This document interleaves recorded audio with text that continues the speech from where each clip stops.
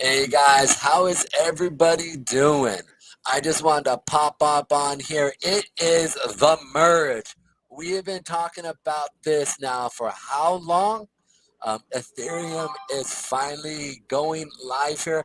I just wanted to talk about because we got some special guests here. We got somebody here who does do mining. He is an ETH miner, where he goes through with proof of work. And so we're going to talk a little bit about that. We're going to go in and we're going to be having fun at these levels here because like I said, I was talking about earlier today that I think we're going to see some major movement in the market. Give me 1 second here. Yeah, here we go. I forgot about some because I need to put this in my community here. But I think we're going to see some movement in the market. And so I kind of just want to talk about the behind the scenes of what's actually going on with people who do mine, what they're thinking, how they're looking to maybe transition to another coin, who do another coin. And so I think that's one of those things that I feel like we haven't talked about, and just to hear other people, and maybe consider, what are some of the coins that Joseph here, which is a fictitious name, um, he is going to be going through, checking things out, and he's obviously he's a miner, he mines other coins, so it's one of those things that I feel like to be able to hear from the actual from the horse's mouth, right, of what they're planning on doing, what they're looking to do. It's going to be really interesting to hear his view on the merge and what he thinks. Um, so I think it's an important thing to be looking at as well. In addition to that, the idea of staking from their view as well is really what I want to kind of go into as well, because the reality is people this part of a lot of people's income was through this. So it's one of those things I feel like we need to be mindful here. Let me come hang out at the merge. Boom.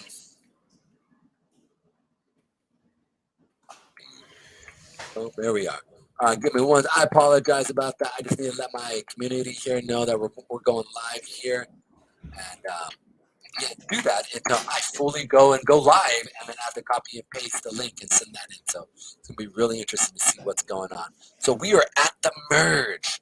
This is the anticipated. This is the quintessential real movement of crypto, right? I think we'll be able to look back at these moments in time and go, "Wow, I was a part of crypto when XYZ happened." Right, and in that process, it's going to be a beautiful thing because partly you'll be able to sit there'll be one of those moments in time. I feel like it's like when JFK died, right? My mother can still remember where she was at.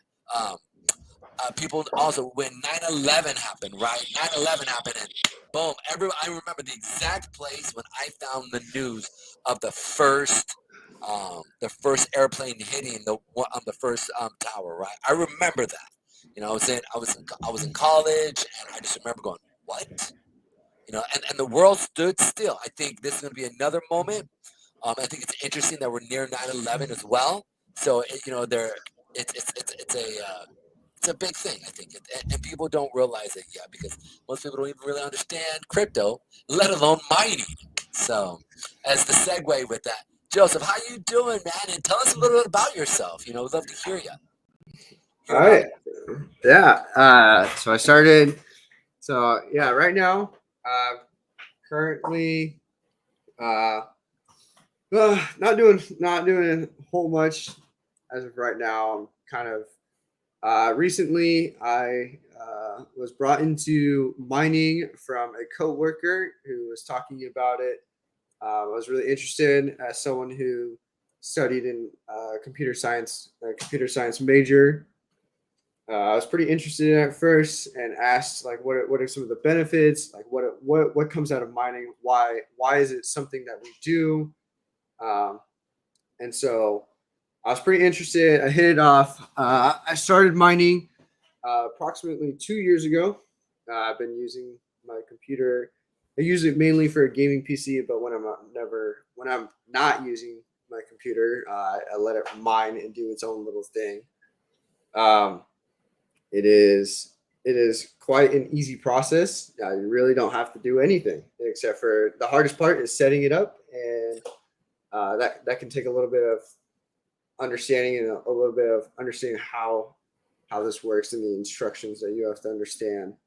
And then the different types of mining and the two different types and the benefits and cons of both sides and how it all works together. Quick question for you. So when you said that when your friend came up to you and told you, "Look, I'm mining," I mean, how long ago was that? Was it, we're talking like 3-4 years ago, or are we talking in, because 3-4 years ago, right? We were still in a bear market with crypto, and so it was like, or was it within the last bull rally that you sat there and like, oh, this makes sense, right? I mean, how far back was it? And really, like in your own psyche, what did you think about crypto in the first place? I mean, I know you said you were a computer science guy, and were you in school? Were you out of school and work? I mean, just those two questions. I'd love to hear that. Yeah, so I started mining. So it was 2 years ago when I initially started. I'm currently in. So I'm currently, as of right now, wondering how this whole Ethereum merge will affect me and and how I want to continue going about mining. Um, it's how do I explain this? Can you restate your second question? Oh, I'm sorry. yeah, I was going to say, so where were you in the first place? Like, and how did you, and then the second question that I thought about and I bring in is, what was your opinion of crypto, right? Like, what was it that really kind of set you apart to make you sit there and go, you know what? I think I want to mine crypto.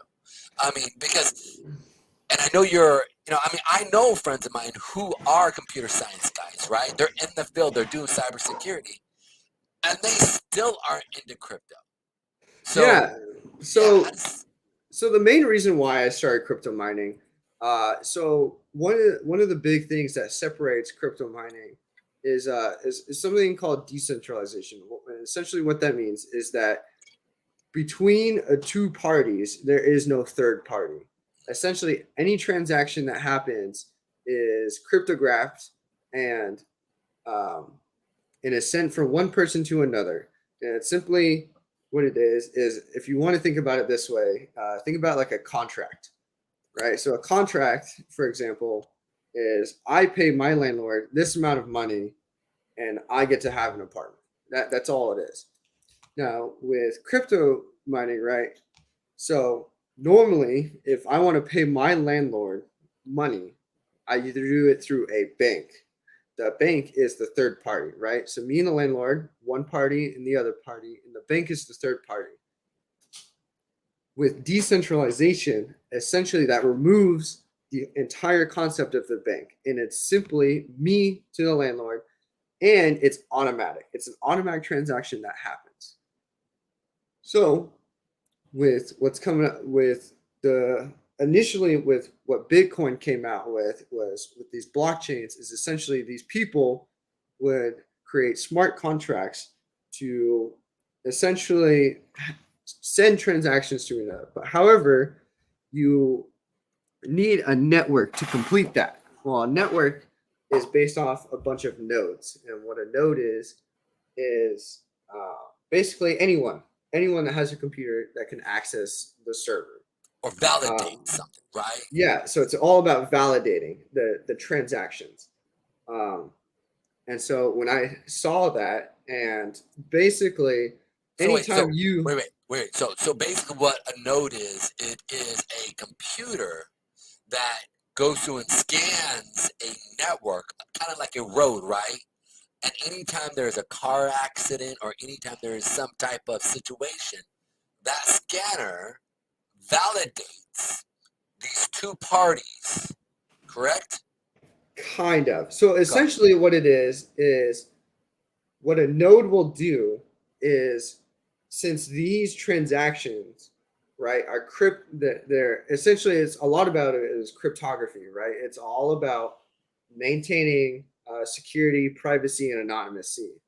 And so what your computer, your node is doing essentially is solving this cryptographic puzzle, um, and allowing and then validating. What it does is once it solves this, it sends it to every other single node in the entire network.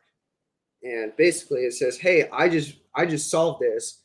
And then what it does is it provides this validation from every other node, and every other node will also check. So if you want to think about it, let's say you have a chest with a key, and there's a million keys, and there's only 20 people. And let's say one of those keys only unlocks those chests. So let's say one person finds a key, and it's like the 60,542 key. So what then you'll do is when that person says, hey, I found this key, and then he'll essentially let every other node or person know what the key is, and everyone else will also check at the same time that this is the correct key. Then once that is confirmed that everyone has agreed that this is the correct key, the person will be rewarded for their work. So this is a big deal when it comes to Ethereum Merge, and why I think I'm personally transitioning off of the merge and going into another coin. Ethereum is switching over from a proof of work to a proof of stake. What this basically means is that usually a proof of work is your computer is doing the work to solve it. And when it's solved and validated by everyone else, you receive a reward based on the work that your node did. When you move into a proof of stake system, it entirely removes that process. Instead, what you go to is basically, instead of validating coins or blocks, right? We have a blockchain, and each block essentially is a little smart contract. Instead, with proof of stake, and everyone's putting in stake, you're essentially developing new coins, instead of looking at blocks and then taking a coin out and copying it and essentially getting a fund from that or a reward from that. So it basically, there's nothing. The thing is that there's actually nothing wrong with going from a proof of work to a proof of stake. What a proof of stake does is allows everyone to put in stake into the system, right? So initially a proof of work system, you have to have a high-end computer. You need to be able to have efficiency ratings.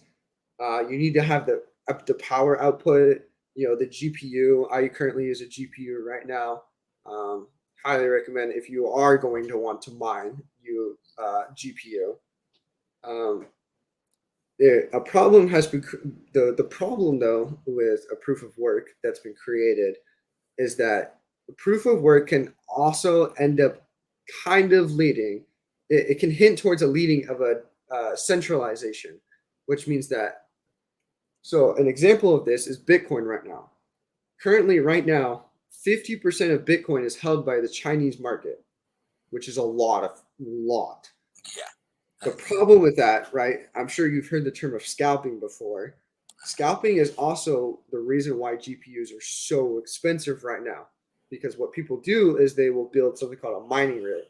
So as of right now, I don't have a mining rig. I just use my GPU. I only have one, and I just use it on its own time to do it. And as a current, what I was doing was I was part of a pool. So essentially, a pool is combining a bunch of nodes, and solving it together. So that's kind of getting into like what's the differences of like the two types of mining. One's a pool and one's an individual mining solving calculations. Right. So one is your computer is individually trying to solve the cryptographic and getting the reward, while in a pool, everyone works together to solve for that, and then everyone gets a piece of the reward. Oh, nice. However, a piece of that reward is minimal. It's very small, right? So it takes a lot of time. So the two major differences is, one is you're doing it on your own versus are you going to do it with other people. You might, depending on how well your computer well off is. For someone like me who doesn't have a full-on mining rig, I usually join a pool, and a pool allows me to earn or get rewarded for with everyone else doing work.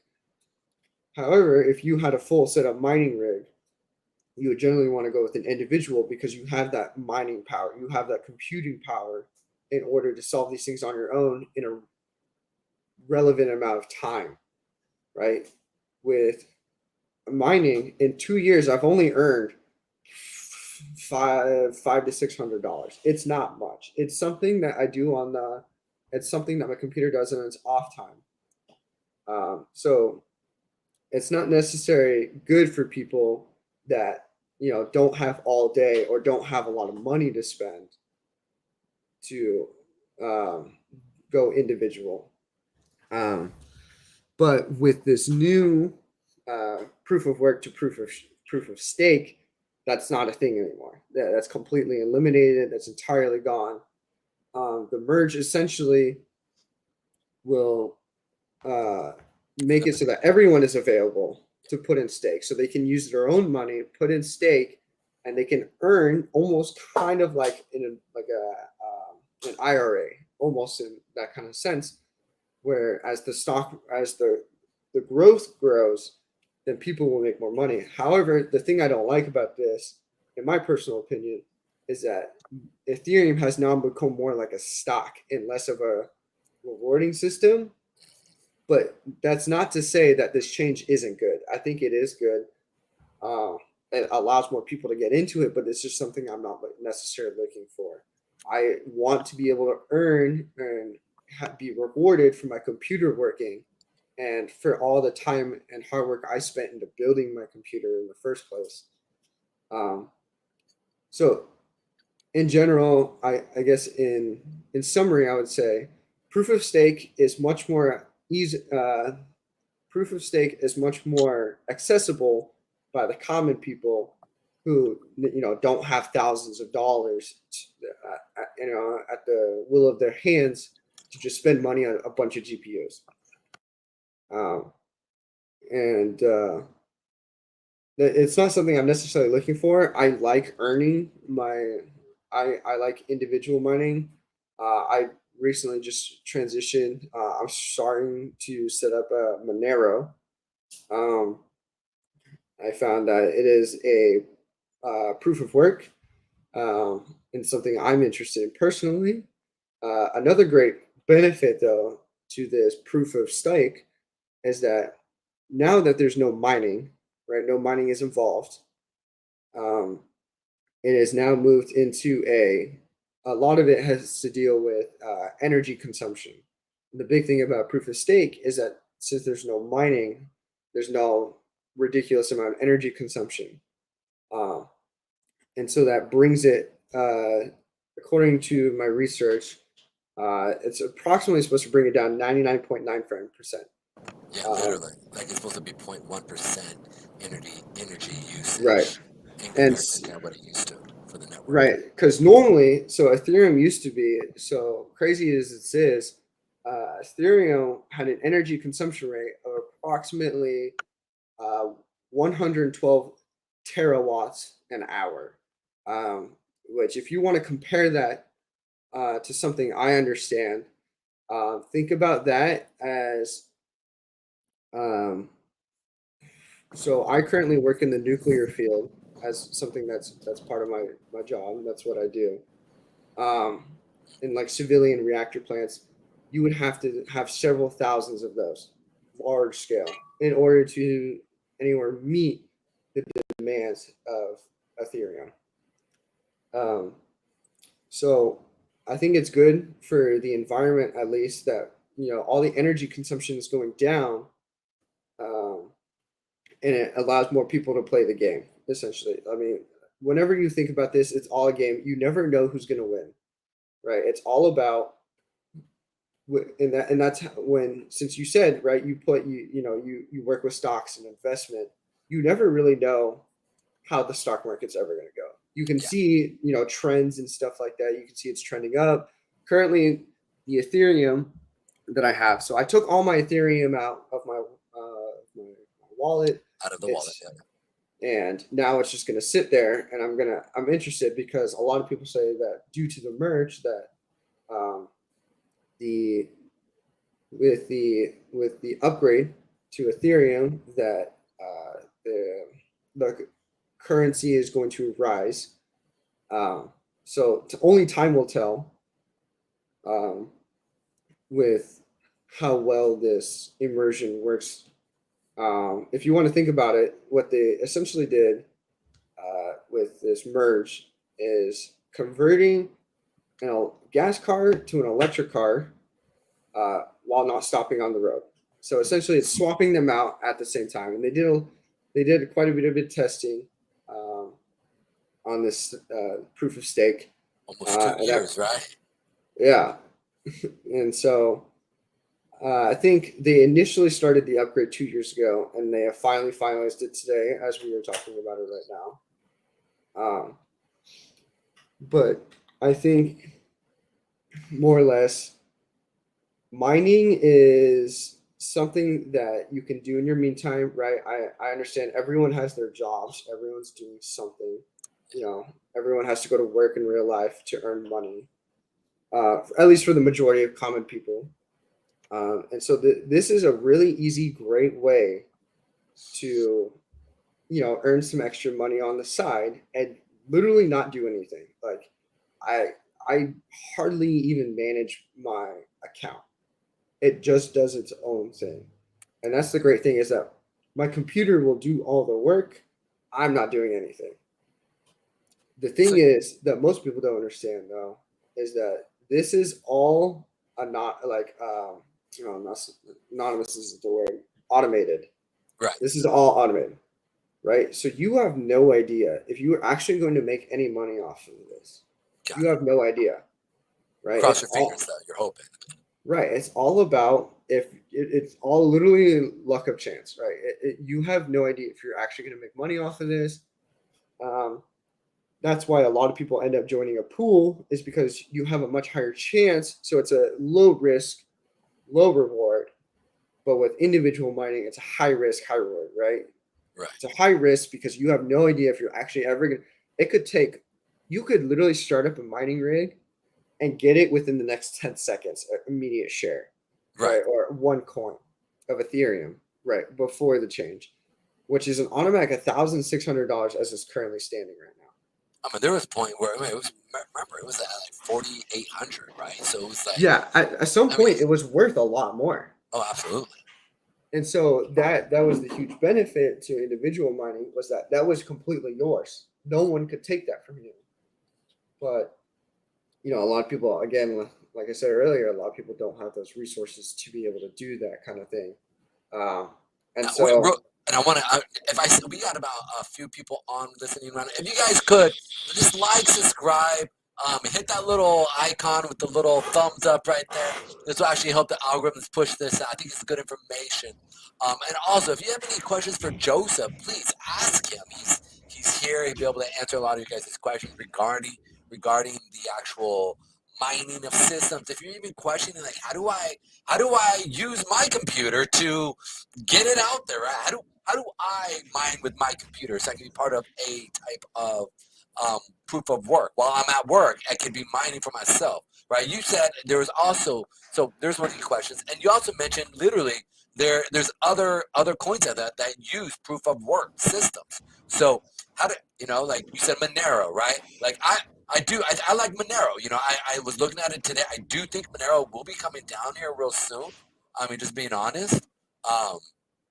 We're in this little spot right here where we're kind of in between SMAs, and I do see us maybe going down a little bit further. Like I even told the guys today, like I see us coming down to this 129 area, to the 117 area. And if we do cross this baby's coming all the way down to $77. So, but that's not a bad thing, because if you're mining and you're not doing anything, you're still receiving income. So it's almost money in your pocket, right? So if you guys have any questions, please ask Joseph. Joseph is here to help us out and help us understand the merge and the Ethereum merge. Just like I said, one day all you guys listen, you're gonna remember the day that this happened. It's gonna be like and I know this sounds crazy and asinine, but it's like when 9/11 happened, or the boomers, right? You guys remember when John F. Kennedy was shot, right? It's just these little things, right? Or when some people, it was travesty to them when they heard that Donald Trump became president, right? It was earth-shakingly crazy, right? So we all remember these certain things that happened. Whether you're pro or against certain things, I don't care. What I care about, though, is, hey, let's see you guys make some money here, right? So, I'm sorry, let me be quiet real quick and let Joseph keep talking here. Real quick, if you don't mind me asking, and listen, if you guys have any questions, again, just answer. There we go. We got some questions here real quick. What is the pros and cons of mining, if you don't mind me asking, Joseph?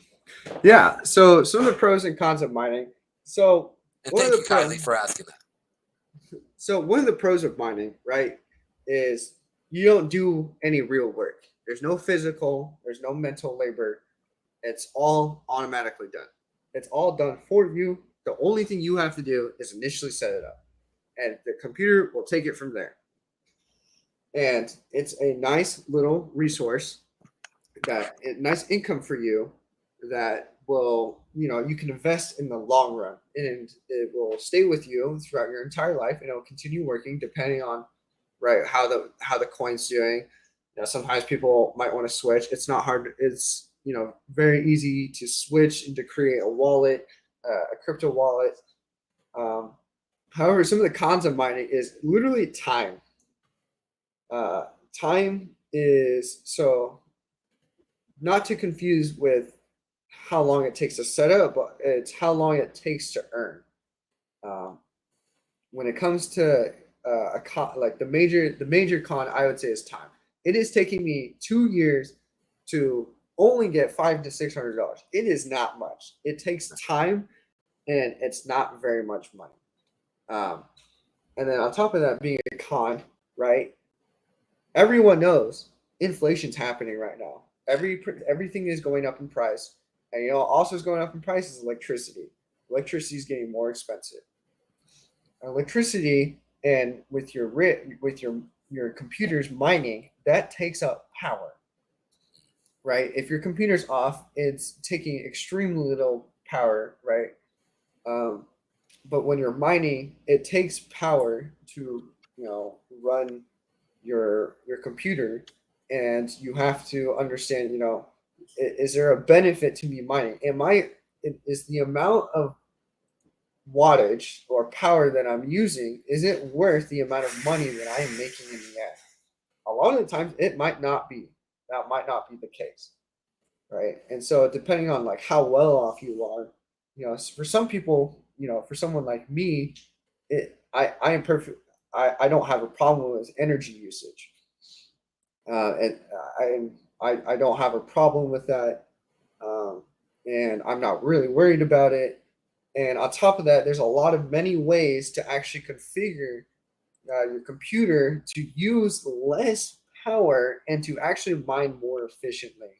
One of the program I currently use is MSI Afterburner, and it basically allows me to control my GPU in such a way that I use less power and use more memory, and it allows me to have a higher mining rate, or allows me to calculate more and use less power at the same time. Think about it like a conversion, not necessarily converting, or that's not the word. It's basically, think about it like a graph where the amount of money you're spending on power versus your income, right? At some point, if you don't have a problem with it, I definitely think for the future of that person, the income will always exceed the amount of money you're spending for power. But that takes time, and that can change based on a bunch of different variables: where you're living, what kind of GPU you're running, um, how well off you are financially wise, uh, and that is definitely one of the biggest cons is understanding, hey, am I going to be making more money than what I'm spending already for the amount of power I'm using? That's a question you got to ask yourself. Um, It's almost like gold, right? They talk about with gold, you have the holding value of gold, and you have to pay a certain amount for the holding value of it. So when price of gold drops below that holding value, which you're paying out, it no longer becomes advantageous for companies to go out and mine gold, right? Because that price of cost of business doesn't equate an actual return, right? So is that what you mean? yeah, exactly. So so it's basically measuring your profit versus your Liability, uh, I can't think of the other the word right now. liabilities, the cost of Yeah, which it costs for the the business. cost, right? The liabilities cost. Is your profit going to exceed your cost, right? In general, I will tell you right off the bat, your cost is on the thing that's different about mining, it is almost, unless you are extremely lucky, your cost is always going to be higher initially than your profit. That's just the way mining works. It takes time to get into, and if you want money extremely quickly, this is not the way to do it. This is the absolute wrong way to do it. If you want money fast, it's called you go out and work. But if you wanted to, let's say, bring in, let's say if you had 10,000, $100,000, right, to be able to put a type of return, we're talking maybe 5%, 7% of the amount of income that you would make off of this. So in comparison to, let's say, the stock market, which recent, nobody's made any money this year, right? In the Yeah. stock market, if you're a buy and hold guy, especially depending on where you decided to buy or where you decided you wanted to um, get in at, depending on how big is your loss, right? So for me, as I'm looking at this, right, understanding that Ethereum potentially could be 50, $100,000, in a matter of 3 to 5 years from now. I don't think that's a far shot of what Ethereum may be. So your 500,000 or your $500 right now potentially could be, I mean, realistically 100x. So that could be $50,000, right, in a matter of 3 to 5 years. Because we saw that with crypto when it came to Bitcoin, right? So it kind of, it is the cost of doing business, but then also the capital appreciation on what you did mine if you hold. I mean, people who held on to gold, and I mean, we can look at gold in the 80s and 90s, right? We're talking, I think it was $400, $300. Now it's $1,700, $1,800. And that's not including the idea of inflation in comparison to gold, right? Like the cost of gold is worth much more on the street than it is in comparison to exchange. So it's really interesting to see how things actually move. So it's my thought when it comes to you, even though you may not necessarily make a ton of money right now, 10 years from now, how much, maybe you spent 30, $40 a year on mining that $500, right? So Yeah. I mean, how much do you think, I mean, let's say you spent 20, $30, it's $50 at the most, right? Yet you made 10 times its value. So what do how is, what are your thoughts on that? I mean, because Yeah. I know, go ahead. I'm sorry. So how this basically comes into play, right, is right. Ultimately, right. This comes back to again. Do you want a proof of work or do you want a proof of stake? So Yeah. the great thing, like you were talking about, is a proof of stake is almost like you said. It's almost like a stock market that almost continuously grows. You will continuously make money in a proof of stake system, especially in a cryptocurrency, decentralized currency such as this. What what the thing is though is that when you start, right, I make 500 in 10 years, I could make 10 times that. I Yeah. could make 50 or 100 times, sorry, I could Yeah. make 50,000. But with the proof of work system, you can make even more than that. Yeah. Right. But it's a high risk, right? You don't know if you're actually going to make that, but the possibility exists that you could make 150, 200, 500, 1,000 times more money than what you actually originally started with.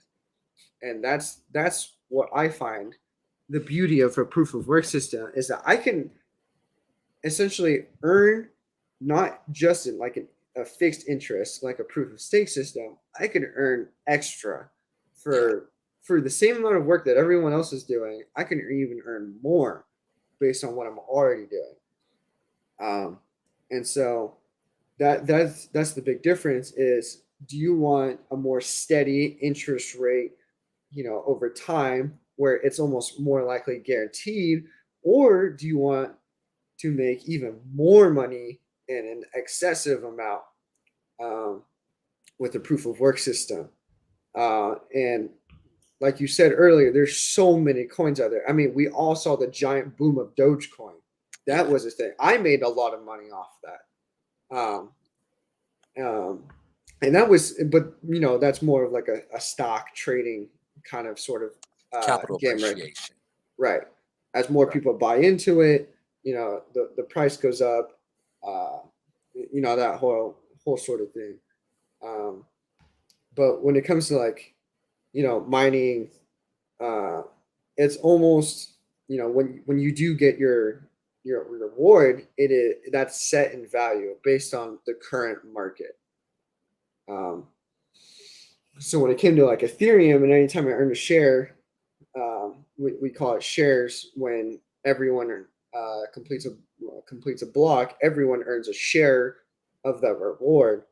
That share changes based on what that current value is. So it's really important to also understand that when it comes to mining, um, with the proof of work system, is what is that coin's value at right now? What is it trending? Is it trending up? Is it trending down? What is are people buying it? Are people selling it right now?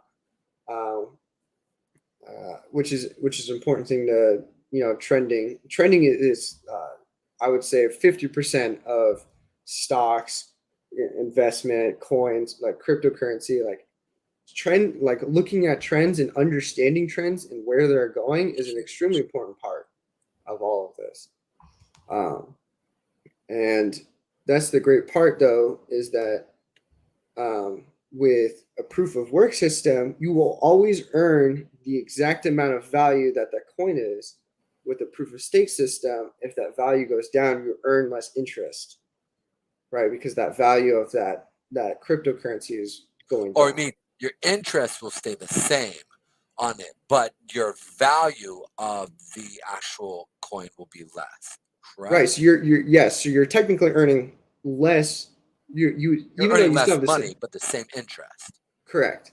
So that's like a big key difference between the two, and that's what makes the difference between a proof of work versus a proof of stake system. If you want a more reliable, guaranteed, and on top of that, it's a more safe and secure system, because it actually, going from a proof of stake actually even more decentralizes, right? Because you can't have one group, such as the Chinese market, own 50% of the Bitcoin stock. Now it's everyone, right? Yeah. Everyone's owning into that.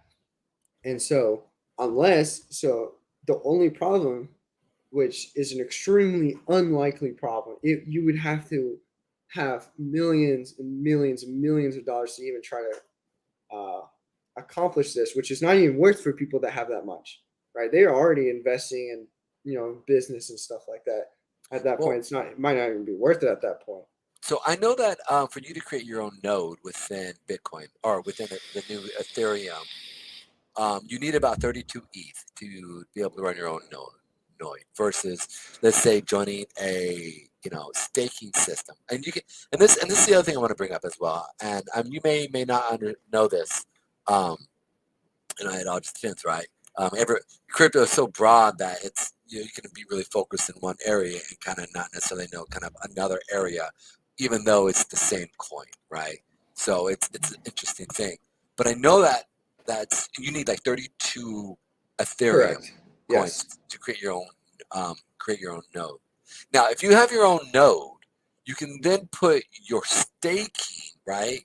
Don't you get more money if you have your own node and with your own node? Well, I can't even say node.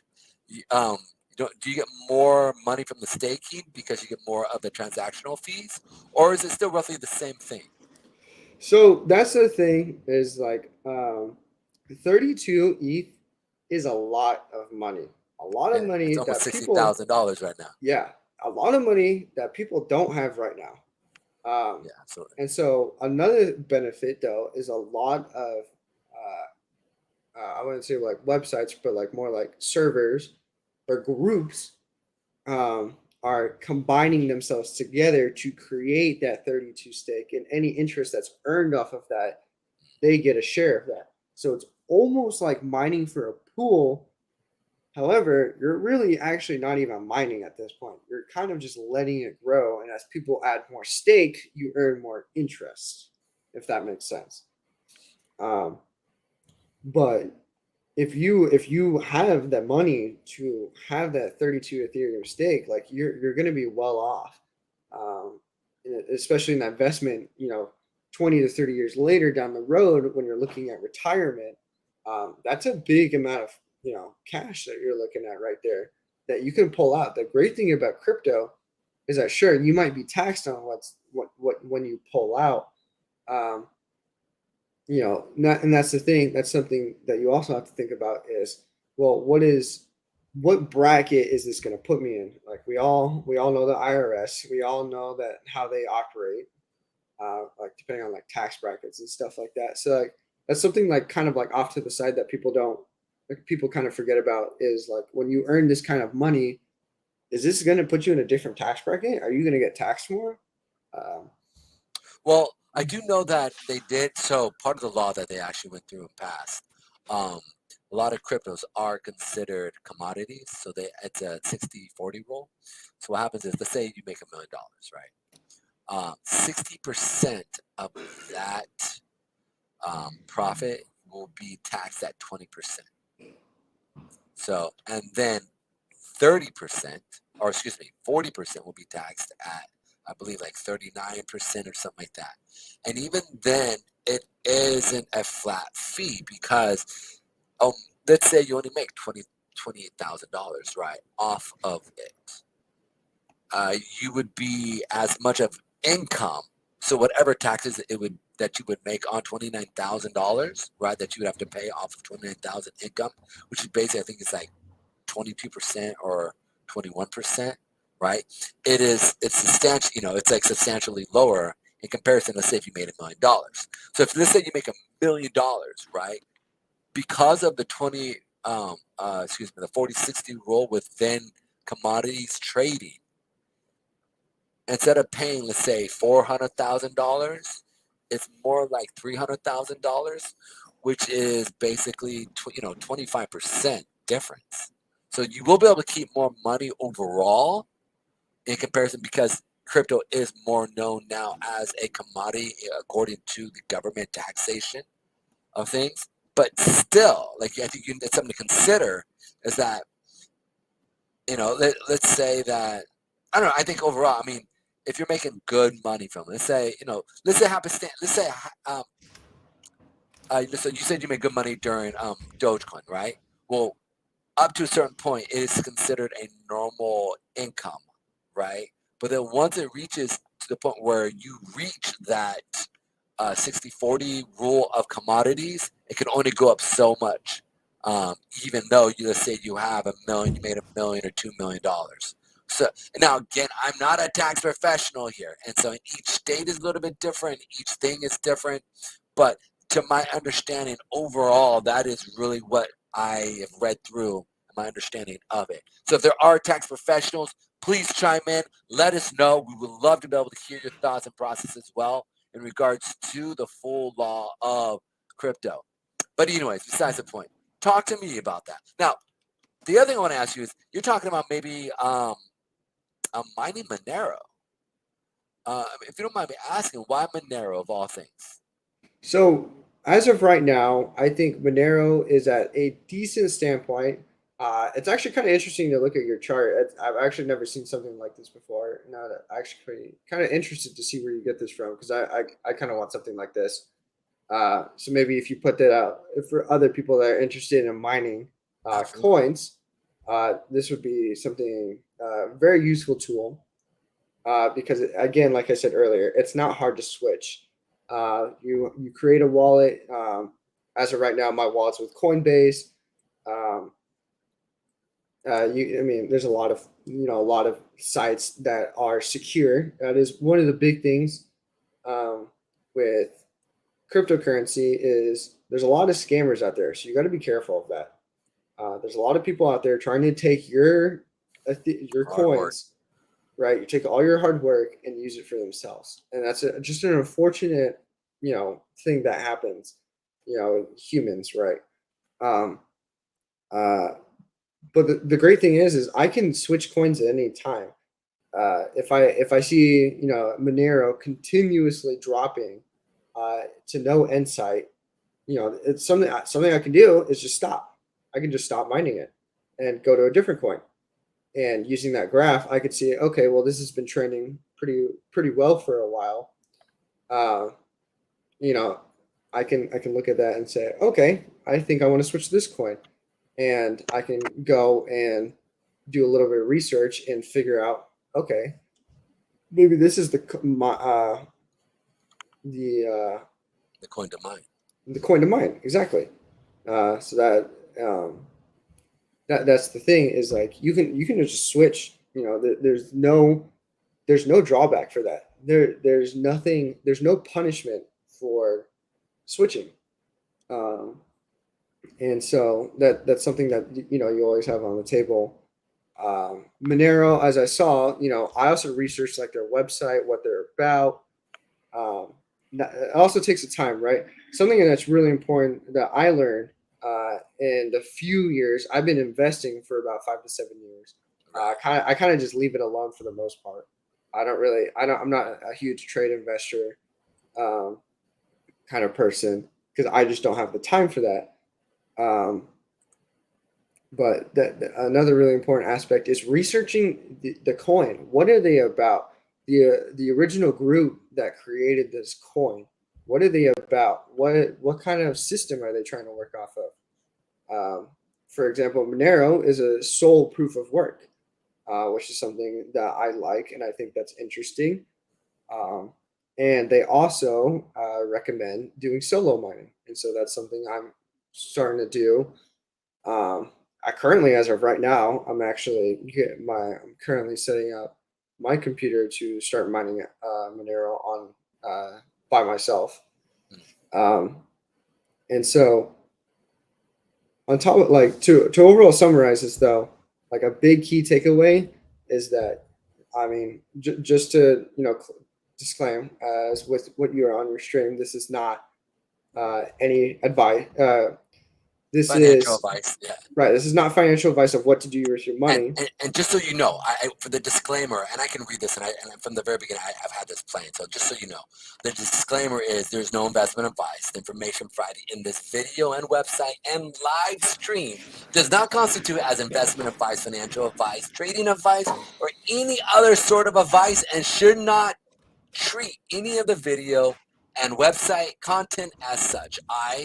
Any Moonrock, co-host and guests do not recommend that any cryptocurrencies or any other assets that are mentioned should be bought, sold, or held by the viewer or listener. Do conduct your own due diligence and consult a financial advisor before making any investment decisions. I am not a advisor, or I am not a financial advisor, and this content is only meant for entertainment purposes. Please consult a tax professional on any gains or losses as a result of investing into crypto or any assets invested in. This is not financial advice, but it is for entertainment and social educational purposes. Yeah. So don't worry. That's already been said, so you don't even have to worry about that. And that includes Awesome. guests and co-hosts. So go ahead. What were you saying, my friend? So again, right? Um, We were This saying is Monero. We're talking about Monero and yeah, maybe potential ones to be looking at as well. Because right. I would also like to maybe some potential ones that we could be looking at as well that does POW. So I mean, it might be Yeah, something. It might be something we could actually offer to help people out who are listening, who would like to maybe just use their PC while they're at work, earn some crypto, right? So it might be something we could offer, and as a course or something of that nature. But go ahead, my friend, keep going. yeah. And so, uh, as we already know, like me starting to, mine Monero, um, it, like we said earlier, right? We can always, switch off, trade off. I think using that graphic right there actually is an excellent representation. Um, but it's also Mm-hmm. you also have to think about, right, is not everyone minds, but they buy into it, Yeah, right? Some people just buy into it. For example, Bitcoin, right? yeah, A lot of yes, people started buying into Bitcoin, the price went up, and then as a lot of people started selling, feeling like they were you know okay with what they were rewarded with, and then they took it out, and then Bitcoin went down. That was the huge thing, and that's what you got to be careful too. Is like, it's not only do I want to mine this, right, versus profit versus cost. It's the other side. The cost is, or the other side to that is looking at this graph. Well, how can I determine which direction this is going? Um, and so I think it's really important. I think it's also really important is that as someone like you who also invests and stock trading and stuff like that, to understand like what is your computer working for? Who is your computer working for? What is this company or the group accomplishing? yes, And so, that's really important when it comes to investing and trading, is because you can track those things. You can say, well, this company is doing this, and that's all public information about how they're doing and what they're doing. yeah, And so that's also available with coins, as you can see right here. Um, and so the great thing though about coins differing from, investing is it's solely off how much people are putting in or taking out, and it's not based on any personal decisions of that company, right? There's no one person, and this is the great thing about cryptocurrency, is that there's no single point failure in any of this, yes, because everyone is participating in this. So, like we said earlier, if everyone decides, that we don't want to do this anymore, right? Then the coin will die, and you can just move on to a different coin, right? And every node or computer will agree with that, and you can just move on, right? Unlike, for example, with the inflation in the stock market recently starting to tank a little bit, right? You lost that, like right, right? It depends. Like, do you want to wait this out? Do you think it will come back? It's all a game, right? You have no idea. The algorithm is there's no real algorithm that you can figure out when it comes to investing. um, and so I think cryptocurrency, even though we consider it a more higher risk because it's more chaotic, mhm. um, there's But I also some more stabilization to it. Go I ahead. was I was going to add in. I mean, I feel like the gyrations of crypto and its volatility almost adds to the younger generations, right? Because and the reality is we got 20, 30, 40 years before we retire, right? And so right now it's like buying the S&P 500, right? When it was down at 700, 600. Now we see it sitting at 4,000, 5,000, right? So all of a sudden you have this huge gains, and then you have enough dividends where you can actually accumulate and buy these things. So it's like, I tell everybody, man, I mean, be smart to like, if you could, I mean, like, again, it's not financial advice, but, like 10, 5 to 10%, put it into, some, high yielding, good, stable slash volatile coins, because you're not going to be playing with this for another 15, 20 years. And at these levels, because they're so volatile, right? It's like Amazon. Amazon went from $100, right, when they first in the inception of it, to I think it was $8, literally within a month. Yet nothing changed in regards to the fundamentals of Amazon. Nothing. Bezos was sitting there, he was looking at his metrics, and he was sitting there saying, we're actually even growing. Yet our stock is literally like lost 95% of its value. Yeah, it was still doing good. And the people who bought, where they bought at 100 with Amazon and it dropped to $8, saw it, man, that's just a good deal, right? So they bought more. So it's almost, part of me feels like these huge gyrations, these huge drops is almost in our favor in a sense, right? Because they're able to buy it at a cheaper level. I mean, but it's also different because if you're mining it, again, to jump back to the gold analogy of the holding it, right? Does it outweigh? So this is where you need to balance that idea of, okay, capital appreciation and the growth of, let's say, 10, 20 years versus your outlay today and inflation of energy usage within your house. So it's like there's this balance, right, of how do you quantify the risk to reward with capital appreciation, right? It's just like, do we steal from Peter today to pay Paul, right? But then miss out on capital appreciation, or do we say, hey Peter, chill out real quick, right? And I want to pay Paul, and I'm going to make sure that I have enough to pay you for the rest of your life down the road. Is that fair? So it's like, where do you find that balance? And how do you, because I know you got family, you got kids, you got wives, right? Or wife, excuse me. Don't, but you got a wife. I could got you in trouble there. And I oh man, I just put my foot in my mouth. Let me pull that out. All right. You got one wife and you got kids and fur babies and all, right? So how do you sit there and balance that too as well as You're as good. Don't worry about it. So yeah, so like again, so like you were saying, right, with the validity of this, I actually tend Volatility. to favor Yeah. I actually tend to favor cryptocurrency, even though it is a little bit more volatile. Volatile. Yep. The thing is that your stocks, like compared to like cryptocurrency to stocks, like the stocks is also based on like a much larger network of other stocks. Yeah. Right. Like you were talking about the S&P, like the Dow Jones, the 500. Yep. Right. That's an accumulation of a bunch of different companies. Right. And if you have a bunch of different companies tank, you just lost all that.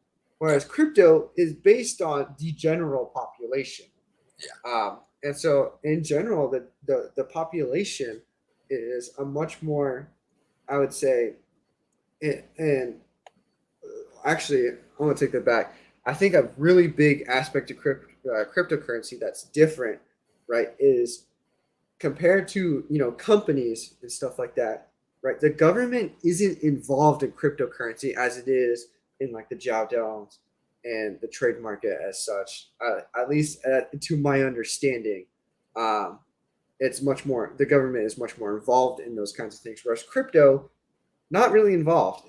That's the whole point, is a decentralization. There is no central governing body to this, and so for example, right, if we want to go back and look at, I'm not condoning or based on the statistics that I have seen, for example, gas prices, right, with this whole oil thing, right, gas prices skyrocketing, right. 4 years ago, it cost me $1.91 to get a gallon, and it took me $30 to get a full tank of gas. Now it's costing me about 65, and that was based on some of the policies that were put in and some of the things that were changing, right?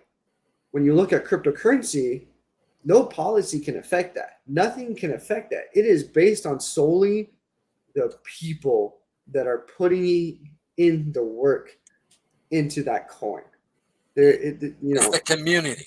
The community right. is what controls a lot of its value. Actually, I want to throw some out to you because this is something that's really interesting. You hit a good point. So this is crude oil, right? And this is the actual chart of it and the movement around and a lot of SMAs and zones that I look at to see and gauge where and potential where the market's going to turn and come back around.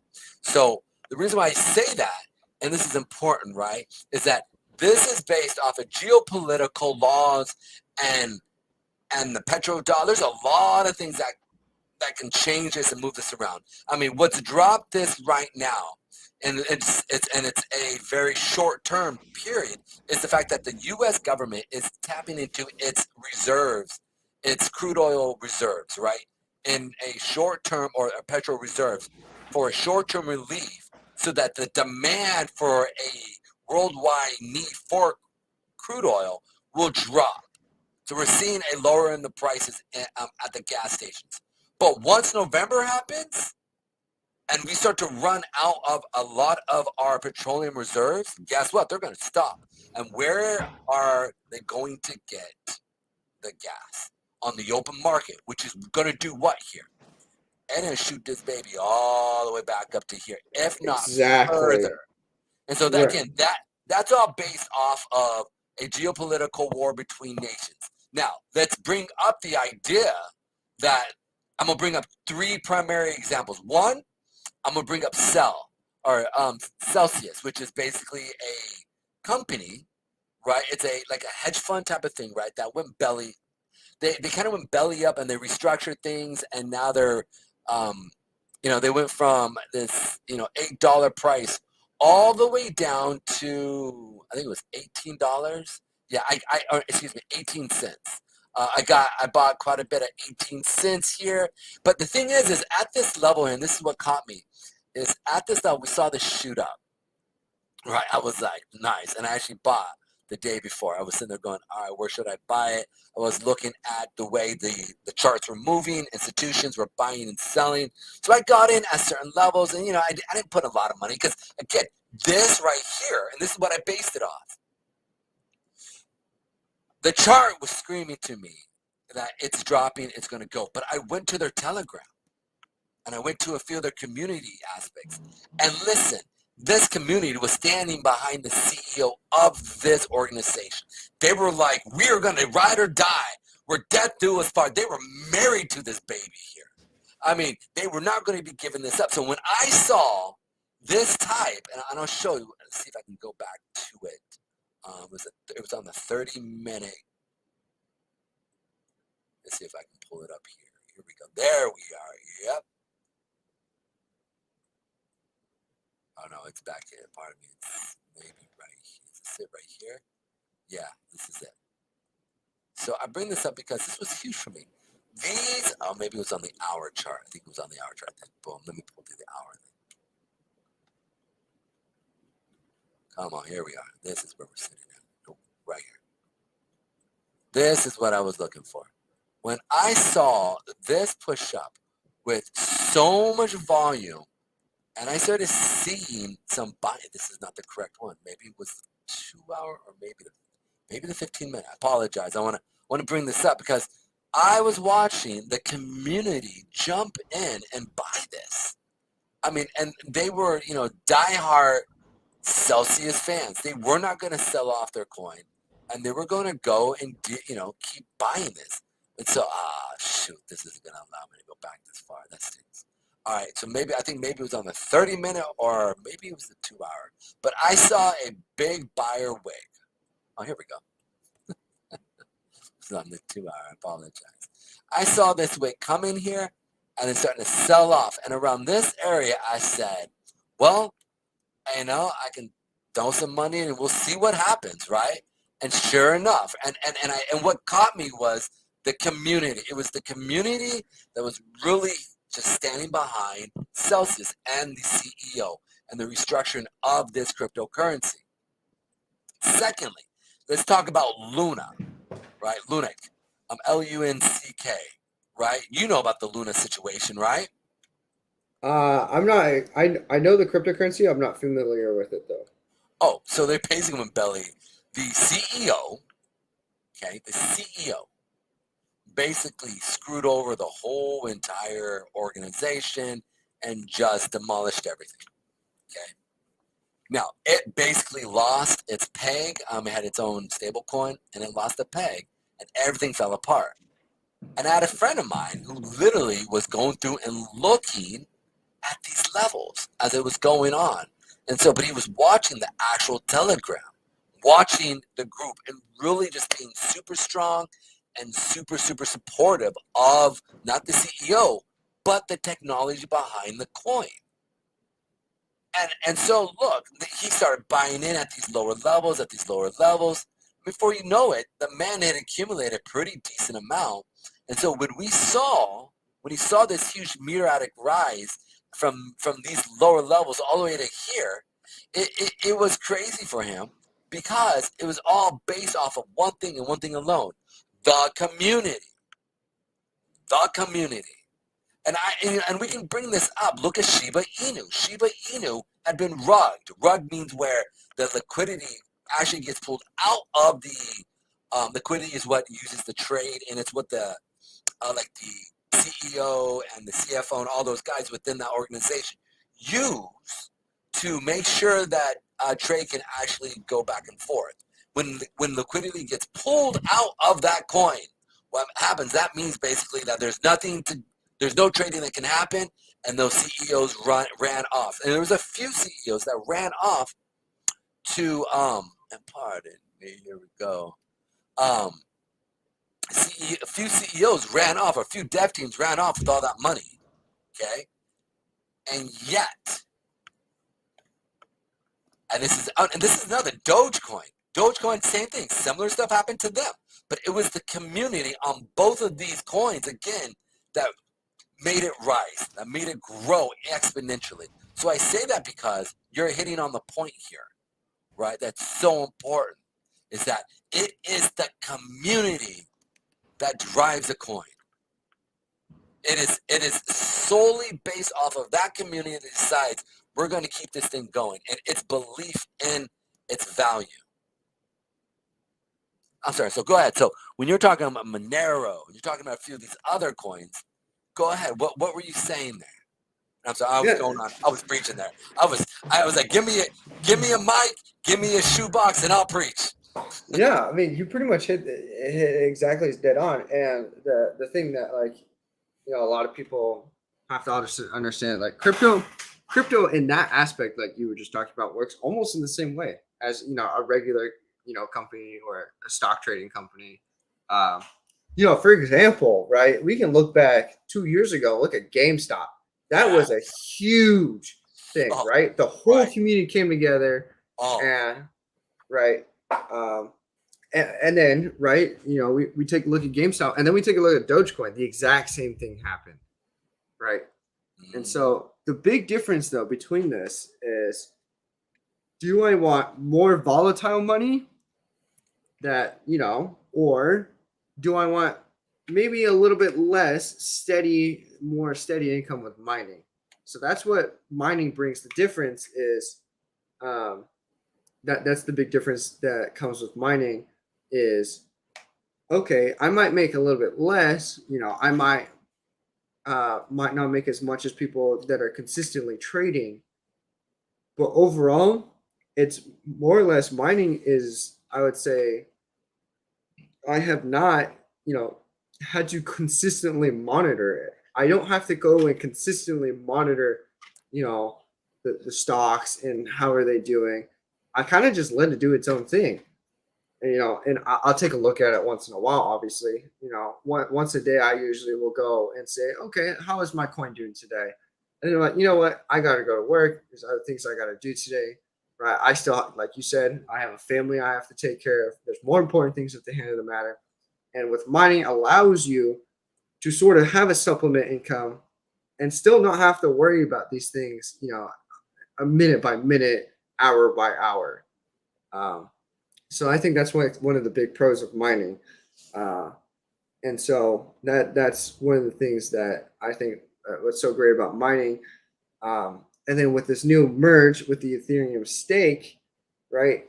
everyone gets to participate, and you still don't have to put a lot of work in, right? And you're still going to get, something out of it in the end.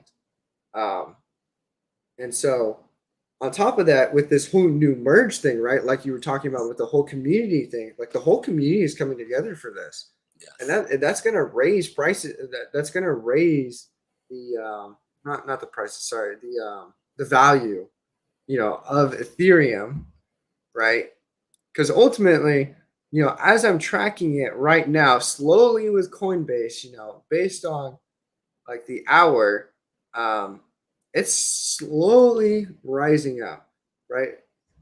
I'm expecting maybe a lot more to be happening tomorrow, and over the transition of the 2 weeks, to be seeing what's going on with the merge. Um, it's funny though, I say this because despite your timer, I believe the Ethereum merge already happened. Maybe. What? Uh, Oh my goodness. Let's see here real quick. Let's see because Maybe I'm wrong because recently with the pool the pool that I was working with recently just took all my Ethereum shares out and automatically put it in.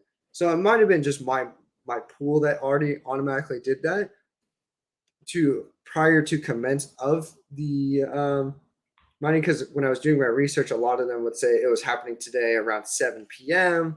yeah. You know, but as you said, this is a whole like software update. Like this isn't like a little small thing. Mm-hmm. Um, Actually, if you're on that website, I think if you go to where the merge is talked about, if you go like back a page. Yeah, yes. Let's check this out. Because I mean, I know that they've said that it can happen before, it can happen after. I mean, they haven't really nailed down the exact date and time. So Right. It's also it's impossible because it's literally just based on like how fast can they upload this new software to Ethereum, right? yep, Um, yep. so it could have been, my pool was simply getting ready for it and just took my shares out, um, in preparation for the merge, and which is why uh, that's the thing. But also, a lot of that has to do with if you've already been into mining, especially for Ethereum, you'll notice a lot of Ethereum is becoming extremely stable, and that's due to the upgrade from the POW system to the POS. POS. Absolutely. Right, a lot of companies such as I know Coinbase, as of right now, is preventing anyone Mm-hmm. from selling or trading Ethereum right now Mm-hmm. as this whole merge is taking place. Yeah. Um, Same thing so with OpenSea, who deals with NFTs, the buying and selling. They're not going to allow or accept any type of forks that happen with Ethereum 2.0. So it's really interesting to sit there and see that a lot of the communities out there within crypto is behind and sticking to the merge and the whole entire, for lack of a better word, the new coin, right? Even though it's not a new coin, they're not going to accept anything outside of it. And I just find that very interesting because you would think that, they would try to, want to make as much money as possible in both routes.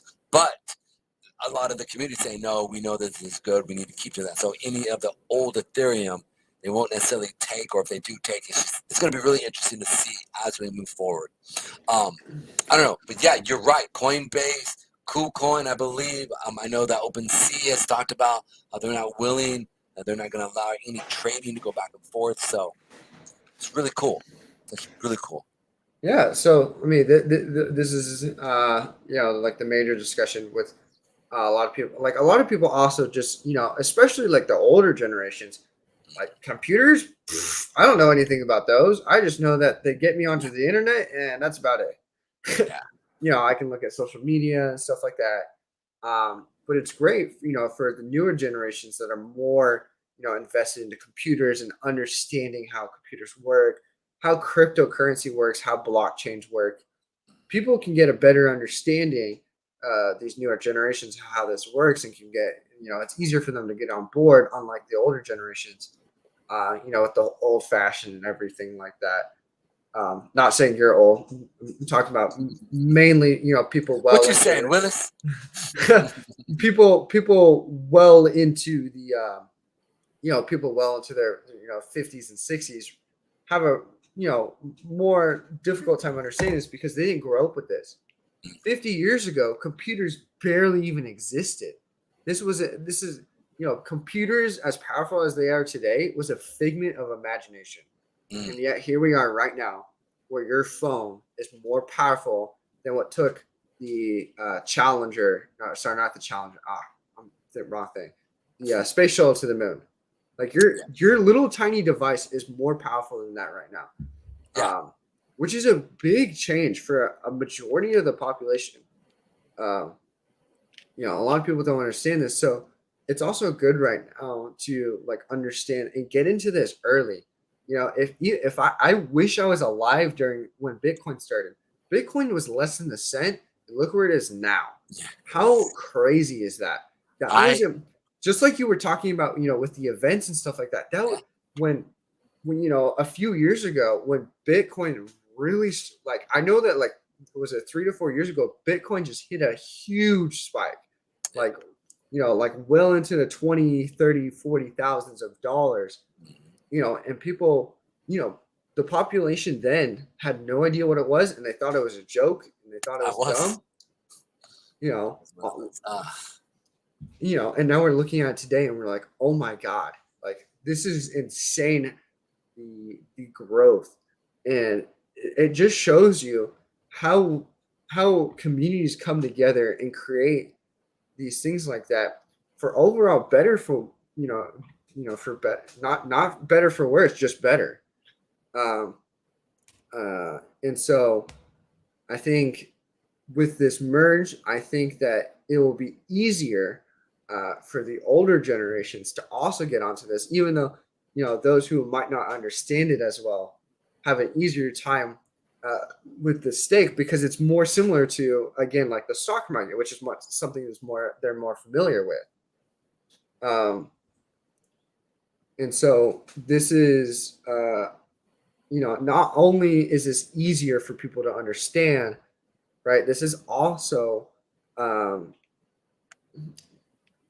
it's just like we were talking about at the beginning of the energy consumption, right?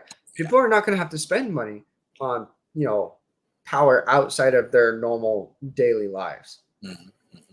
So I think this is at first, I want to be honest, at first I was kind of against this. I was like, I don't know. I like mining. I like my computer doing the work. I like being rewarded for work, right? And essentially, one of the things that I kind of initially thought about the merge was that they're taking the work out, right? But you also have to understand that the major concept, the whole reason this was established in the first place, was a decentralization. When you move into a proof of work, you slightly more onto the left of a centralization. And so that's why Ethereum is breaking apart from Bitcoin in this proof of stake of going into even more decentralized, and it's actually even more secure than previously, as we've seen before. And I think it's this is a huge community come together thing. It's amazing when you see how people come together to create things like this, because remember, Ethereum is, like you said earlier, Ethereum is not just one person, it's many people, right? All coming together. And so the great thing about Ethereum on top of that is that, a lot of today, like something I experienced recently, for example, like housing, is I almost got scammed out of housing. Oh, wow. Right? People were putting up, oh, this property is this cheap. And you're like, this might be too good to be true. With the new decentralized Ethereum system, it's impossible, because every single node in that entire network verifies that it's correct. Right? And if not every single... No, go ahead. You were saying no. I was saying you just got to be able to know how to make sure that it's verified. The problem is most people don't go through and take the time.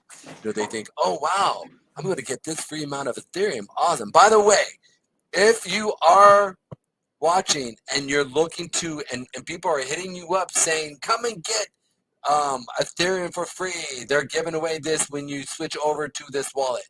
Those are all fakes. You do not need to do anything for the merge. Don't need to do anything. So you literally, your Ethereum will just switch over. You don't need to connect to a new wallet. You don't need to connect to a new system. It all takes care of itself within its system. Just so you guys know. Do not. If Ethereum.io, Ethereum something reaches out to you through Telegram, through Facebook, through any other social media system, or even email, do not open it up and do not touch it because those are scammers. Just Exactly. a side note. Make sure you like you were saying earlier, like websites like Coinbase, they will not offer that. You have to put money in order to get something out. Yes, absolutely. Nothing will ever be like we always say, right? Nothing is ever free. This is one prime example of how people are going to try to take advantage of that. And so it is quite the giant thing, right? Like the analogy that we said earlier, right? This is all being taken place behind the scenes. The whole merge is taking place behind the scenes. Even though it's being publicly announced and stuff like that, it's all happening behind the scenes, which is a great example of what you were talking about earlier with how, companies or, people out there trying to scam people saying, oh, you need to do this for a merge. Well, that's not true. If you, just take a little bit of time to research, you'll find out that this is all happening simultaneously. Yep. Yeah. So that's an important thing, for people to understand. So yeah. I think it's important also. The idea is this: is that, like, and I personally think so. We've seen a pretty big push up of Ethereum.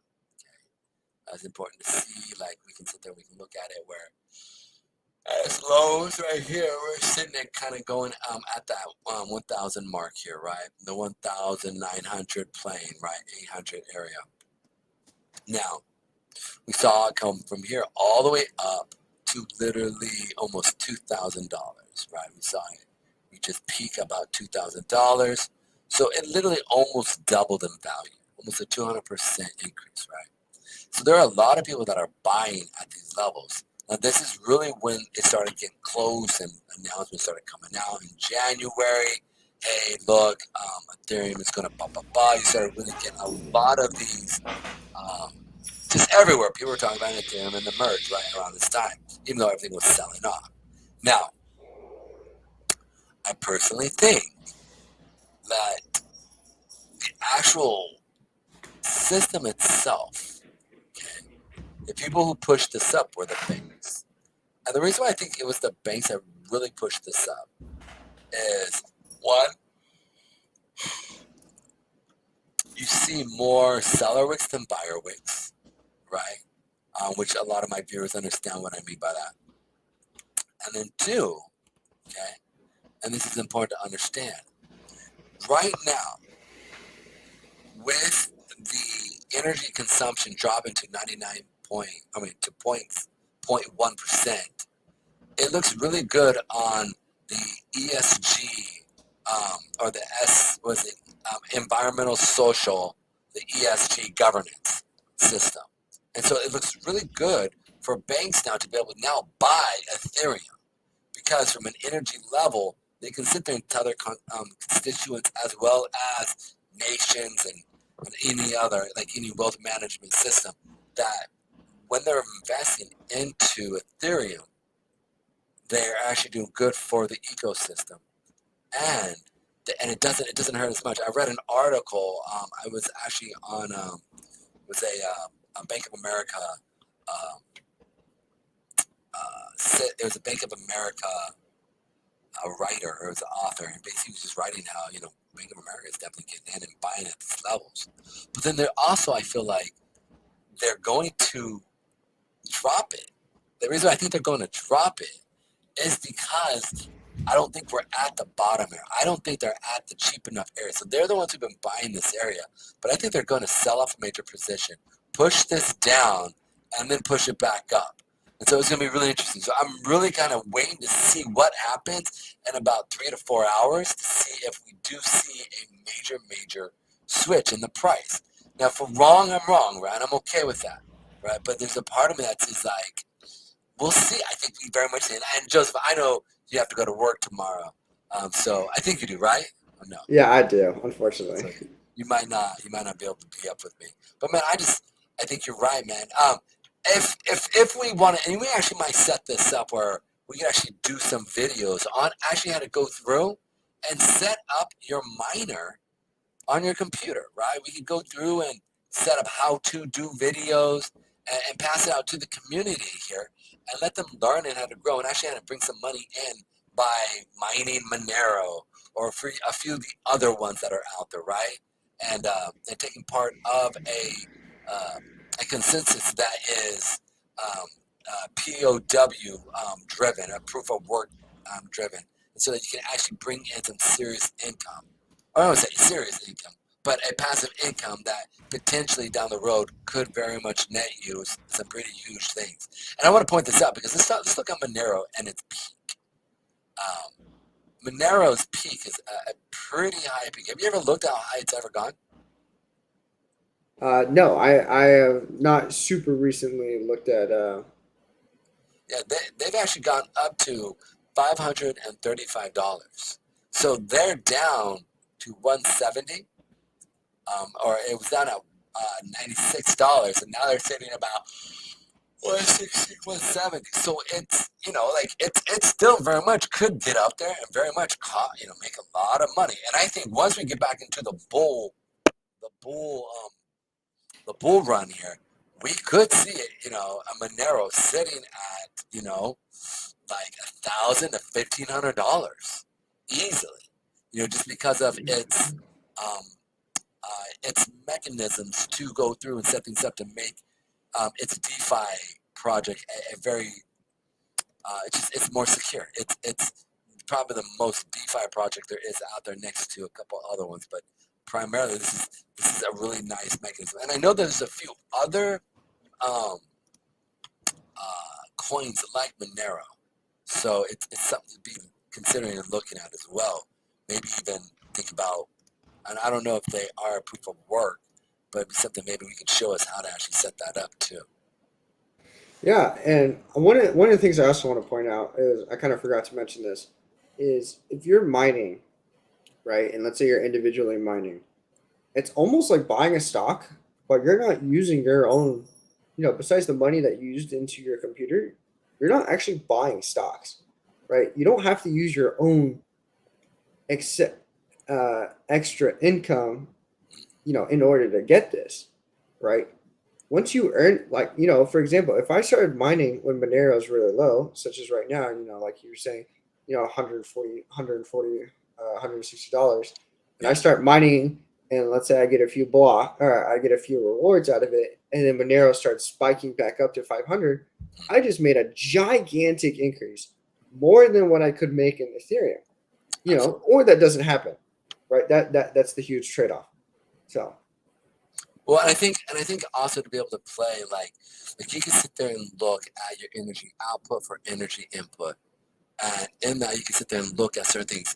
There's a here we go. I actually want to go into because one of my favorite people here. Let me go ahead and go into this here real quick. Bankless. Do you know who Bankless is? No. Podcast. They're a great podcast. Absolutely love them. I would love. We're gonna go here real quick because they they just went live here, and I know that they're getting ready for the merge, pre-merge live stream with Alfalfa Boys. So these guys are pretty cool as well. So it's really, really fun. Watching now 52. Listen, let's go, guys.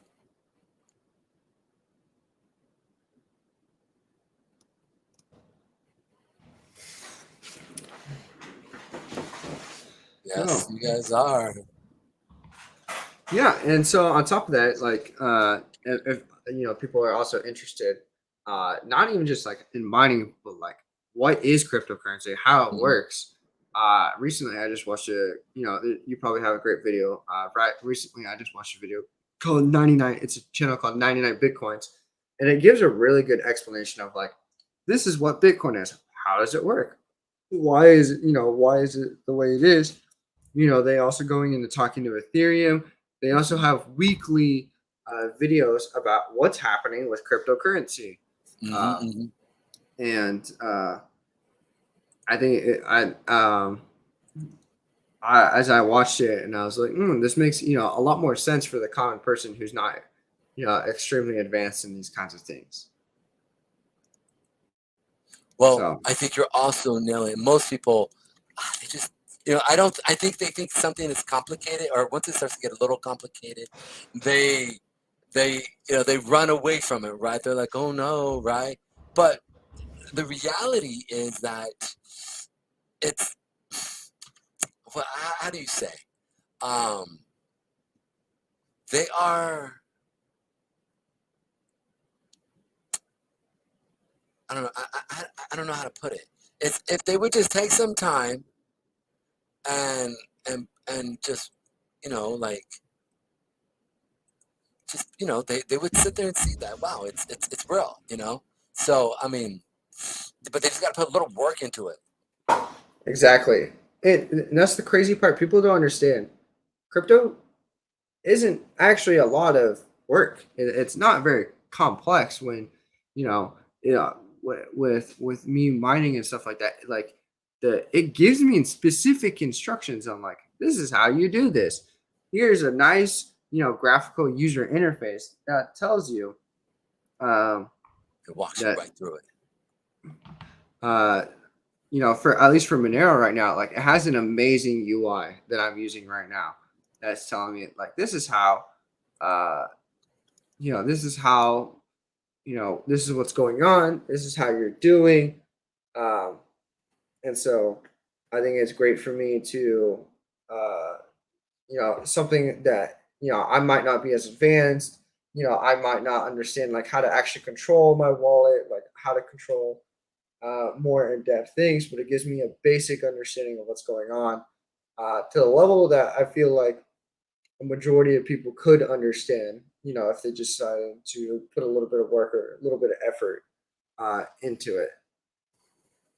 I think you're right, and if it is that simple and we could sit there and just kind of work it through and see what's going on, so that's actually would be really dope for us to actually check out is kind of walk it through. Okay, go here and put this in and do that, because I think that would be something that just to be able to bring that as a just as an asset to be able for many of our many of our I was about to say constituents or our clients, but many of our viewers.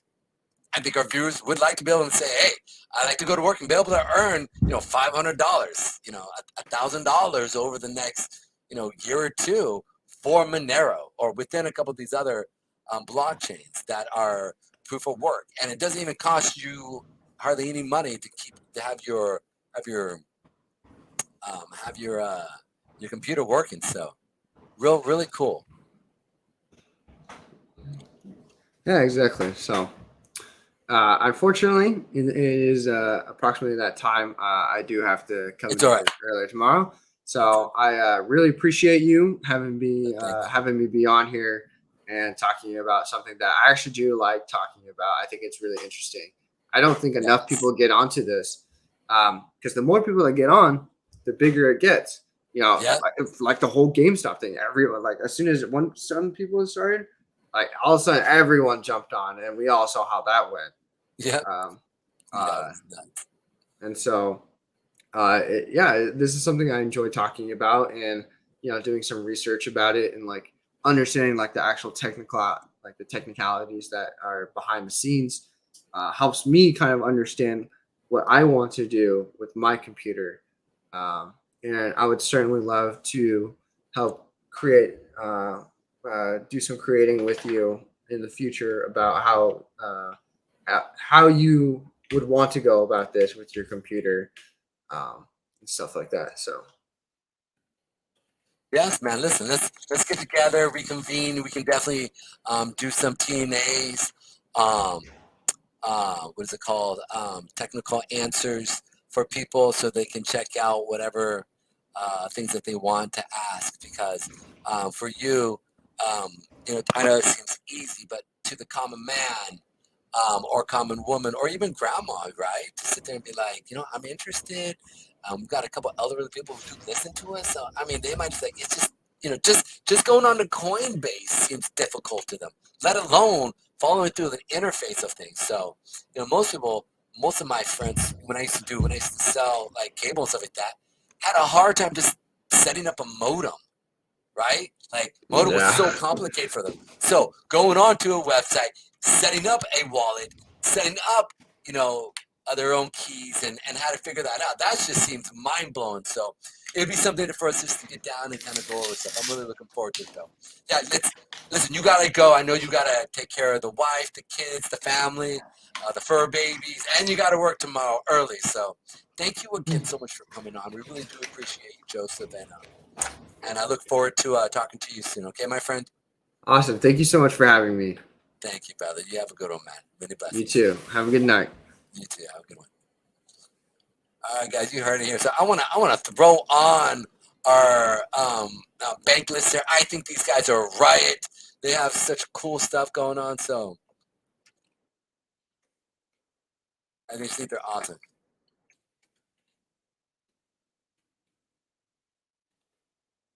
Love it. Yeah, so I'm gonna turn on these things and hopefully let me know if you guys get a feedback issue here. I don't know, so I may need to know if you guys are okay. So I'm gonna share this and should be able to share the audio. Here we go. Where are we at? Share. Let's go share. Why is that? There we go. Video. Let me try this here one more time. Boom. Give me 1 second, my friends. Here we go. Share audio. Here we are.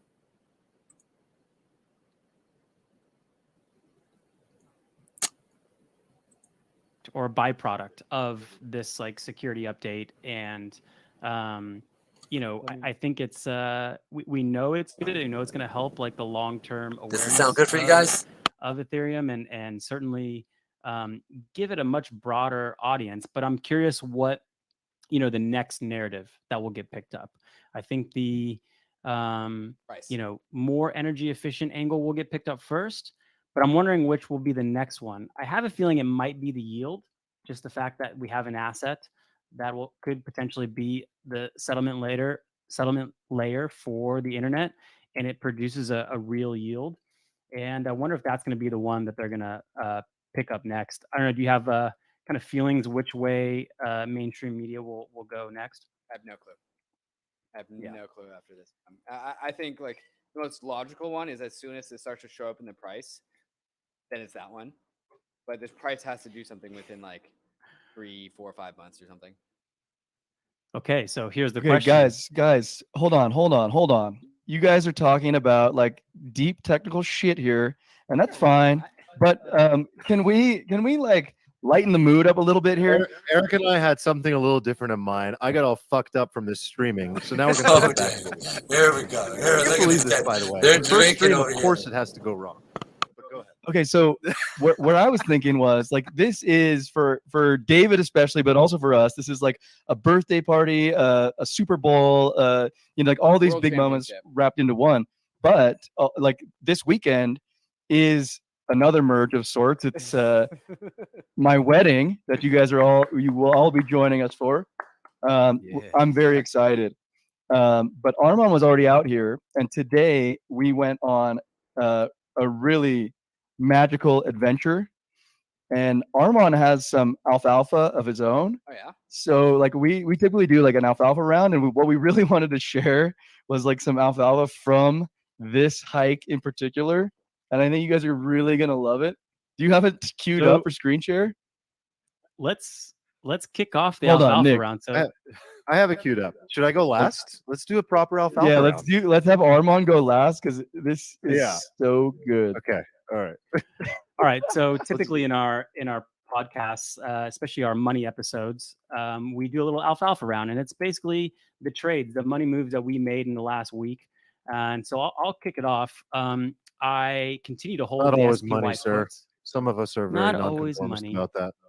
That's true. Sometimes we get some life alfalfa, which Armand, I have a feeling, is going to come heavy with this week. I continue to hold the SPY puts, which some of them finally cashed in the green as of, let's see. I love this right here. And, Oh yeah, guys, when Dow goes down 1,000 ultimate points, goal is to congratulations, get sir. Charlie Munger to buy Nice, that crypto. felt That is good. hilarious. Tim Apple. You know, the general public equities portfolio was down bigly, but successfully hedged about 60% of losses. So I don't know if that's good in terms of hedging scores from 0 to 100. Happy for you. Well, yeah, I can't wait to hear Steven's alfalfa round. He's been taking a bath. But I did close out some shorter expiration puts, and I'm gonna recycle some of that cash into some RK puts. Those look very juicy to hedge the Oh portfolio. yeah, we're right riding now. those to Valhalla, baby. Oh yeah, Oh, yeah. baby. So anyway, those are the moves from the last week. None of them crypto related this week, but probably next week there will be some. And I don't know, maybe we'll do some ones live on this live stream. I deposited a little funny money into DYDX for funsies, so we'll see what happens. We trade in the 1 minute charts. Yeah, I might pull up the 1 minute chart because it is kind of entertaining. We do have a nasty 1 hour candle that's not treating us so well right now. But Steven, why don't you go next and let us know what's going on with you? Yeah. So Monday night, with like 80% of my net worth in Ethereum, I was like sitting at home having a drink. And I said to myself, you know what I should do? I should We're all gonna be like, 100% of whoa! all my cash Nice. into Ethereum. Nice. So I bought it like I don't know, I probably bought it like 1740 or something. And then I was just lying in bed all night, just waiting for Santa to come. And I kept waking up in the middle of the night, like dreaming that the CPI came in. I had like 5 different dreams where I thought the CPI came in, and I was just, it was fake. It was me dreaming. And then I woke up and I was just absolutely wrecked. So I woke up this morning and I decided to choose violence, and I put in like a very high leverage order at like 1560 or something on FTX, and just so I'm just riding that trade and watching it in the background. Did you bottom tick that? I got very close to the second bottom tick, Second not bottom. like the initial sort of like swing failure, but like the kind of retest of it after. Yeah. Nice. So Nice. feeling pretty cushy. Although I accidentally closed the chart, so I can't see what's going on right now. I only have Nick's face. Dude, You want me to Steven, bring back speaking the of your chart? Would it dreams, make you happy? Yeah, you've been you guys showed the chart for like 3 seconds, Steven. and the Bankless chat was like, "Oh my God, there's a chart!" Yes. All right, we're going back. We We're like- going we like back, the boys. charts. We like All the right, we're charts. going back to the chart. Okay, so Let's see if I in our Discord, Steven's been sharing his his different scenarios, forecasts for different asset classes and like the macro economy at large. And the other night I had a dream about Steven's forecast. Like one of his forecasts came absolutely true, and I don't know if that's prophecy or if that's I just am I'm telling spending you, way they're too much time going with you to. guys. Dude, the But charts I are screaming feel to like me that they're what I going to did, my drop alpha for this week, I'm telling you guys, it is. I'm always selling puts to generate income, and this week I tightened it up so much. I'm selling the 1500 level, which is like rare for me. I'm usually going for like picking up nickels at like the Jeez. 1200 or the 1000 strike. And this week I'm like happy buying the 1500 even if I lose them. Good luck know with what? that. They might Damn, not. that was a little perfect retest. Because I to am get long seeing there. I some didn't buyers see that. stepping in at these levels on. right here. I saw these Okay, seller Steven's weeks. gonna take a So we'll pause see. and go make But I trade. can I should have compounded. Damn. Oh God, let's see. All right, Do I you even still have talking this? about this chart? Yeah. Armand can't wait to go. I hope it works. First thing I wanted to do failed, so hopefully the screen share works because I have to show you guys. God. All right, you ready for it, All right. or do you want to talk Yeah. through this, Nick? I'm gonna Okay. I'm gonna stop sharing and we'll go to your well, let's go back to that. I Let's wish go I back could to be that on these after. guys, So, just helping them walk um, through this, man. for my Maybe one alfalfa day. this week. So first of all, we went on a fucking ridiculously challenging hike. This This guy, is this hike difficulty level is extreme. I don't know how else to put it. It's like experts only. I wrote that in the invite. Experts only. he did, to be fair. And actually, if I may share, holy shit, you guys got to see this guy's gene pool. His dad, 73, did the hike today. He did it with us. And so the whole time I'm just like, oh my God, like life goals. Like when I'm his age, like I got to be a gazelle. Like he literally gazelled up this mountain. It was unbelievable. Very John Hoffman-esque. That's true. That's true. So we go on this incredible hike, absolutely beautiful. Really did actually, you were right. It reminded me of New Zealand. And we're scaling the Teton, the Grand Teton, right? And we're coming up to like the base of it, or I don't know what the technical area that we were exactly, right, Eric? We go all the way up this thing, and it's quite the arduous climb to the top. We get there, it's beautiful. The sun is out. The water is just turquoise and just like reflective, and everyone's having a moment, having their beer, eating their sandwich. And then all of a sudden I remember, I'm like, man, high elevation. This is where you really got to absorb the sunlight. You really got to like expose yourself. So the alfalfa community knows, especially in our life channel of our Discord, that I don't know, a few weeks ago brought up this question of like, hey guys, is anyone out there like into this taint ball tanning movement? Yes. And so it's been like a meme, and I'm pretty sure that most people in the community think that I do this, which I actually don't have any problem with, because I don't care. It's just another pseudoscience trend. Why not, And I realize, I'm like, okay, you know what? This is the perfect opportunity. So this is what I do at 10,000 elevation. Hopefully God, I hope this works. Please. Oh, God. Please, I hope this works. All right. Ryan's gonna log in and pull this to so put something fast. else on the screen here so that I don't get 2, my. Oh God. 1. No, this is. Please. No. See this? Balls out, perineum. Look at that view. Look at that photo. Like even just without me and ball Happy baby. Happy Like- baby. I mean, baby mode, just fully letting it out. that's pretty. So you guys should try this as well. kinda- Well, happy merge is- day to it you. is I the- really appreciate your celebration. You're there. welcome. Happy Did merge you day, guys think we everyone. were going to talk technical analysis, or what was the deal here? This is what we wanted. Testosterone is off the charts High right now. test. High test. Oh my God. You So must you're feel, like, welcome. juiced right You- now. Oh yeah. No, literally, I've been high tea all day. There's no better place on earth, I think, David- than there to really go From happy the- baby To tan your bottomless. tan your genitals. Yes. So shout out to So- Carnivore Aurelius if you're not following him. Great page on Instagram. He's the one that inspired that. I'm gonna have to tag him in that. All right. His Well, face David, is so Ryan's logging into the Bankless YouTube to immediately pull this live stream off. Nobody I has was running the dared to Bankless do things like stinger. I put on the stinger, so there was like a Bankless logo just rotating. As soon as No, I saw that. people didn't get to see that. No, for a little bit. There Okay, was just a real sighting, quick. don't worry. Can you somehow follow I'm that with the wondering why alfalfa round? the Bankless listeners are 95% male. Jesus Christ. Yeah, it's about We have quite a few women these days. We have Hey, quite a few. Emma liked it. Okay. Yeah. David, the last David, time you shared your alfalfa on an alfalfa round, you sent a token price like up 300%. Yeah, I guess So like are that. you trying to do something like that again, or where are you at? No, now it's all like the ETH BTC trade, man. Yes, that's the fun one. So I did want to ask no you doubt. about this. It did dip down to 0.075. Did Mhm. you dip your toes back in? Did you Did I buy get a more? little? Did you buy more? It looked like No. a good place to buy. Although at the It- time it was dropping, I Yeah. certainly wasn't I feeling confident. should have. I bought more at 0.08, which is like already high, but it's one of those things where like in the grand scheme of things, like I'm trying to sell this when like Ether is like 2 to 3x Bitcoin's market cap. So like 0.08 in the grand scheme of things is nothing when I'm going to be selling it like 0.25. Ooh, I So- like that number. Yeah, right. 0.25 is a good number. So I bought more at like 0.8. Watch it drop down to 0.75. I'm like classic David getting bullish as it's going up in price.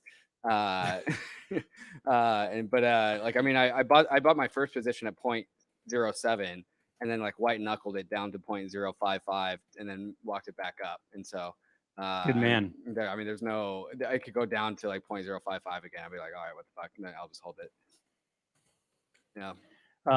Guys, this is a just so you long-term hold for know, hold on. 18 months is my. Just is so my you know, timeframe, yeah. Armand and I are in the same room right now. He can't see this, but behind him, my fiance is giving me the worst looks of all time.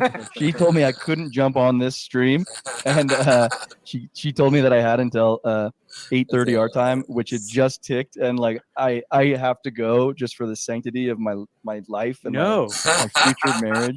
I think I have to. Like the looks are strong. What was the quote that Do Steven you have any gave us? alfalfa, Nick, on whether or not I should go or stay? Well, Stephen had a good quote that I think provides a lot of wisdom for this moment. What was Yes, the quote, please, Stephen. This is the floor is yours. Oh, I said the average man gets married multiple times, but the merge is only once. Oof, That's I love that. I Fiancés hope love you that. guys like that. I'm I sure hope you she'll guys like understand. ruining my life for a freaking joke. You have the real merge. All right, are you really Wait. bouncing? Wait, do you really have to go? I'm so Definitely. sad. He really does. I really do. Well, we have like 11 other people that are waiting on us to get off, for me to get off this thing so we can go out. So I actually do have to go. Yeah, and you're. But you guys keep going. Podcast. But it's been a lot of fun, and guess what, guys? Like it's a mobile. Well, we're after- gonna celebrate the merge tonight. We're gonna be at the Cowboy Bar in Jackson Hole, and we'll World be famous. celebrating. Keith will not. We'll be celebrating all weekend together. You guys get out here soon, tomorrow, I think. So I'll be there Friday. it's gonna Well, be great, guys. Just let Mina know that this abandonment will definitely show itself in your guys' Oh, wedding this is present. hilarious. I'm gonna guys. bring this This up. is fun. I'm gonna check out these alpha. People don't forget. Hey, Mina, alpha. I was having the time of my podcasts. life. I'll see if some of And their I got trades are rugged good. because you wanted to Rugged. hang out with you're not Rugged. even That yet. is Like, a full rug. A bunch of good stuff. There had to be some kind of rug.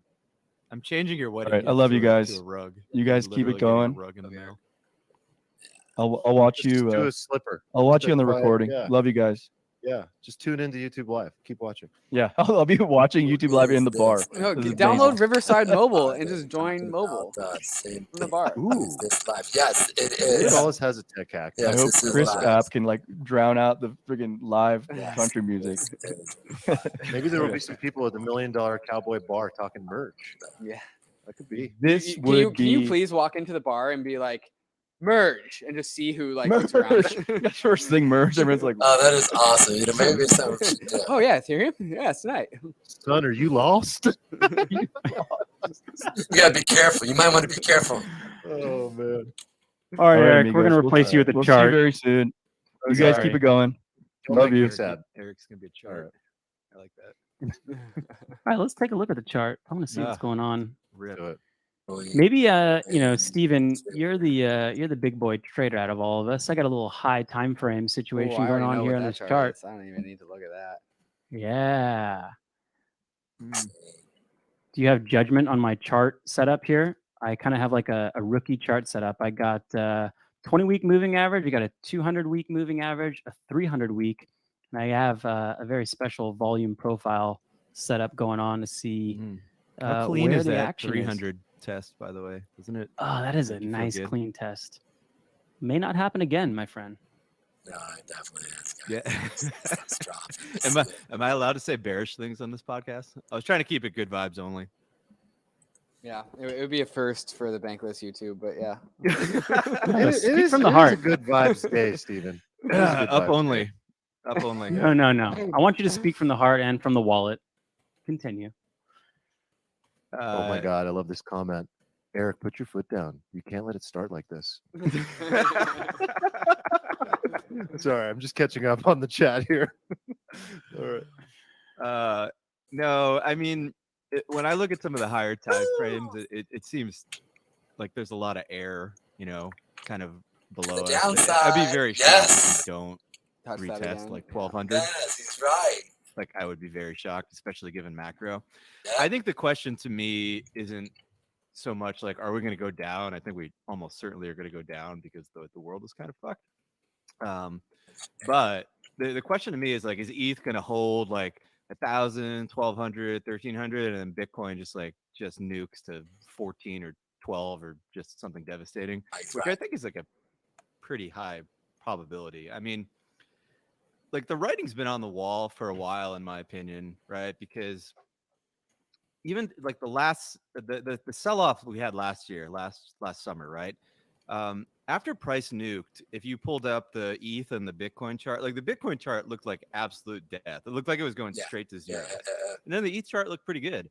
And then ETH ended up running way higher than Bitcoin. And then we did the same thing this summer with the nuke. And initially ETH kind of sold off pretty badly. And then all that smart money came in, bought it up, and then obviously, Bitcoin's basically the same freaking place it was, and ETH's on its way to Valhalla right now. So I don't know. I think all the Bitcoiners are Let's check definitely out the whistling classic. past the graveyard. I think some of the ETH people are maybe doing the same with the macro stuff right now. But I'm not going to sell everything because I just think predicting macro. My God, is the ETH hard. sorry? Is the ETH BTC ratio back up to 0.08? Oh, we're Yeah. there, brother. Wow, Let me what a zoom recovery! in for you here. Wow, wow, so strong. It looks so good.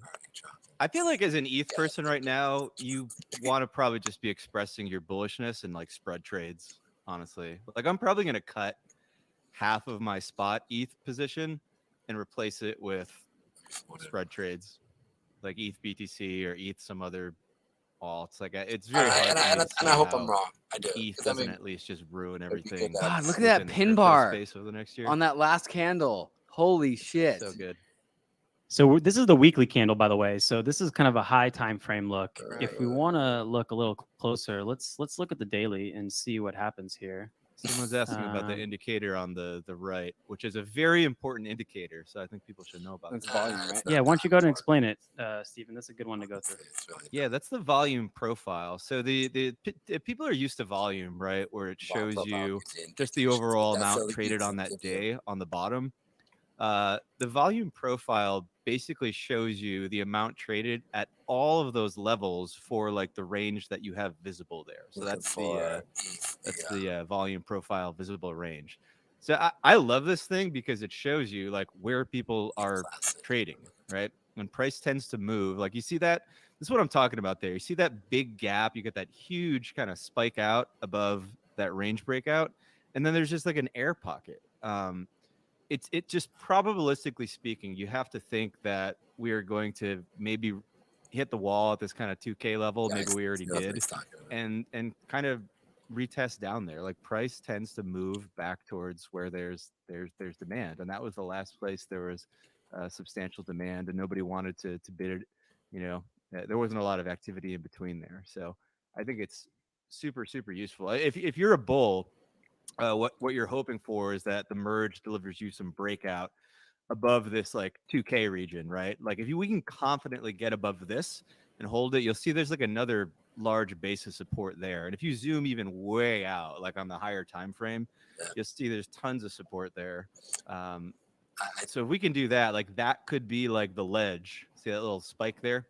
So if we hold in that range for a bit and accumulate there, that's the bull case, right? I think is that post-merge, we have our ups and downs, our volatility, but we settle above 2K and like accumulate in that range there, and then you're on like a moon mission. I think it's probably more likely we go lower though. Yeah, Steven. So I did notice I was looking at today and just figuring out if I want to play this at all, just for fun. But this little spike out of the volume profile. I don't think it's by chance that we've been hovering around this like 1590 to 1620 range, because there is a lot of volume that's been battled out over this price. So I think it's not by luck that we're hovering around here to see what's happened. I do get a little echoes of Ben Cohen when I see this like 20-week moving average kind of like going up above it, trying to test it, but falling back through. And about a month ago we did the same, and time will tell whether we get above back of this and kind of move forward past merge. Interesting to see what's gonna happen. Yeah, I don't So, like to predict things with certainty. I do think the bottom is probably in, but I also think that this baby's going people down, seem to be dude. bad about I would like not be shocked if weighing we the don't see side this possibilities. thing Everybody's fall like up, down, and below nobody's pricing in. 15, Oh, we trade between 1,000 and 2,000 for like 2 55 years or at something. least here, and I Which think is we'll come back definitely easily and definitely test possible, even because if the there's bottom is in, nothing and that would here. be very painful. There's for a lot of nothing people. A lot of holding people get this chopped up and from wrecked until we get down to the along the way there. 1499 area. So you have If to, not, if this you is have to not consider hold, that. then this baby's I coming mean, I down think to anything you here, buy sub the 2K 1425 over, at any least reasonable within. time frame is I'm just gonna be a waiting good for this to buy, start you to know, kick so in. I'm just worry about I'm it too just much. like But a school yeah, kid waiting for I candy. don't like to think in certainties, you know. David, have you guys maybe talked I'm about? I wrong. haven't heard it on any recent episodes except the one with Arthur Hayes about net liquidity. Has that been the only episode where folks and on the Bankless podcast have talked about net liquidity? Yes, I think we've talked about it adjacently. One of the big topics I think that was relevant to this was coming out in this big 2022 downtrend from January to June is like, okay, the inflation hedge narrative is gone from Bitcoin. So what is it? And it turns out like Bitcoin was just a liquidity sponge, which I think is adjacent to what you're talking about, net liquidity, but we Right. didn't attack the subject head on. Yeah. So, I mean, Stephen, you mentioned that the world is kind of going to hell and macro, but I do think it's important to kind of like dive a little deeper into Guys, what I'm we gonna step mean away by real that, because a quick. lot I'm of gonna people go have been use the throwing that word bathroom. around.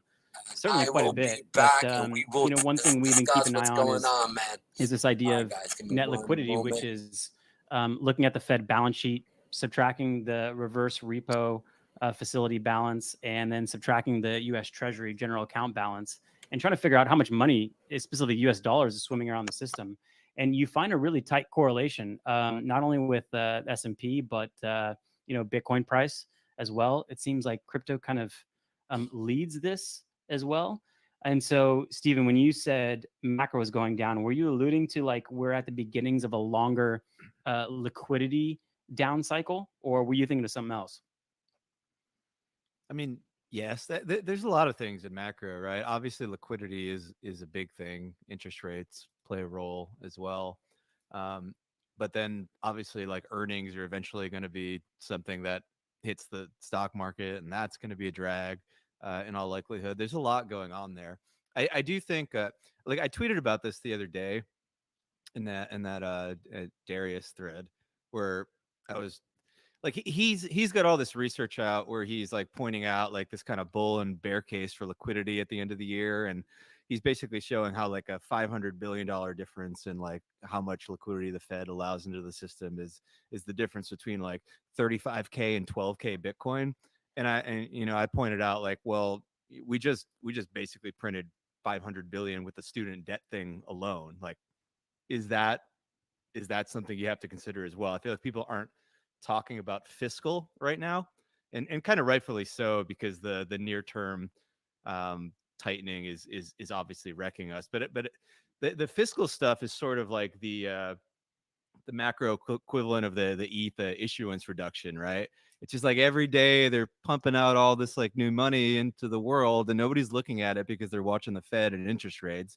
And meanwhile, the government is just printing money and throwing out incentive programs. Like eventually all that is going to come home to roost, and you're gonna want to own stuff like ETH, or I don't know, if you're a Bitcoiner, you could make an argument that Bitcoin is going to be a liquidity hedge there too. And I don't know when that kind of inflection point is going to be, but it's something people should be thinking about, because I do think we're going to keep on printing from what I can tell. Yeah, this has kind of been Yeah, one of my thoughts with like the bear market. Everyone says like, oh, but the bear market, or excuse me, the macro market's so bad. Macro market's bad. I'm like, yeah, macro market's bad, but there's like a plenty large window for the macro market to be bad and that to be bullish because of money printing. And so like macro bad isn't necessarily macro like that's bearish for your assets. It's bad as long as people are just risk offing, right? If you're in the phase where people are like, holy shit, world ending, I need dollars, and they risk off everything, then there's nothing ETH's going to do, right? It's going to get Yeah. pulled down. Your hope is that there's going to be a lot of like dip buyers waiting in the wings there. A lot of people who have like a long-term thesis and they're going to gobble it all up, and that it's not going to go like completely to Nuketown, right? But it's still going to go down. But after a lot of that sort of panic and risk offing has like taken place, like eventually some of these fundamentals are going to come into play. Like, right, like ETH doesn't trade on like stock market earnings. It's going to trade basically on ETH activity, right? And at a certain point in time, if the market is done kind of risking off, even if like stocks are still going down, if activity on Ethereum picks up, if the average gas price starts going to 30, 40, 50, and like all this stuff is happening, like I agree with you. It will start diverging from macro. I just don't know if that's going to be in the next like 60 to 90 days. I think So we we put are in these heading lower, into lower a highs and like lower lows. very deflationary regime. Let's I see was here. kind of thinking maybe we weren't, but I've changed my tune on that after the last CPI print.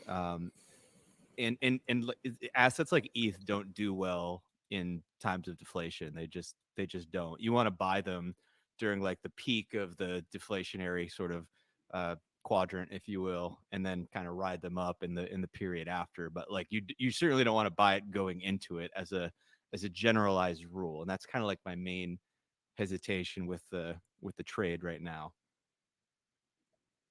So, Steven, are you net long right now? I am long right now. I mean, I've been very long since like 1,000 or so.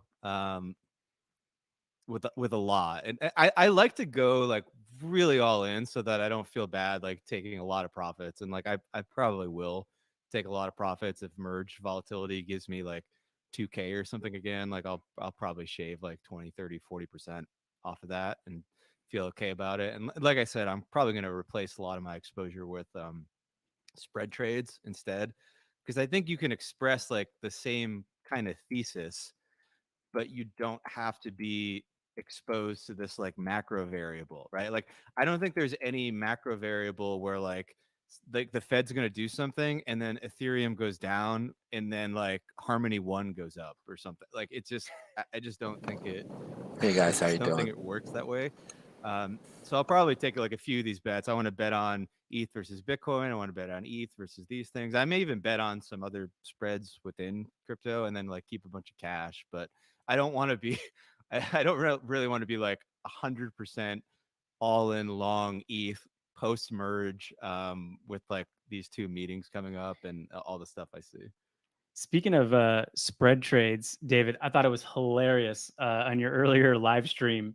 You, you're talking to Hal Press, and apparently he didn't know he was on a live stream. He was about to give us an alpha, and out of nowhere, he's like, "Well, at least this isn't like being live streamed anywhere. You guys won't mention my trades to anyone, right?" And you're like, "No, Hal, we are live streaming right now." You are live.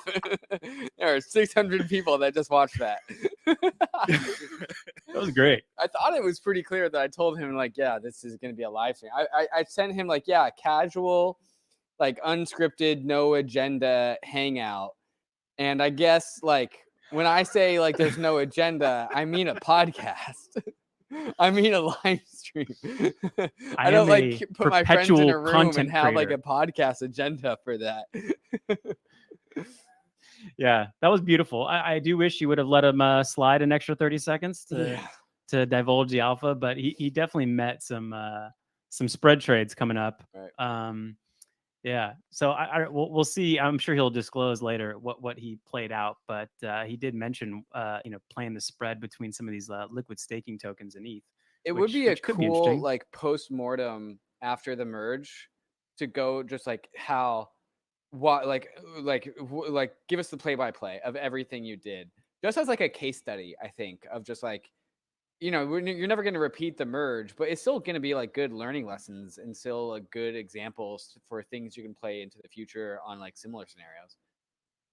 Absolutely. Like I think it is nice when some of these maybe more experienced traders kind of open the book, even if it's in prior scenarios, like after the fact, where we've done a few episodes on from hodl to trader, and those seem to be some of our most popular episodes. So I do think a lot of people kind of, even if they don't want to go full degen, would like to, even in some of their dreams, maybe like to think like a trader and maybe play out some trades, for fun at least.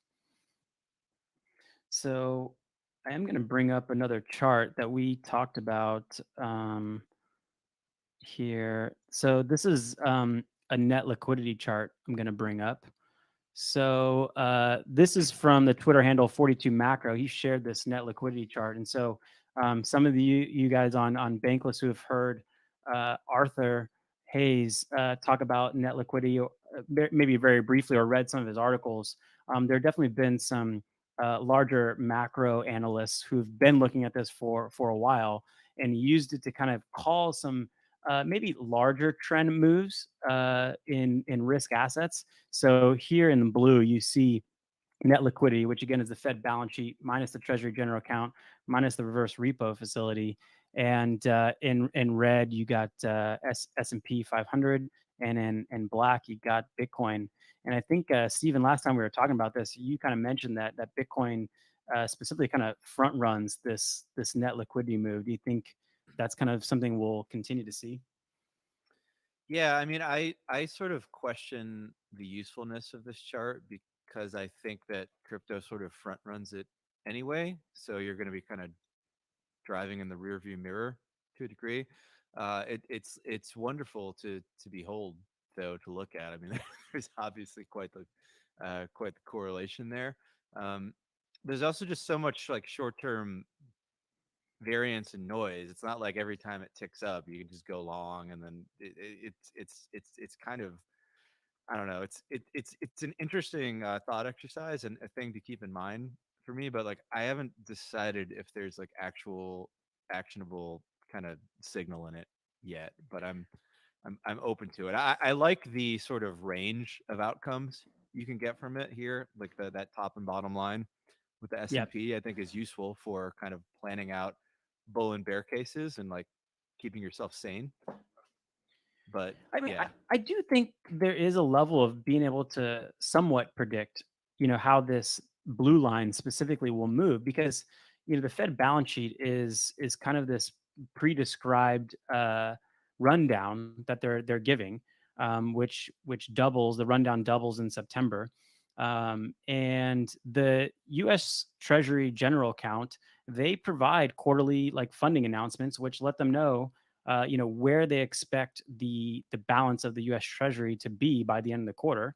And then the big, kind of wild card is certainly the reverse repo facility, which has over $2 trillion of it. So, for bulls out there looking for a run, if people take their money out of money market accounts and decide to take credit risk, decide to take duration risk, decide to invest that money, that over $2 trillion could certainly drain from the reverse repo facility. But right now, you're earning, people who are depositing their money are certainly earning more in the reverse repo facility at the most risk-free type of rate than short-term treasuries. So I do think at least two of them you can predict, and then the third one you can kind of use updates in economic fundamentals like the CPI report to see, are people willing to take some risk in the future?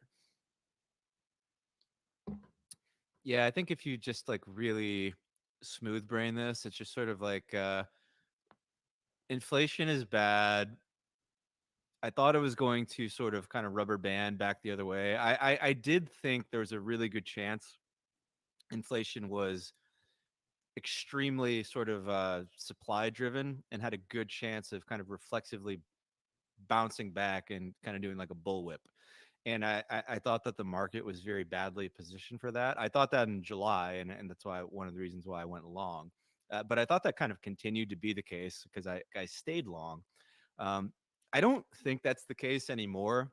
And if that's not the case and this stuff is persistent, then just without overthinking it, like just rates have to be higher for longer now. And high rates are bad for risk assets. They're going to knock stock multiples down. They're going to make investing in bonds more attractive relative to buying stock. Like why would you buy some crazy volatile Nasdaq stock where you can get like 5% on a 1-year duration treasury in the not so distant future? It's gonna be it's gonna be a thing, and it's gonna be messy. But like I will say that I think a lot of people don't accurately talk about the whole markets pricing in stuff and front running stuff. Like everybody's always like they're tightening, so it's going to go down. That is true for now, but like with most trends, if you're in the middle of the trend, you're going to be correct as long as that is happening, right? But the art is sort of anticipating the end of the trend. Like when is the trend going to peak, right? It's not going to be so easy as like just Jerome's is like, okay, I stop, and then the market just goes up. It's not going to be that easy. Like I think historically stock market bottoms, for example, have front run the bottoming in earnings by 6 to 9 months, right? So there's a pretty big gap there, and I think there's a good argument to be made that crypto is going to be like way ahead of that, right? So I think you kind of do have to do a certain amount of like just biting on something and buying when it's really really really really painful, like if you're a long-term person, because like I do think the reversal at some point will be pretty swift, and it is going to front run it to a degree, but I'm just skeptical that now is exactly the time right now. Right.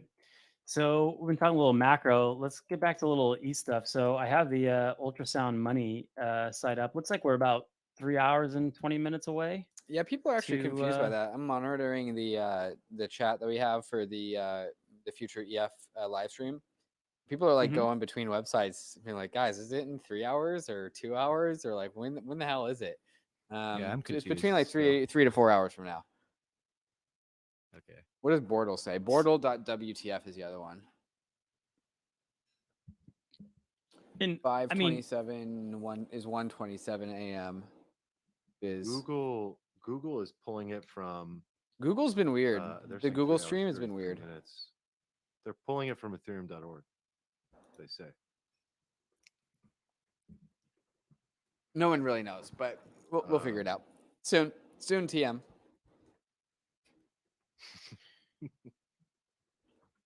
sorry, I was texting my girlfriend if she could very quietly bring the tequila bottle inside the room so I could refill.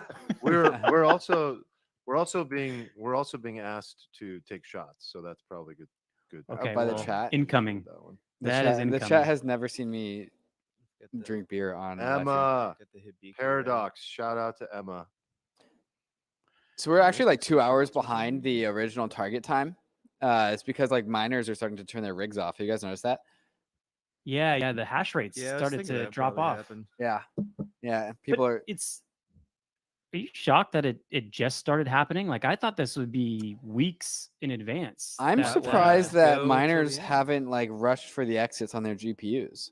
Like GPUs are still valuable pieces of equipment, and so you would kind of expect like some of them to want to start to like front run all of the GPU dumpage. But it looks like not very many are doing that, which is kind of crazy. yeah, I'd imagine the smart ones who knew this was coming, who believed this was coming, maybe didn't upgrade hardware and just kind of like fully depreciated that hardware to zero. And David, do you have any idea of like what percentage of miners might become stakers or will be stakers? Do we know if that's a minority or a majority? I don't know that particular number. I do know that some big miners, big mining entities are like planning on making that elegant transition from mining to staking. As soon as like staking begins, they just turn into a staking company. Not all miners have done this, but some definitely have. Some have baked this into, and like some miners are like definitely aligned with Ethereum, with the core devs, and they're not like antagonistic, and they are like highly aligned with the Ethereum network. So they're not just like these mercenary miners.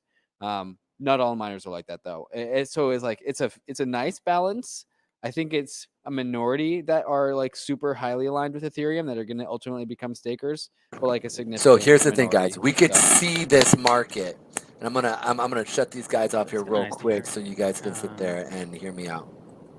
I think Um, like would they All right, so I'm going to point this out. And let me know if I am echoing. Please let me know. I don't think that I am, but let me know if I'm echoing.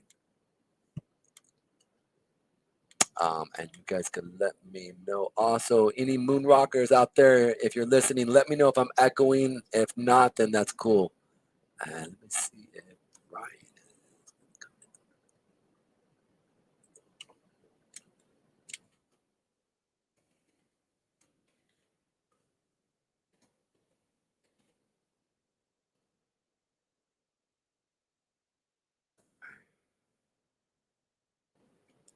I guess not, because I'm good. Got a few people of you guys listening to me. Thank you. I appreciate you guys, especially moon rockers listening. Appreciate you guys. You can always type in and you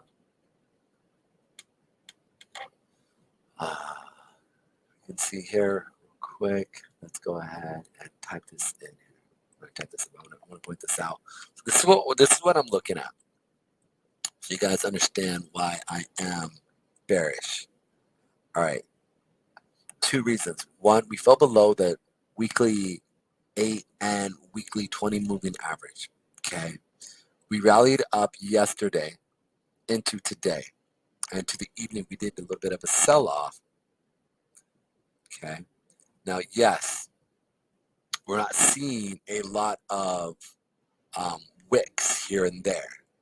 But the fact is that we are below these moving averages. So when that happens, I really think that they're going to shoot it up first and then drop it down. So again, I could be wrong. Like, I'm not saying. You guys see that the 400 period moving average is holding strong. But I just, like, if I'm going to look at my higher time frames, right? There's too many higher time frame moving average sitting above here. So it just looks like a robo-dope to me. Like we were talking about on Monday, right? How the market shot up in the morning, right? On Monday. And then, yes, on Tuesday, we saw a huge sell-off, right? And then this right here again, today's candle was, not even half. So that's why I'm more bearish than bullish for myself. And so for me, looking at this, I just see us, like I said, coming down to these levels down in here, at least the 1300 level. I'm just being honest. Just the way it looks like to me, there's nothing here substantial that could hold this stuff right here until we get down to right here, which is that 1338 level. So I don't know. We'll see what happens. I might go to bed because the fact is that he is right. We were looking at the GPU units. I think it's GPS or GPU units or GPU stuff, that it is dropping off. And so this is slowing down. And I'm just like, man, I don't know if I'm going to stay up all night to see this thing go, but we shall see. Let's jump back in and listen to these guys.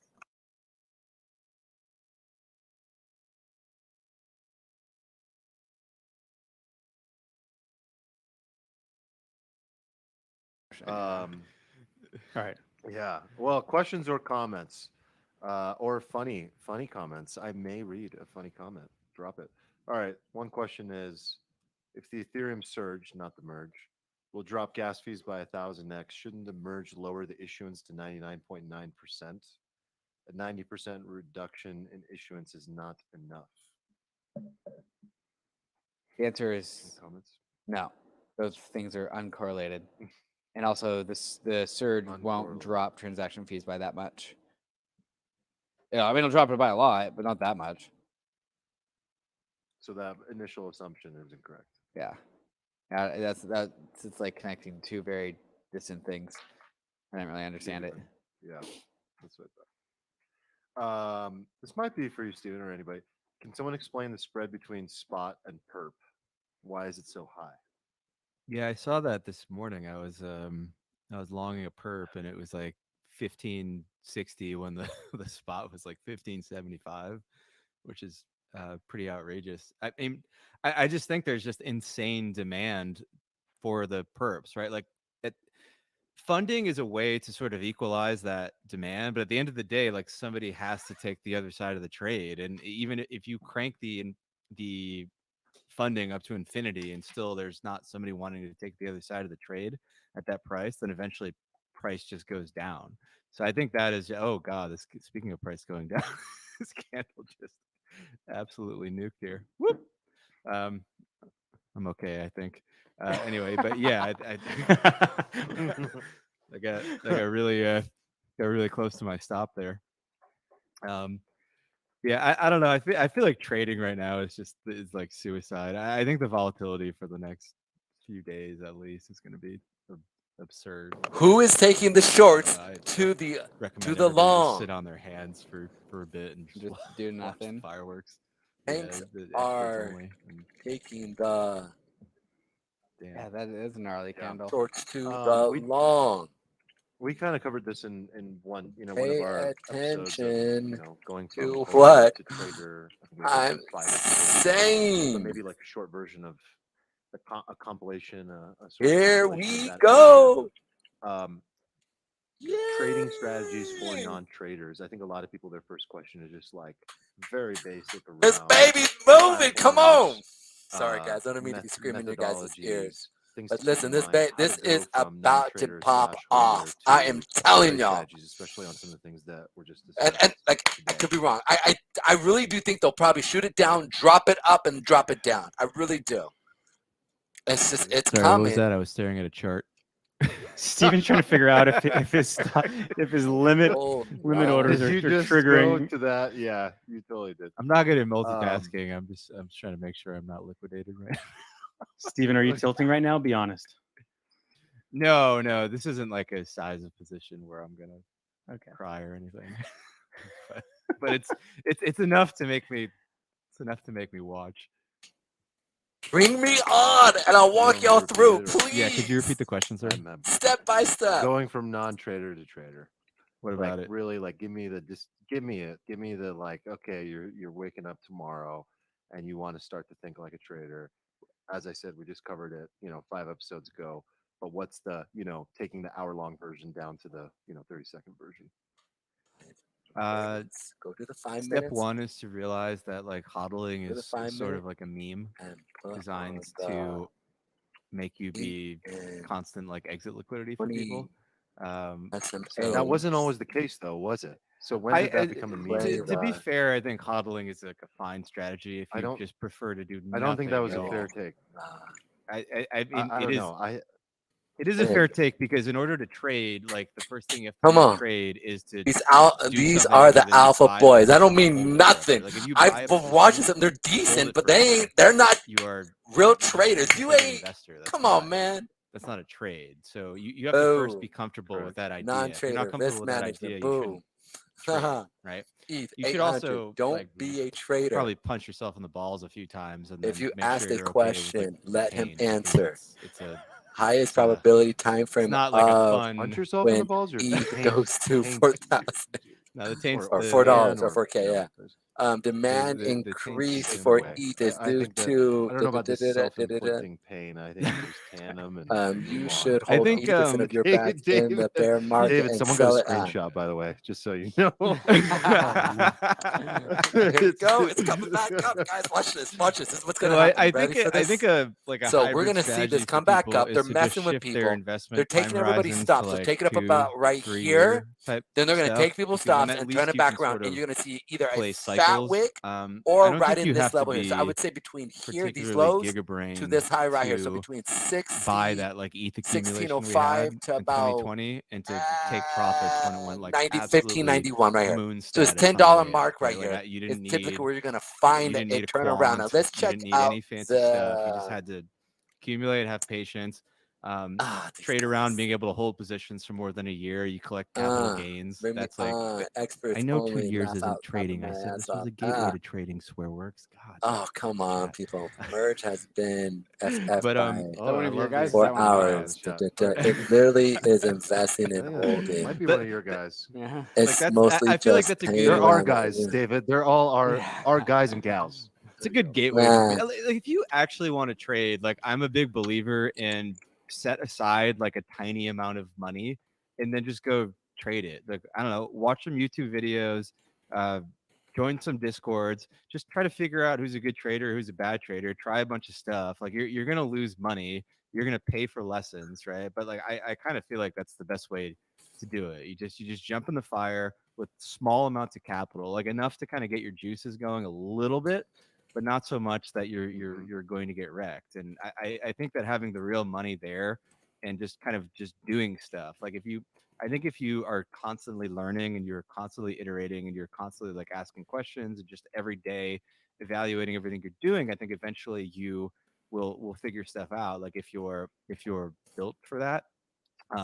But like I don't think there's like a book you can read. I don't think there's like a college course you can Neither I take. was. It's like and it's hard and sort of unpleasant, even though it's glamorized. But Well, that's what I would do.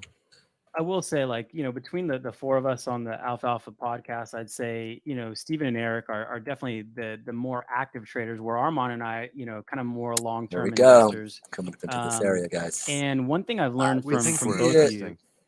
yeah, we think. Everyone I think thinks, we're yeah. pretty good. Might be a Yeah, bit of yeah. speculation.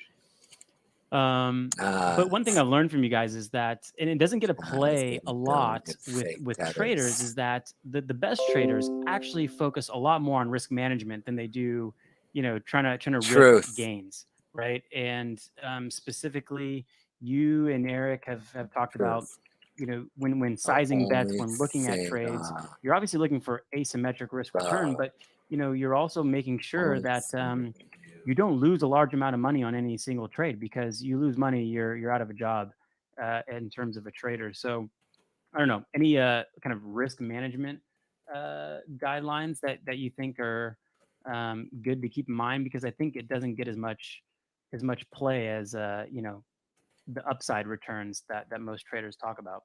You get a little And that's a survivorship big bias that's there. yeah, so I think that's something huge that you bring, Nick, to the discussion almost every week. And that's the kind of and approach that you take.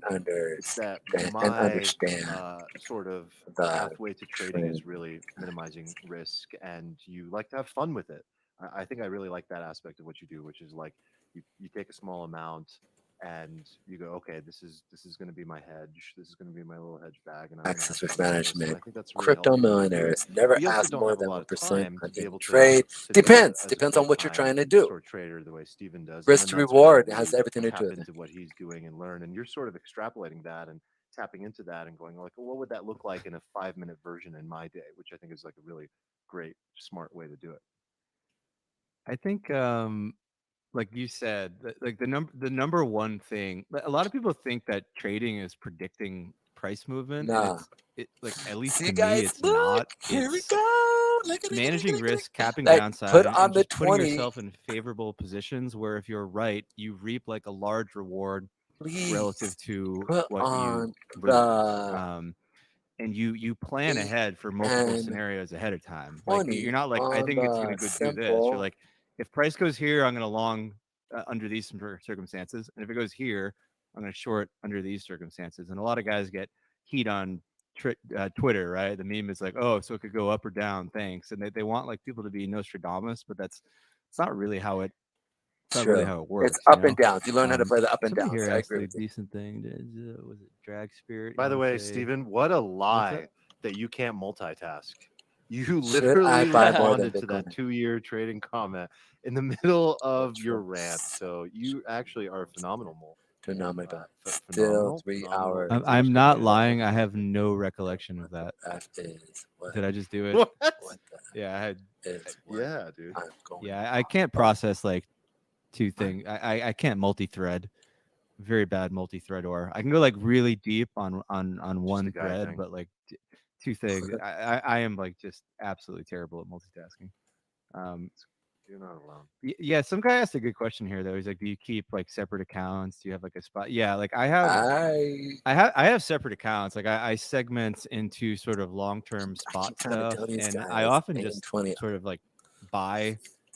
Like this year, I've Roll been buying a on lot the of nukes chart. and just hedging, right? So like I'll buy, and then if I get kind of sketched out on the market, like I might short with like 20% of that portfolio Dude, instead these of guys selling. And chiming into I do like Top that end of the approach check themselves. personally. I also segment accounts. Like I have like Look, I guess my hodler account is not really in an exchange. It's in a wallet, and it just it just sits there. But even on the exchange, like I do longer term kind of swing trading, and I also I think I'm a bad day trader, but I still have a day trading account, and I keep it separate from the other accounts. And I'm like, it just helps me mentally segment. It's like, okay, when I'm in this account, I'm day trading, and I'm not risking any of the funds in the other account. And in this account, I'm range trading or doing the more midterm stuff. So I like that, but I think you got to do what works for you.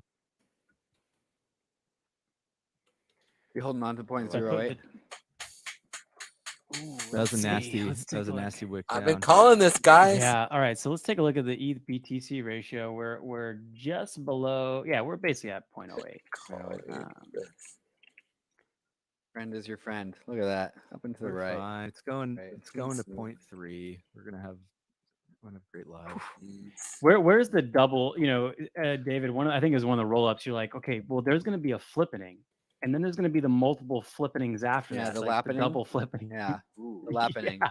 Yeah. I haven't heard about the lappening. Is Oh, that I a just thing? created that just I now. haven't heard. I'm so excited, man. I hope. But I'm gonna totally run with that. There's the flippening and I then think there's the they. lappening. Dang it. It's the flip. It's a flip, but you've done a full lap around the course. I Yeah, like that. it's the second I've been flip. calling Yeah. this. Uh-huh. Please Yeah, I humor love me, that. brothers.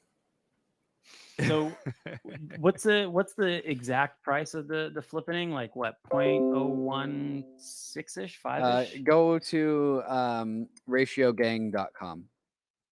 Okay, can I safely go to that I'm live? looking Yeah. to see. Okay, let me make sure I type this in correctly. Don't worry, bro. There's no There you tank. go. I know it from memory. All right, perfect. Yeah. Flippening 0.1589. There you go. I like the confetti action on this site. Yeah, confetti action is because we're halfway there. Okay, Oh. so Yeah. I like this site. I've never used this before. This is amazing. Yeah, I like it. So, David, when you play this trade, you're obviously using some leverage, right? And because when I think about buying spot ETH and thinking about a 10K ETH and above, we're talking multiples return. But when we're talking about trading, I don't know, Crypto chart down. 0.055 See it bounce ratio off to a of the 0.08 or maybe even 8 a and 20 until 0.15. we get. Doesn't to, sound as to the 30s. juicy It's not- as just What buying is spot the ETH, but what is the I site? imagine that's where the leverage comes into play. and where Right. you So I've can taken use some of that my deal. spot ETH and I have at this made point. a long, But a if you leveraged long can, you ETH should BTC position with that spot ETH. to collect the So airdrop. I What? get more amp on my spot ETH if it goes up versus Bitcoin. Wait, how did you make Get that you- position? Did you just do it in Aave? Yeah, just an Aave. Yeah. Okay, simple. I like Yeah. it. Yeah. Keeping it simple. I don't have to worry. I can sleep well at night. This is talk what I about the keep macro telling them to market do, all guys. the I keep time. telling them to come here. And like usually So lately, like we between still what get we kind want to of be messed looking by the for, macro right? market And because this Ether is would go key, down versus Bitcoin. is the crypto volume prices as to an industry would go wick down, but not rewards, lately. right? The Not volume lately. Lately, is it's been doing super just fine. important in relation to wicks. Yeah, like I was saying Okay, earlier. I so- mean, I feel and like we're the looking tide for shifted a Even while an ago. odd and I wick think a to lot of determine people whether have it's going to push awakened through to or if that, it's going to come down. but a lot of people. So that's how I'm looking and haven't yet. gauging Right. these It movements. used to just be Right, such like, for a meme. example, we saw the Bitcoin goes shot down, and then takes we the saw the market shoot with up, it. right? It really But does look, Bitcoin feel squeezes the rest The of the shoot like market. the up, market look at the has to volume. squeeze, The yeah. volume. There's care nothing. anymore. And Like, look, I don't know if it feels there's that way to you. literally Maybe you're a no little wicks. rose tinted right? glasses, but like, And then I they're don't dropping it feel like the down. market So cares about they, Bitcoin right I now. honestly, Like, so the this is market what we're cares going to about see. it. I think we're And going to yeah. shoot down I to don't know, about the maybe that's 1500 hopium. mark. I don't Maybe know that's if me both talking. of those things are true, 1500, but I definitely, because those they're are gonna separate rally segments, it right? The market back doesn't up, care about boom, Bitcoin. up into The market the then cares about ETH. I'm not sure 200, that second one is 100 period 100% moving true, even though I want average, it to be which is true. sitting right here. But I 200, definitely 400. have gotten Then like, they're going to just a bring it sense back of just, down like, Bitcoin again maxi to the coat is 13 or all to the over the 14, place. 1300 mark that And I've been even talking like about. if you're in Solana or Avalanche or So, even in like an ETH competitor, Just be ready for you that, still guys. don't I'm care telling about you, Bitcoin. that's what's coming. Like no one cares about Mhm. Bitcoin these days. It's just like the boring asset that even if you believe in it, you don't even talk about it. Where's And the- honestly, like when crypto is such an intention-driven economy, it doesn't really matter if there's holders. It matters like what are people talking about. Yeah. Right. Yep, maxis are talking more about ETH than they certainly are BTC. Right. And anything that's, I mean, I feel like people don't know, but in the weekly roll up, you guys have a Bitcoin section that you Right. typically it's saved Bitcoin for things go there. some Bitcoin news. Yeah, Bitcoin things actually go there, but there's actually There's nothing no news. to discuss. There's nothing to talk about. So let's bring this up here real quick. Oh man. Wait, look at these. All right, so we see the oh man, we had a nasty little candle there. So I don't know. We'll see what kind of price action we get. Let's see how many hours away 1596, we we're are. fine. We're fine. We're about like 2.5, Yeah. I think. It's fine. There's gonna be volatility. It's gonna go all over the place right now. Just Yeah, just this is sit back natural. and you can just sit back and Got a chill at this point. long night. Yeah, it's gonna be a long week and days. I don't know. I don't think anybody knows what's gonna happen. But it's like if you're trading with tight stops right now, you're completely effed. Please. So David, like, I mean, for anyone who hasn't worked with software engineers before, you know, watching code deploy isn't the most exciting Please thing in the world. There's no copy real way to this. know, you Please know, exactly copy did things go well, this unless you want to look at thing, like an this. exception log, which is again not the most exciting thing to watch. So, how are you going to be like We tuning will in to just, see this you know, see how things are market. going when things go live, what's Right. happening, if things went well or not? Yeah, see, the interesting about how this is going to work is that things are going to look like they're broken no matter what. And it's going to freak out a lot of people who don't know that. Because, like, Ethereum, I was actually hoping to talk about this. Ethereum isn't one canonical thing, right? There are many clients, and then there are many clients connecting with other clients. And, like, when you stitch all those things together, those become Ethereum. But then you also have stuff like Etherscan and Infura and MetaMask as like layers around that. And each one of these things are like part of the broader Ethereum. You know, Ethereum isn't like, there's no center point. There's no place where Ethereum is or is not. There's only like these interwoven components that make up Ethereum. And so it starts with the clients. And the clients, like some clients can break. And if the majority of clients don't break, we're good. We're Gucci. It's fine. And then on top of that, like one of the reasons why it's taken so long to make this merge happen is like, not only do we want the clients to go through flawlessly, but we'd also like the next layer out of infrastructure to also go through flawlessly. And so that's like stuff like, Infura, mempools, blah, blah, blah, blah. And so like all of that would also be great if it didn't break. But if it did break, Ethereum would still be fine. And so like there's this like shell, like it's an onion. Ethereum's an onion. There's multiple layers, and we're trying to make the as many layers as possible not break as we go into the merge. But so long as that core makes it through, it's fine. The merge is going to be fine. We'll fix the remaining layers after the fact. But the point is like Ethereum, the merge is supposed to be just like good enough. It's just like most of it is supposed to not break, and the parts that do break will just be able to repair themselves after the fact. And so like what from a user perspective, if you're sitting here on your browser like refreshing a page, like that's the thing that's going to break because it's like all of the layers away. And so like all these like normies and people that don't understand this concept are going to be watching the merge, and they're going to see like red bars on their screen. It's like the merge just didn't work. Like the blockchain's not syncing, the website isn't syncing with the blockchain, blah blah blah, and we're not actually looking at like what's really going on here. And so you're going to get clarity about 30 minutes later, and then you're going to get even more clarity like 2 hours later. But like if you're looking like, is this a binary thing? Let me refresh my page to see if the merge worked or not. Like you're going to freak out because you're going to think that it didn't work. But like you need all the surrounding infrastructure to catch up with this transition that is made. And that's going to take like 30 minutes. Yeah, I'm going to put this one binary website, only one binary website that I think you mentioned on a previous live stream. Has ethmerge.com, yes or no? And you get a quick answer. So confirmation, no is the answer right now. No, we have not merged. Yeah. Yeah, but Dave, you made a good point. Like ETH is not one thing; it's all these different layers, and it was really interesting to hear that. You know, if we look at all the risks, most of the risks reside with the clients, right? And you know, I don't know if there's a scenario where we have to fork or some form of like reverting back. No, but it's just, you know, I just don't know how that's possible. That would be the weirdest scenario. Yeah, and it seemed like the clients are the ones who are going to have to do the updating, and you only need what is it 66%? Yeah, I mean, Participation rate? 60. I mean, even if it's below 66%, like if it's below 66%, then like the client teams where the bugs are just get to work and fix it and get it above 66%. The thing is, like, we've had the most recent shadow fork. It was like a 95% like participation rate, and like all the other shadow forks before that were like a little bit less. But like, there's money on the line on this one. Like, everyone's gonna lose money if they're not online, and so it's gonna be the most incentivized thing to get right out of all the ones that have already gotten right at 95%. So it would have to be such a new thing that hasn't been like discovered yet. It would be coming from so far out of left field. It'd be crazy. I'm leaving like all my receipts on the table for like weeks.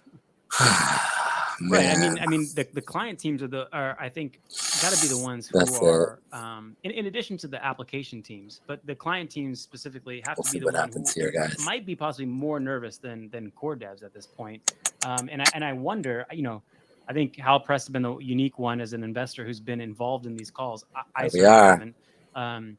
Coming But back I up, wonder how involved testing most this of the area, client like I teams said. in Remember these the test scenarios. 91 to But you got to think they got to be more 1600, nervous and then than watch maybe this put the a core big devs. fat wick in Yeah. and continue I down. think really talking to Tim Bako or listening to Tim Bako and Danny Ryan, like, it's not like they're First, then come necessarily back down. nervous. It's just like they know there's going to be some post-merge cleanup to do, and so they're just like waiting for that mess to come their way to figure out what needs to be cleaned up. I got somebody on Maybe moon they rock. Are they in somebody on the uh, moon rock down. Yeah, are they in There it U.S. time zones or are goes. they spread Dun, across the dun, world? dun, Because it's spread going to across be the world. Watch It's this bird come mostly down. U.S. and Europe. There's one, I think Nimbus is in Australia. Oh man. Yeah, it's somewhere between. Tim is in Vancouver. I think the farthest east you go is like Germany, and then you have like Nimbus, which is in Eat Australia. pumps a few days before the Nice. dump. Too much other. David, there's a guy in the chat who is asking a legitimate question, which I know you've answered a lot, but he'd probably appreciate a quick answer from you. He wants to know how proof of stake ETH deals with a 51% attack. A 51% attack. Okay. So a 51% attack is different in proof of stake, but not really. And again, So like I have no problem admitting that. If I was wrong, I'm wrong. It always depends on like say, the facts and but circumstances, right? very Like, why rarely is am I wrong when it 51% comes of to the charting. stake going in one And life, direction? I'm wrong. a And lot. like, But in charting, it's the one area that I can sit there and say. it depends on why it's happening and like how are like is it malicious? I'm assuming it's malicious. So like 51% of all ETH is like processing bad blocks and like forking the chain. The way that like it's I would need to brush up on it. I'm not in the right headspace to answer that question. I mean, it's objective so though. for You should proof of refer him stake to the Justin Drake episodes. I feel Yeah. like those were very good and Like, you can't just fork sort the of very blockchain, you comprehensive get on this. slashed, right? And so like if you are the 51%, what you're really doing is you're censoring the 49%. And if you're the 49% is being censored, and say like the 49% is the good guys, This is really weird. I don't like think these the Ethereum broad community, and 1485 59% is like is Coinbase ordered by OFAC, then we do like a user activated off. soft fork. Interesting. A little bit Like, that's off. what you do there. But it really like we need more like I need more like things to go off of to talk about like why it's being 51% attacked. But David, I mean, when we're talking about a 51% attack or hypothetical one, I mean, aren't we talking about some of these like liquid staking options? I mean, like I'd imagine like we're basically talking like Lido and Coinbase in order to make up 51%. So Yeah, it'd be I like two mean, of the we biggest do have some entities, like I think. yeah. So there would definitely be some collusion in that scenario. I don't think Right. everything's decentralized enough. Right. And plus, like, remember, it's not like to Coinbase see and that. Lido. If those people start like doing the attack, like users just withdraw their ETH. And if they don't, then like we have bigger things to worry about. No forks. Yeah, I mean, the game theory certainly plays out from there, Right. right? And yeah, there's bigger things to worry about for sure. Can I get a check-in? What are you guys drinking right now? Because I brought the bottle of tequila in the office here, and I've been slowly pouring it away. I'm going a Armand, little what do too you- hard on the Hibiki right now, and I have to wake up early to fly to Eric. Yeah. So I haven't That's a good packed point. yet $1 million either. cowboy is waiting for me, and I'm a little worried about the level of aggressiveness waiting. inside of Oh, is that bar the right now. bar with like the saddles and the bar stool? Green tea. It's a rite of passage. Time It's a to Jackson light Hole rite of some passage. That is the one, indeed. All right, David, good for what, you. uh, bear, Okay. the bear that was killed by a man with his Seated hands. by Yeah, Thanks all in he's, there. he's in that bar. questions. David, when do you get into Jackson Hole? When am I going to see you? I get in a couple hours before the reception on Friday. I think I On get in Friday. All right, Wow. perfect. 4 p.m. Friday. Wow. Okay. Are we Dude, staying at the same hotel? I think so. Yeah. You Okay, gotta, cool. You better truck it, brother. Couple hours. That's gonna be fun. Dude, I'm gonna be so hungover on that flight. Wait, what time's your flight? I land at like 4 p.m. on Friday. On Friday. okay. We're leaving tomorrow, Steven. So we'll lay the Yeah. groundwork. Not looking forward to that. You might be able to Don't, tell I'm having a party at my place tomorrow. Don't miss the Oh. ceremony, David, because I have some taint jokes in my officiant speech. So please No be on fucking time. way. All right. Any Wait, last real quick. I want to questions? show off Yes. my Oh cowboy my gear here. I got god, a beautiful. Oh man. cowboy thing, and I You even gotta bought turn off like your a, screen. Turn off your screen. Share. I don't. Oh, is that why it's going on? All right, yeah. Yeah, let's we're turn off still the just screen looking share. at a chart. Just looking at this fucking chart. I don't see you. For I mean, I hour. love looking at charts. Yeah. Here we I go. love We got a charts. nice little cowboy gear set up. That's very fitting Bolo for you. tie, and a belt buckle. Also have the tags on them. Clearly, not the type of person to wear have a lot of cowboy gear, but for Jackson Hole. Wait. yeah. David, you're arriving Friday or Saturday? Friday. Okay, no, that's just the cowboy party. The actual wedding Oh. is. Is that not Yeah, what the Saturday. word reception for? I don't know. I don't know. We're I thought it was a We're cowboy doing- party. Reception is after the ceremony on Saturday. There we go. Right. I'm Yeah. getting it on Friday. You had me. Okay, that's good. Yes. That's Sick of good. that 5 Yes. minutes. All right, plenty of time for festivities. Glad the Bankless account is adding context in the chat. Yeah, people are That's- like, that's what also the fuck David. are we talking about? I pointed out. Oh man. Guys, Let's on see the what's going on the on with Alfalfa the- pod, we talk about ETH a lot, but we also don't talk about ETH a lot. We talk so- about God. We talk about psychedelics. talk about other things once in a while. We talk about porn, guns, Don't make me put the stinger back on. homelessness. Yeah. These are just words. What is all this? What is all this speech control, David? But there's a whole week Just worth mutes me. of Alfalfa podcast that Yeah. includes David Hoffman, including a little politics episode, Yeah. including a little life episode. Yeah. Okay. So They're all for, in Yeah, there. for what full was the politics context, for all episode? the Bankless listeners that listen to me hanging out in San Diego, these are the friends that I met in San Diego, and they have their podcast, Alfalfa Podcast.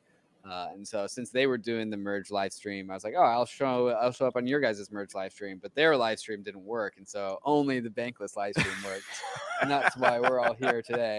So meet my San Diego friends, also the co-host of the Alfalfa Podcast. So here's a link to their YouTube channel. You guys can go subscribe to them there. There's a lot of Yeah, overlap and- between and- the Bankless community and the Alfalfa community. For sure. Especially in our Discord, there's a lot of Bankless Yeah. people in there, and David was so kind enough to host us on a Layer 0, which was a lot of fun. We hung out at David's house and chatted a little ETH and forecast for Ooh. the future. But that certainly helped, Alfalfa Podcast, like really get its nice little There's a- kickstart. There's a really nice comment here by Luca Nascimento Benedetti. He says it sounds like an all right podcast. Hey, that's Thank how you, it Lucas. starts. And all right. That's how it starts. Sounds pretty I all think- right.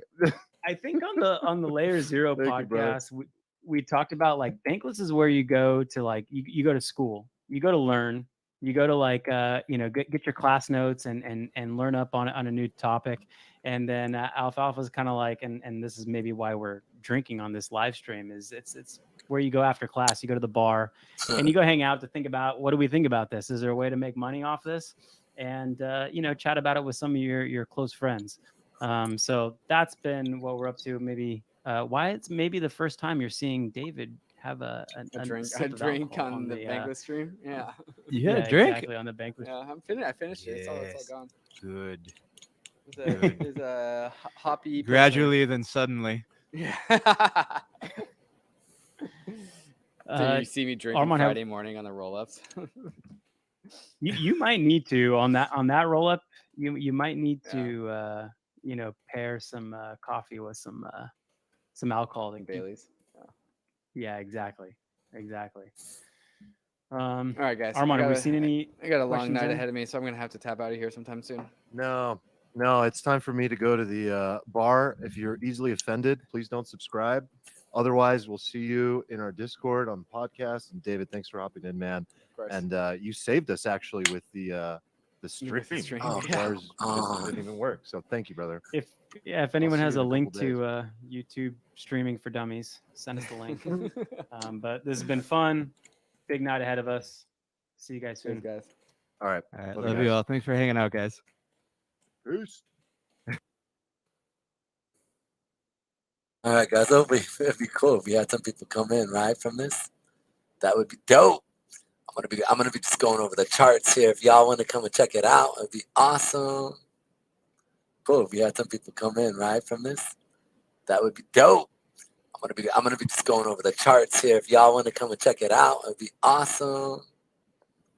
Cool. If we had some people come in right from this, that would be dope.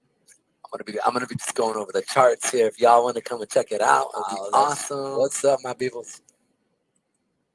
Cool. If we had some people come in right from this. I had a little circle thing there. All right, guys, we're going over the stream here. This is pretty dope. Hopefully, we will get the markets moving here. Let's check this out here. Hopefully, we see that the markets is coming up. It is following that 8-period moving average, as I was bringing up on the live share with Bankless, guys. Be playing off it. Like I said, we're going to see a sell-off come up into these lows here for a retest, and then see a sell-off again for the next leg off. So we've already broke this level here, guys. So we're going to see the next level step in around the 1550 area, and then continue down until we see, and let's pull it up, everybody. Boom. Come on. Where's it at? Wrong one. Where you at? Where are you at? Oh, snaps, it's different. All right, well, on here, it's a little bit different. But I do see it's coming out from the perps. And he's right. When you look at the charts, the perps are a little bit different comparative to a few of the other charts. I'm actually looking at this at another chart as well, which is pretty dope. Moon Rock. Yes, this is. Man, would love for these guys to come and just hang out. That would be cool. Really, really cool. But we'll see what happens here. So hopefully people come check it out with us and kind of follow the twists and turns of the trade on here, guys. We are seeing shorts step in. We are seeing people come in. We're playing off of this 8-period moving average here, guys. So that's why when we were coming up into this level here. Let's go ahead. Where's the time? Give me one moment. Come on. I'll show this also to see the timing of this is real important. The reason why I was also bringing it up is I was also looking at the short stepping in right here. So when you heard me saying the shorts are stepping in, they're coming in, and I was typing that. This is what I'm looking at: is the shorts, the selling, and the buying going on. And I'm looking at the differential of how many ETH versus buyers are stepping in, right? How many buyers and how many sellers are stepping in, and you just keep a quick tally in your head of what's actually happening, and you can actually keep it. It's not that hard. Just keep a generality, and you can definitely catch a lot of this stuff. I know that sounds weird. Also, I do have footprint charts that do give me quick analysis real quick. And so I am trading these little things here on the footprint charts. for the future. So you're able to see actually what's stepping in and what's actually being established. And I like Sierra charts for that in particular because we are seeing some major moves. So I like it a lot. I like a lot. I like it a lot. Alrighty. So let's also pull up this, and I think this is real interesting here. That 5. Actually, check out the 15-minute chart here as well. Right. Every time we come in, right, we're definitely seeing more buys. So they're definitely buying. And so I really see them pushing this down even further, right? They're going to push this down even further. And then again, remember I brought this up. We'll see this sell off. Here is the line in the sand right here. Like I said, the 1551, right up here when we were looking at this, when remember it started coming up here. We were talking about it down in this area, right? When it came to the 1623, as we started to see the sell off, we saw it hit literally the 200 period moving average on that 15-minute, which is basically a higher time frame SMAs, right?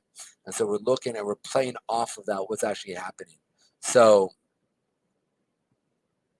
the ETH price in the next hours. Thank you. I will answer that. Nice. I got somebody here. What's up? Darquet Money. What's up, brother? How you doing? Yeah, man, I'm going over that right now. So you can see here and see that I really feel like we're going to see this drop off. We do have a line in the sand. These buyer wicks that we see coming in are actually buyers that being absorbed from other sellers. So they're actually play off of zones. So for me, what I'm really looking at is this area right here. But I really do see us dropping off from here. And again, let me add this. Listen, this is my disclaimer. I put this in here real quick. But I do see us dropping here, doing, I would say, in the next hour. Let me jump here real quick. Earlier I was talking about, so at the top of the hour, what time is it now? It's 8:40 my time. So I just gotta see it turn of the hour, boom, popping in. I see he's coming back into this level here, dropping off for the next level. You see how we're turning around here, and we're falling off of that 8 and that 20 period moving average. On the 5, I am looking at the 15-minute chart as well for this. And so as I'm looking at this and I'm playing this, there is this consolidation, but you can see how that 8 period moving average on the 15 is being followed.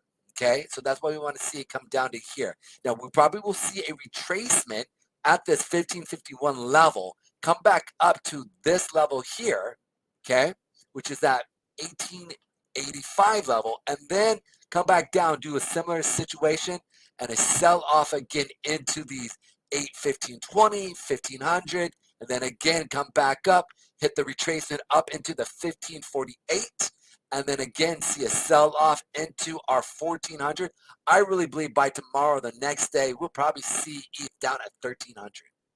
It's really what I'm thinking. It's a little bit different. What are your thoughts, my friend? Tariq, I'm sorry, mate. Tariq Money. How you doing today, man?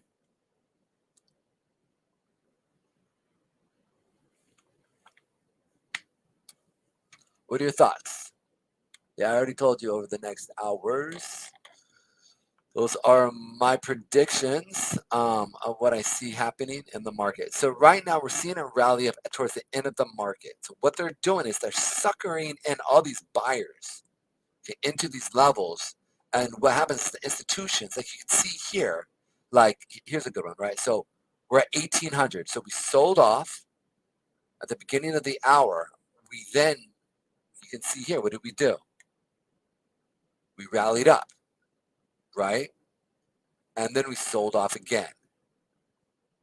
So this is how we're gonna see it. Now this is important to see, guys, for all of my normal listeners. I always talk about we want to see what?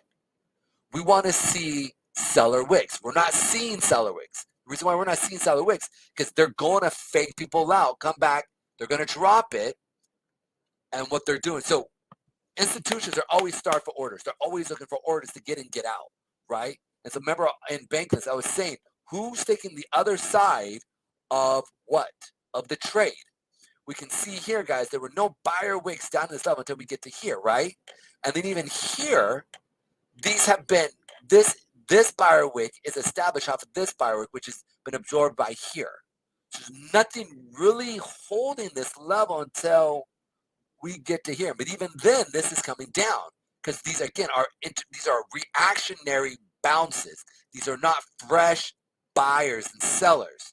So to me, I think we're going to come back down to here, down to the 1550 level, and then seeing a drop. We'll come down to here. We'll see it rally back up, hit one of the simple moving averages like I talked about on Bankless, where I was saying the 5 or the 8 and 20 moving average, which is basically the 8 on the 15, and we'll see this baby just bing, ding, ding, ding, ding, ding. Any other questions you guys have? Because I would love to answer them. Literally, you can see like I'm like a dog trying to just excited about just being here. Talk to me, Goose. Thank you. I appreciate that.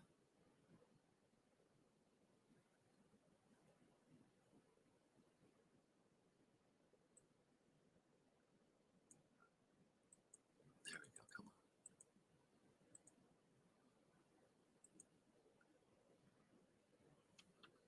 Here we are. Coming back up towards the end. You'll see them come up, touch this, and set it off. Yeah, but they are setting this up to come back up later. They're definitely setting this up to come back up later. Probably in a day or two. They're going to drop this off, draw everybody for the sell. And the reason why I'm saying this is they want to buy Ethereum. They, as in being the banks, Bank of America, Goldman Sachs. Okay? They need to scare the lemmings in. So right now, like the guy who was on Bankless, he bought in at these levels big. He's been buying in at these levels, right? And so what's going to happen is he's going to liquidate his positions, all right? When they short it off, when they sell it off here, they're going to liquidate their positions. And you know who's going to take that other side of the trade? The institutions. The institutions need orders. So they've been buying also. They've been buying and shorting. But I believe if we could go through and at least tally up, actually we can do it right here. Let me check it out right here, my brothers. And this is going to seem confusing, but as when I explain it, it will make sense. So give me 1 second. We're going to go to shorts. ETH shorts. Okay. Look what we're seeing. We're seeing increase in shorts. Shocking, right? Oh my goodness, right? The reason why is because they want to put the market down. They want to shoot the market down, right, for a short time frame. The reason why they want to do that is because what's going to happen is all these guys here who were basically long, right, they're going to get out of their positions. At the same time, institutions are also going long. Bank of America, Goldman Sachs, all these other guys are going long here with them, but they're slowly they're not pushing it down. They're not creating any fight. When I say fight, I mean literally. Whenever a candle goes down, you have sellers pushing it down, and then you have buyers pushing it back up for it to go green, right? Well, for that to happen, who's taking each side, okay? So when we create these wicks communicate and tell you who's in control. Well, if I'm not seeing any wicks in a position, I'm personally thinking. Now, obviously, this one is a little bit different just because this is a different chart, but because it's a reverse ETF. So this is the short. So when this means up, that means we have short pressure going down, right, on the Ethereum project. So I say this, and I know it looks a little small. Actually, this looks really, really good. Boom, boom, boom. Like a weirdo. This drop here really just screams to me that there's long-term buy pressure, which means that the large institutions are looking to buy the market. Okay? That's the ones who are coming in. They're the ones taking off shorts. Now, we have an interim part where it's starting to move up. Okay? Because they're putting more shorts in, it's going to put pressure on the Ethereum market to go down. As the Ethereum market goes down, Okay, all the novices are going to take off their trades who were long for the last 2 weeks, or actually last 2 months, right? Last 2 or 3 months since November. Excuse me, not November, since January, where we saw the Ethereum rally that we've been seeing since the beginning of the year, right? Started pretty much in January with the hard talks on. We'll just jump right into it real quick and show it. Give me 1 second to the daily. See this right here, guys? See, January, we saw the huge sell-off, the next leg down, they rallied it back up, hit some higher time from SMAs. I believe it was the weekly, almost direct weekly, yeah, there we are. Hit direct weekly 20 period moving average. You can see how we've, sorry about that, guys. Kind of live out in the woods, so sometimes there's a straightaway right over here that you get a lot of motorcycles push up off of.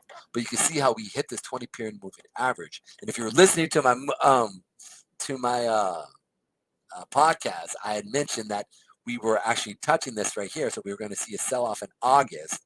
And then we hit it again. We had the sell-off. We bounced off of the 8 moving average and came back and touched this. And again, I was talking about this last week, how we're coming up. We're going to be having the sell-off here. So a lot of our guys were actually prepared for that and did not catch them off at all.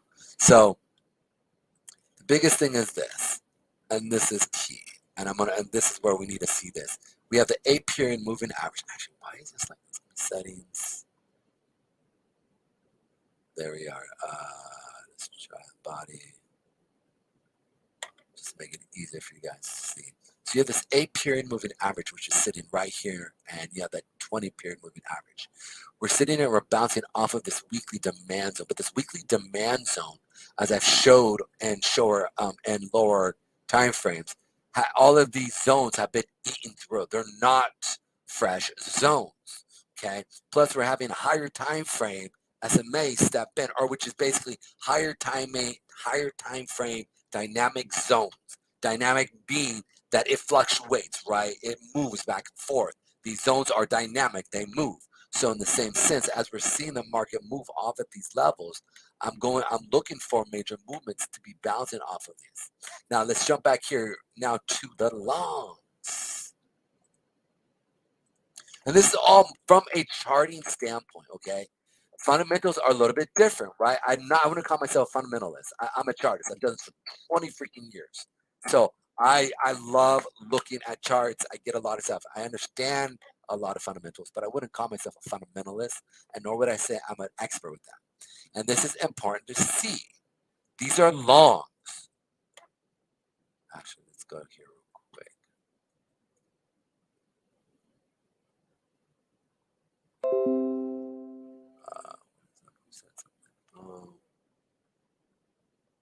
Day Trading Radio. What's he talking about?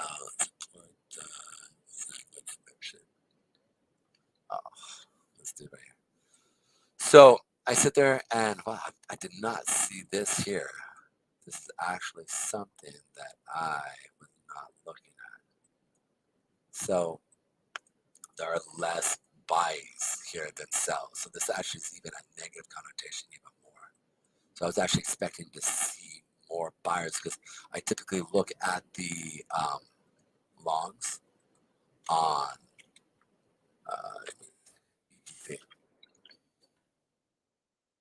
the BTC level is totally different. Like this is what I've been looking at here. You can see that we've definitely been showing strength on BTC longs. I was not expecting to see the longs on the Ethereum chart looking totally different. So this is kind of what blew me. I was like, wait, what? I haven't looked at really at the ETH longs. That's just crazy, dude. My dude, that's crazy. That is not a good sign, man. But we'll see. Yeah, man. Yeah, we're definitely hitting these moving averages. Yeah, man, we could see ETH come back down even further than what we're seeing right now. It is holding not much not by much. So we'll see what happens here. And they do have right here. You can see here that there are wicks where they come up and down. Guys, that ain't looking good. That is not looking good when it comes to Ethereum. Definitely not. But I would have thought that the institutions were definitely coming in and buying. So it's gonna be really interesting to see how this turns out here real quick. Ooh. Here we go. We'll find out. And it looks like here we have a big sell-off. Boom, boom, boom. What's going on? We more buyers than sellers here stepping in right now. It is at the top of the hour. They did push it up here. So, but with not really any conviction with any seller or with any buyer wicks. So to me, I'm more hesitant to say that we're going to keep going up. I think we're definitely going to keep going down. It's just because even the push up isn't with any conviction. That's why. So I definitely do see this boom coming up right here. There's no wick here. So they're setting this up for a drop. Yeah, right here. Setting this up for a drop. So what's happening is they're trying to bring people in at the beginning of the hour, or at the end of the hour, and then at the beginning of the hour, you're going to see it drop off again, like you saw right here. Bloop. So let's wait and see what they're going to do. 5 minutes. How's everybody doing? I see I got 4 people here. It's cool. Talk to me. What are your guys' thoughts? Man, listen, if y'all want to come on the show, man, I'll invite you guys. I have no problem. Come on in and just talk and chat it up and just hang out. If y'all want to do it, just holler at me, and I'll send you a link to come on in. And if you act a fool, I'll just kick you right out real quick. So it'll be fun. All righty. Here we are. Let's just keep waiting and seeing. We'll find out. Oh, I'm sorry. It's Tariq. Tariq Money. My bad, brother. I feel like a fool for even saying that. I know my eyes were just was tripping there for a second. So, yeah, we're about to see right here. What's up? I'm not even worried. Anyways, yeah, hey guys, it was really cool. I'm gonna bring on Joseph here and actually just show people actually how to go through and really just set up their there we go. Set up a little way for us to go through and take advantage of mining. Use your own computer, let it sit down and see how much money you guys can make. Let's go ahead and also look at these levels right here. 1 hour and 25 minutes. And let's see another one here. Let's see what the Ethereum Classic is doing as well. This is the other one that was kind of blown away. I would have thought that we would have seen a sell-off on the Ethereum Classic. Right, I really do. Just simply because what we're seeing here at these levels, man. I don't know. I guess we are seeing a sell-off here all over the hour. But I would have thought there would have been more of a bigger sell-off, right? Because of what's going on within the POW versus the POS systems. Let's go ahead and go to the Ethereum here. Pop this off. We're on that monthly. Let's go to the daily.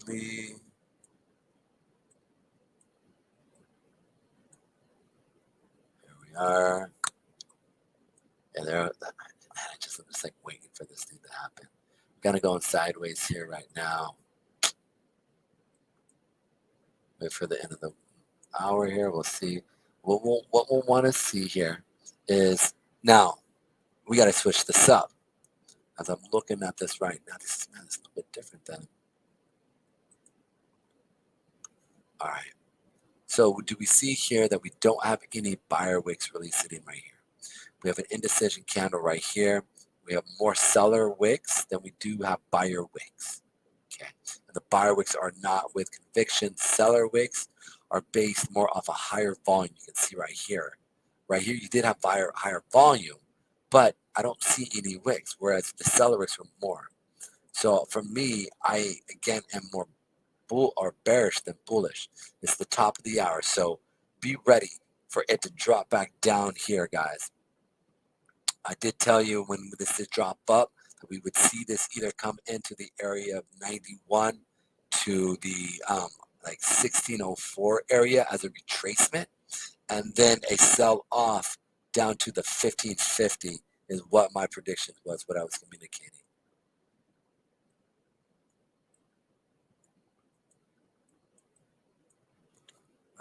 We shall see if it's correct or not. Top of the hour is coming, and we'll find out. Yep. Man, I wish we could throw. You know what? I'm gonna throw some music on here real quick. Actually, I can't because I'm afraid that Facebook isn't gonna allow me to be able to play. Boom. Pedro day trading. Nice. Shout out to the one viewer that I have for watching my YouTube channel. And then I got one person watching me on the Moonrock Dow day trading channel. Appreciate you. And then we got 2 guys over at the Moonrock TV. And then I don't know how many people we got sitting at LinkedIn because, well, LinkedIn doesn't give me any real information based off of my views. I actually had a friend of mine who live streams my stuff on LinkedIn, and I never get any statistics on that. Supposedly, like I get 5 or 6 views. I mean, easily. I know I only got 5 or 6 views, but listen, I've been at this I just finally started doing YouTube channel because from Moonrock Coin, that's my baby right here, right? And what we're building. So this is live, and we are talking about the same thing. Wow. If only I could learn how to spell. That's my only issue, right? So, all right, guys, top of the hour here. We want to see this thing either it will come up. I personally want to see this thing come up into our level right here. Right, this is really where I feel strong, right? Like first coming up into this area, putting a fatty wick and then coming down. But if it breaks at this level with that 8-period moving average, we're going to see this baby sell off into typically down into these levels at the 1570. Our stop will be right up here at the 1597, right? But we want to wait for confirmation for the sell-off, okay? So just wait until we see confirmation. You want to wait until we see also it break the 8-period moving average. Boom, come back, retest, and put our stop from the 91 to at least this area, at least for now, the 97. And then we should continue down even further. Yeah, that's it. That is it. And we'll find out. Watch me be completely wrong. That would be hilarious, man. The very time that I'm all talking junk and being all cocky is the moment that I'm actually wrong on this stuff. I wouldn't even care about it. But it would be one of those moments I'd just be cracking up and like, guys, isn't that life just teaching you something to be cocky or versus not being cocky? So, and I'm all right with that. That's life, man. That is life. Choose life. Choose life. Here we are.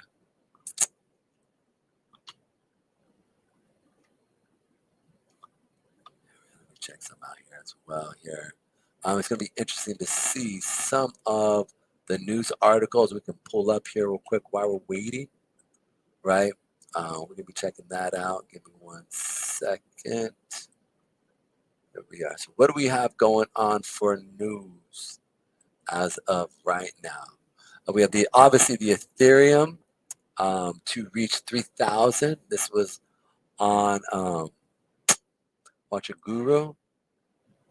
Let's check out what is Bitcoin halving? Look at that, huh? Wait. There we are. Boom. We're going to come back into these areas here.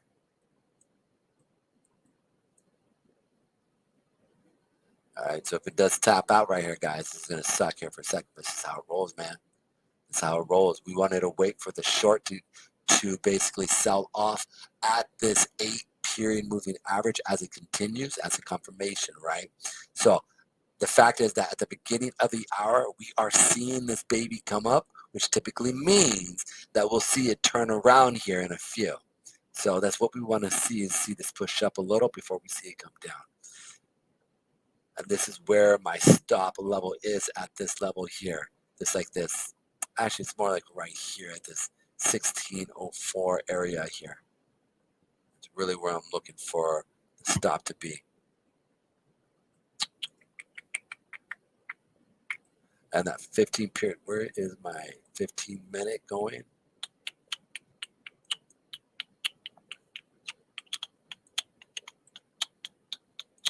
Yeah, to me, this is screaming. Look at this right here. Tapping this right here. 1600. 1601 area, 1604 to 1601, this area right here. We'll see if this holds, but I'm almost positive this area right there that you see with this moving average on the 15-period moving average, it's going to just hit it and stop it. We're also coming up and testing that 8-period moving average on that 15 here. So be ready for a turnaround right up in this area at the top of the hour to go up, which means that it needs to go down. I would love either to see a seller wick right in this, or a buyer wick right in this area to about right here. But we'll see what happens there. This could come back down, tap this into here, come back up, and the next candle come up, go up, and then go down.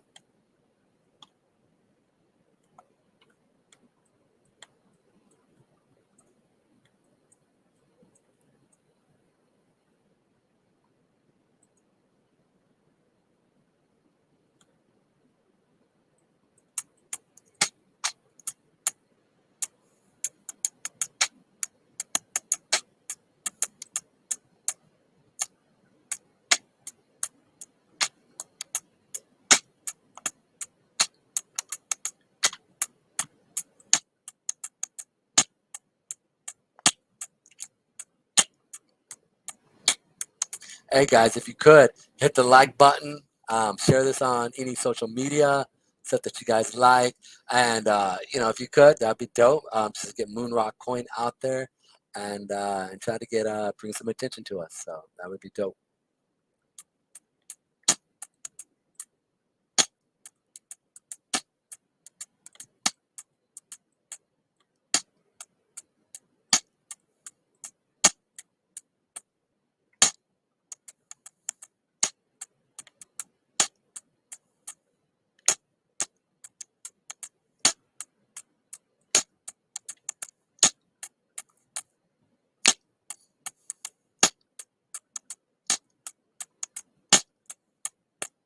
I guess it wants to move up here, man. I'm kind of shocked that it's actually playing off of this. Yeah, we'll see what happens. I mean, very much good. I was almost positive, man, that this thing was going to drop below this 8-period moving average, just because we saw the bigger seller step in right here. From here, but we are seeing accumulation of the green, or of buyers, but there's not really any real buyer wicks. So that's almost like, I feel like they're just suckering people in, like right at these levels here. Let's see what's going on with the level 2 here.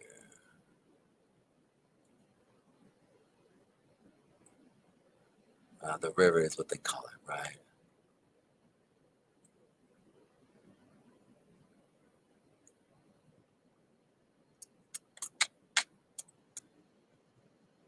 I'll explain what I'm doing here in a second. So I'm looking for there to be a difference, a lack there of buyers or sellers.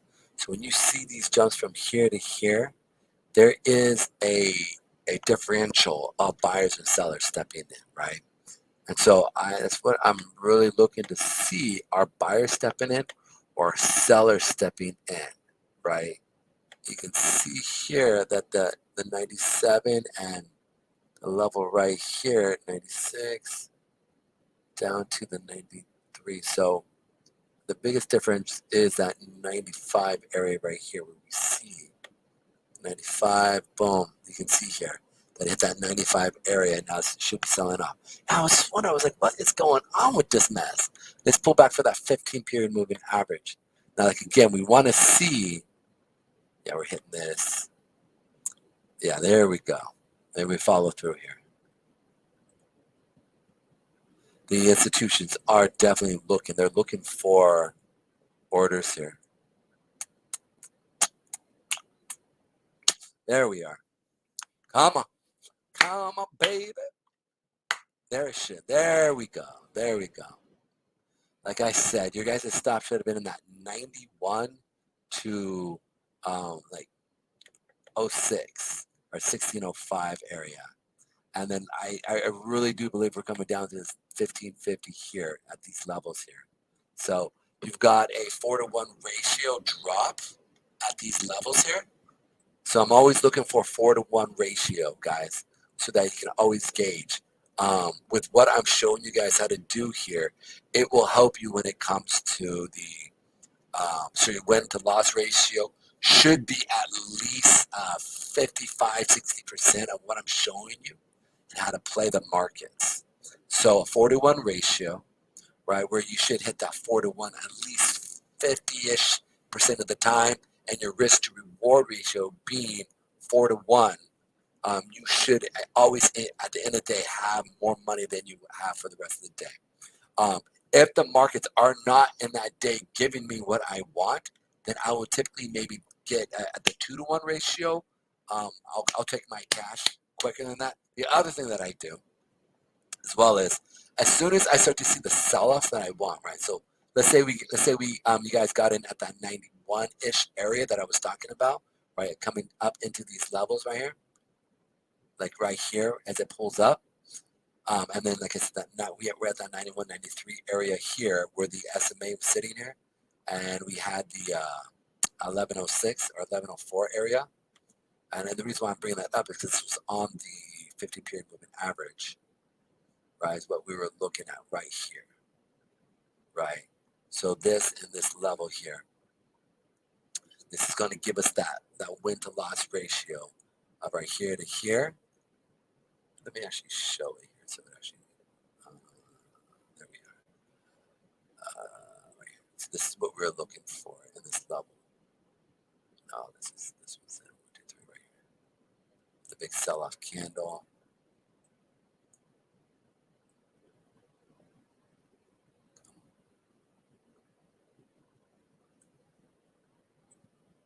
And this is where we're looking for the sell-off. So this is where we're looking.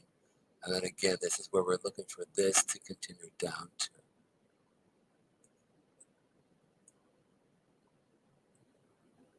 Right, at least to here. This would be really our first target right here, guys. Come on, baby. It's not supposed to be right there. It's supposed to be right up in here, up in here. Gonna make me move my mind.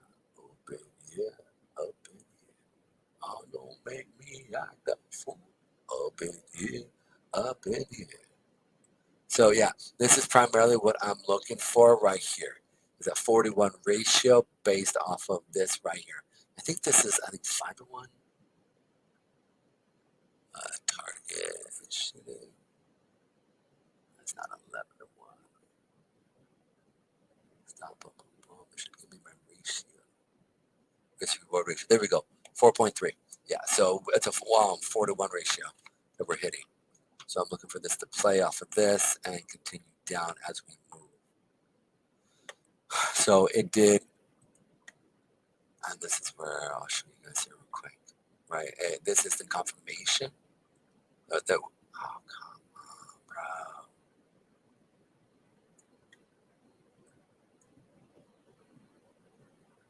Right, is we want to wait for that confirmation. So we see here that we have the 8-period moving average sitting right in this level. I'm going to move this off here real quick.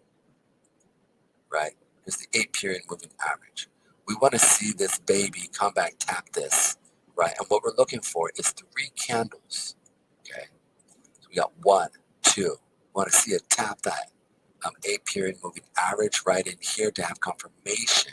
Boom, and what we're looking for is to see a red candle as we see it continue down. So we want to see it come and tap, okay? Then sell off even further. That's really what we're looking for.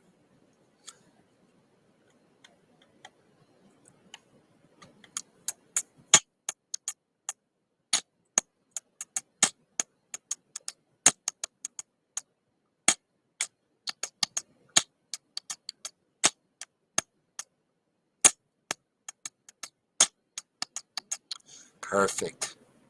See, remember I told you guys I wanted to see the 2 wicks come down into this area right here, and then another come down into this level-ish around here.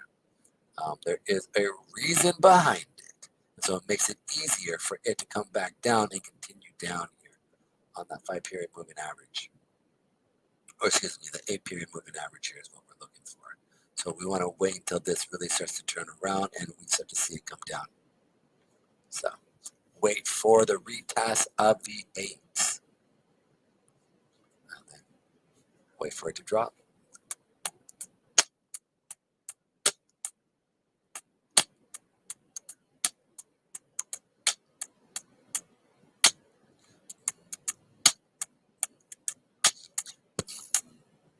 So what is the Bitcoin halving? We're going to go into that here real quick as we wait for the markets.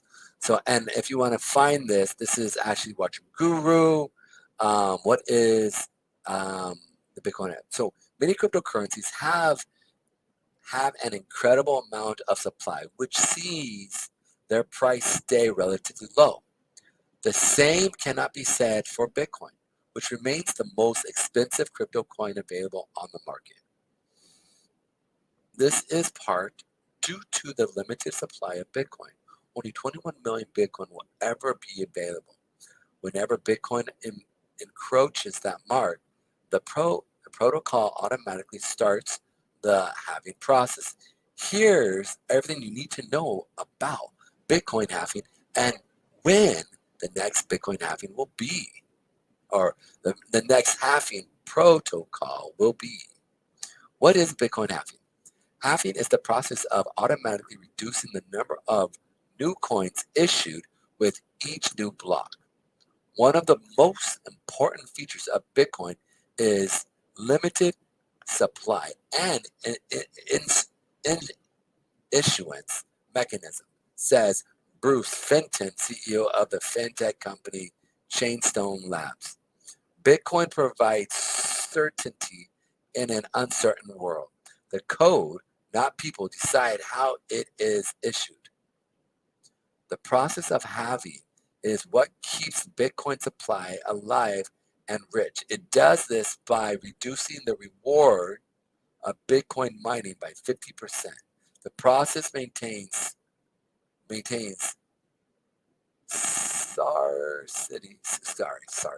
scarcity. That's funny. I can even say that. The process maintains scarcity and defeats potential inflation. Okay, guys. So wait for it to come back into about this level. See how we're tapping that 8-period movement average, and now we're seeing this step in here. I'm definitely looking at this level here going, okay, I could wait. So I would go, oh, I'm sorry, I was too busy reading.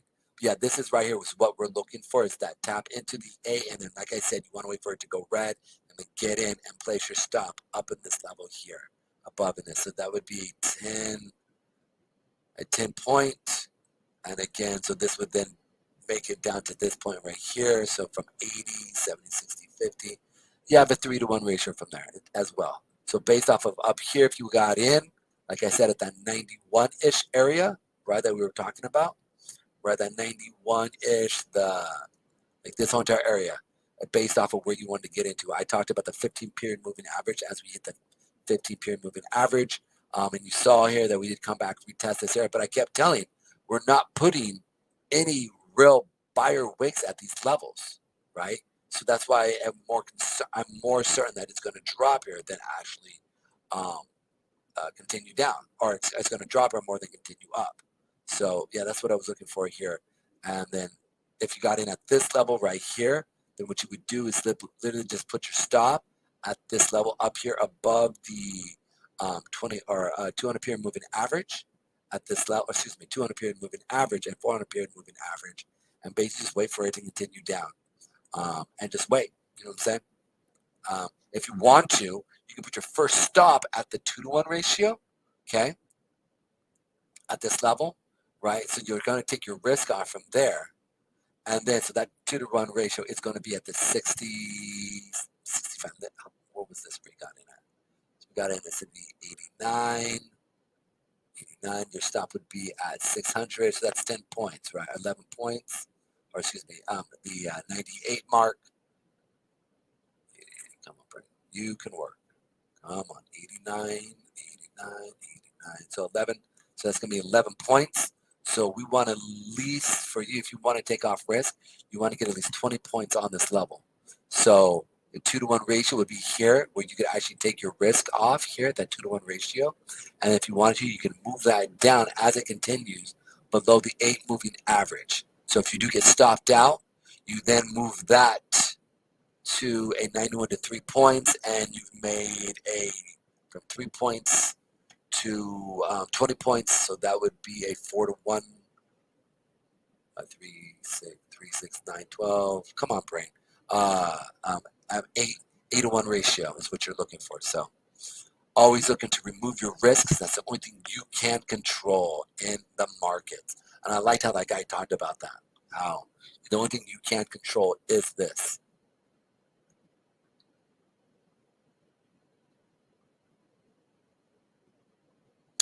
All right, let me go ahead and finish this off here. So halving is the process of automatically reducing the number of new coins issued with each new block. One of the most important features of Bitcoin is its limited supply and issuance mechanisms, says Bruce Fenton, CEO of fintech company Chainstone Labs. Bitcoin provides certainty in an uncertain world. The code, not the people, decide how it is issued. The process of halving is what keeps Bitcoin supply alive and rich. It does this by reducing the reward for Bitcoin mining by 50%. The process maintains scarcity and defeats potential inflation. Bitcoin has a decentralized network of validators who mine the cryptocurrency. After the last halving, they currently make 6.25 Bitcoin. Dang, that's a pretty big deal there. Almost $100,000. When is the next halving? Bitcoin halving takes place once every 4 years. Bitcoin experts expect the next one to occur in May of 2024. So we basically have about a year and a half left. Woo. So there we go. Polygon Matic, how to stake using Ledger and MetaMask. There we go. Polygon, a project that was founded in 2017, has emerged as one of the industry's most promising and successful initiatives. Give me 1 second. Let's make sure I'm saying it right. Initiative. It was first introduced as Matic before changing its name to Polygon in April 2021. For Ethereum developers, Polygon offers a decentralized scaling platform that can be used to create dApps at a responsible cost. Polygon offers a faster network and greater security. If you are looking to stake Matic using your Ledger and MetaMask wallet, here's how. How to stake MetaMask. And again, this is off of what your guru for yourself. Okay. How to stake MetaMask using Ledger. Also, guys, don't worry about this because there is no buyer. There aren't any buyers on this wick here. So again, look to see this continue down. They like to mess with people here, right? You're protected from your 20 period moving average, as well as if you look at your 15 period moving average, your 15 period, your 8 moving average is sitting right above you at these levels. So you're good there. Sorry, I didn't know. So Ledger is a cold wallet used for storing cryptocurrency safely. Compared to a hot wallet, a cold wallet is safer. This is because crypto is stored offline and as a result is less prone to attacks and hacks. To stake your Matic using Ledger, follow the steps below. Download and install the Ledger app from its website. Navigate to your app and connect your hardware wallet using the USB cable.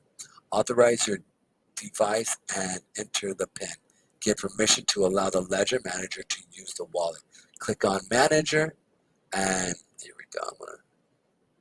There we go. From how to connect Ledger to MetaMask, how to connect Polygon staking platform with Ledger. How much money can you make staking Shiba Inu? I don't think a lot. Which, by the way, I do need to re up that. There we go. Let's go ahead and check out the 5-minute chart here. I'm assuming I'm probably making y'all fall asleep here. I got one person on Twitch looking at me, and I got one person on Moonrock TV looking at me. Good to see you guys. Thanks for being the tough ones here. Go. Look, we have it, guys. We got 56 minutes and 54 seconds. Here we go. How is this calculated? The merge will happen when a terminal total. What is up with this? The merge will happen when a terminal total difficulty, TTD, there you go, guys, is reached. The merge data and time can only be predicted based on the current and past network hash rates.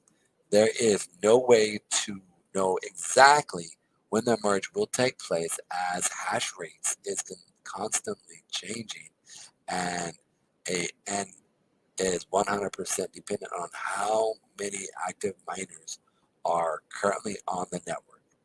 There are not a lot of miners. I know the hash rate has been slowing. They were talking about that on Bankless there, so it's real interesting to see there and see that. All righty, we'll see what goes on. Now let's go ahead and pull this up here real quick. I'm curious to see about the Shiba Inu one. Shiba Inu is one of the fastest growing cryptocurrencies of 2022. In a year that saw much markets decline, Shiba has slowly rebounded and is looking towards a solid 2023. Many users in the Shiba Army community look at burning SHIB as a good way to make a profit. However, users can also stake their Shiba Inu coin to flip a profit as well. If you are careful with how much you can stake, you can make a fair amount of money. There you go. How much money can you make staking Shiba? Exactly. The answer is very speculative. Let's take a look at the possibilities. Yeah, so here it is. You can stake Shiba Inu on platforms that support.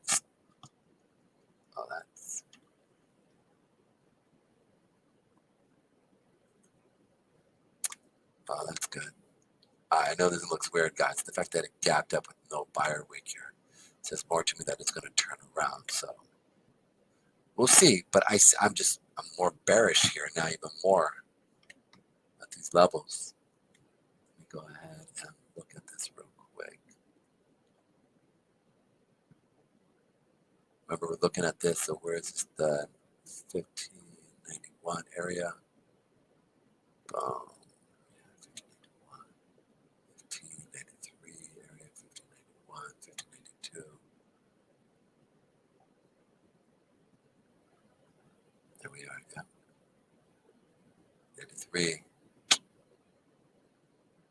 So we're definitely seeing sellers up in this 92, 93 area, guys. Stepping in. We're at the 30-minute mark. So let's jump to the 30-minute chart. Let's see what's going on here. Now, seeing a lot of these buyer wicks does concern me here on the 30-minute. Let's go 1, 2, 3, 5, 6. Nope. 4, 5, 6. Nope.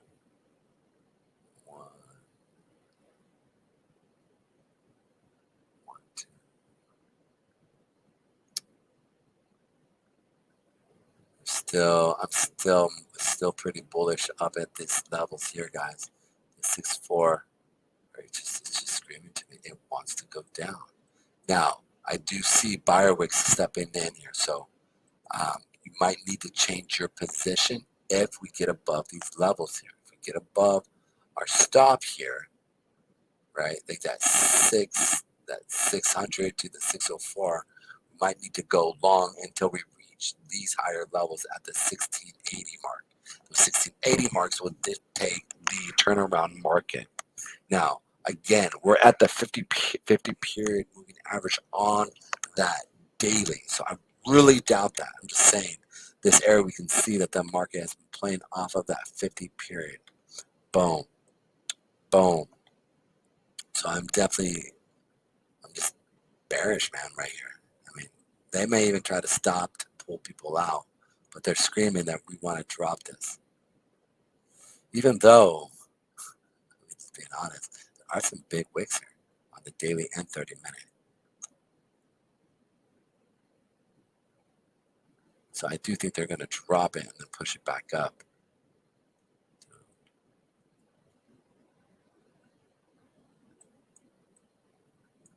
Definitely. If anything, you were able to gauge, if you did take this trade right here, let me see, boom, put your stop here. Now you weren't even able to get T1. So yeah, either way, this is dropping down first. It's not a good sign. Wait until we see it tap out. If we get tapped out right here, we get tapped out. But I'm almost positive this thing's going to come back down. They're just screwing with people. If anything, get tapped out, go double long up there. And once it hits that 50 period moving average. Where's my 15? Come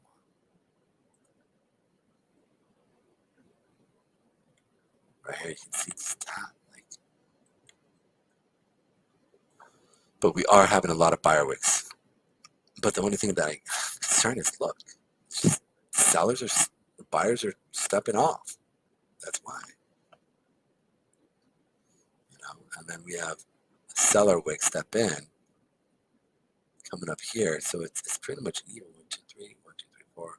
I guess there's more buyer wicks, but they're more even than odd. So again, to those who know and understand what I mean, you guys see that.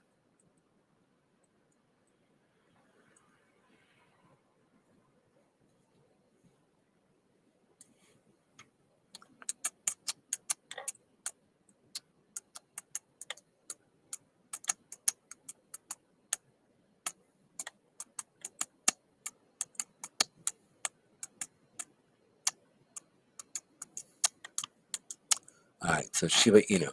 You can stake Shiba Inu on platforms that support staking the coin. Binance and Crypto.com both support staking Shiba as well as Shiba Swap, of course.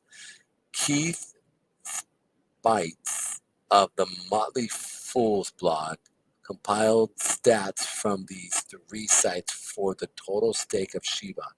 As of May of 2020, according to the data, Binance can, and I don't think you can actually stake on Crypto.com as well. So I think they actually took that away. Shame on Watch Guru. As of May 2020, according to the data, Binance can offer a 12.9% maximum Shiba staking annualized yield. Crypto.com only offers a 3% maximum, while Shiba Swap offers a 5.41%. How is Binance offering 12.9%? It's interesting.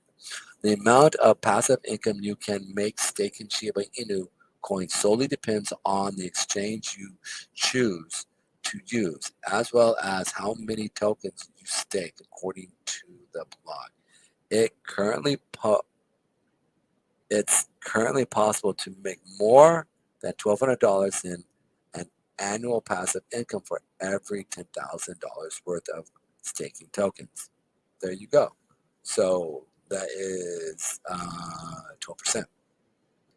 That's not bad. Here we go. It's pissing me off, man. See, this stuff right here just drop. Come on, dude.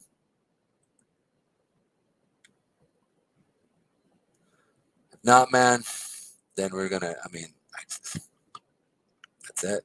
I'm just saying. I just see this. You can see here.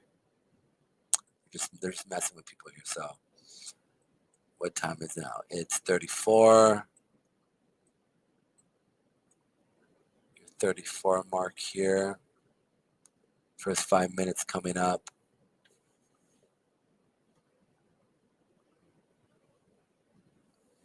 Let's see what happens. There definitely are more buyers, but there's no, except for this wick here and this wick right here, there is support here. But when we go to the higher time frames, we do see seller wicks or the buyer wicks stepping in. So this is where I would sit there and see what's actually going on here.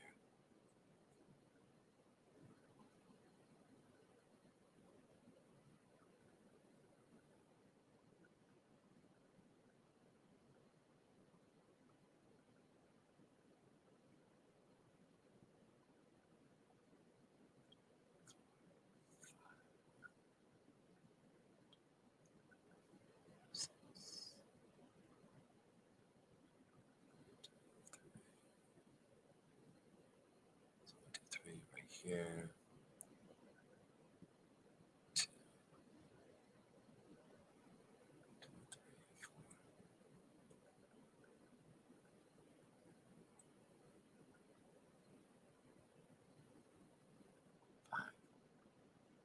I would just screaming to me. It just wants to go down.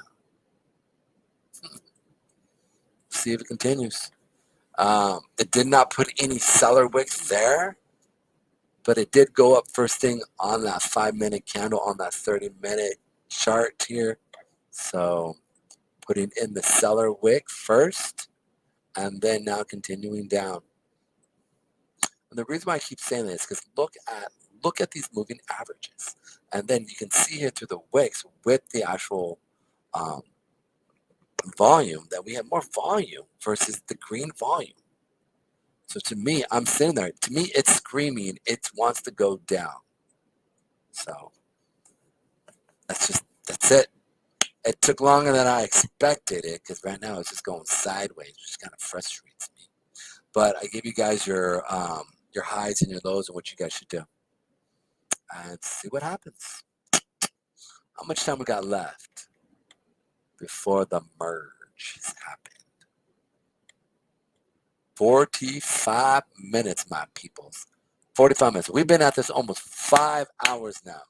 We got on here around 8 o'clock, 8:30 with Joseph, where he talked about how to use your computer for staking. Then we watched Bankless and how they were talking about the market and just more of a macro view. You can stay safe with the macro view, right? I mean, most people do. I do like to look into the details there on the macro view, like from a fundamentals analysis. I think that's smart. I think it's safe to do. But the reality is the money's made in the details of the micro view, right? I think you can be, and I know if people can't day trade or they don't know how to day trade, they can lose money, and I get that. But I've had my coach on here a number of times on our shows. So it's one of those things that I think it's open for everybody.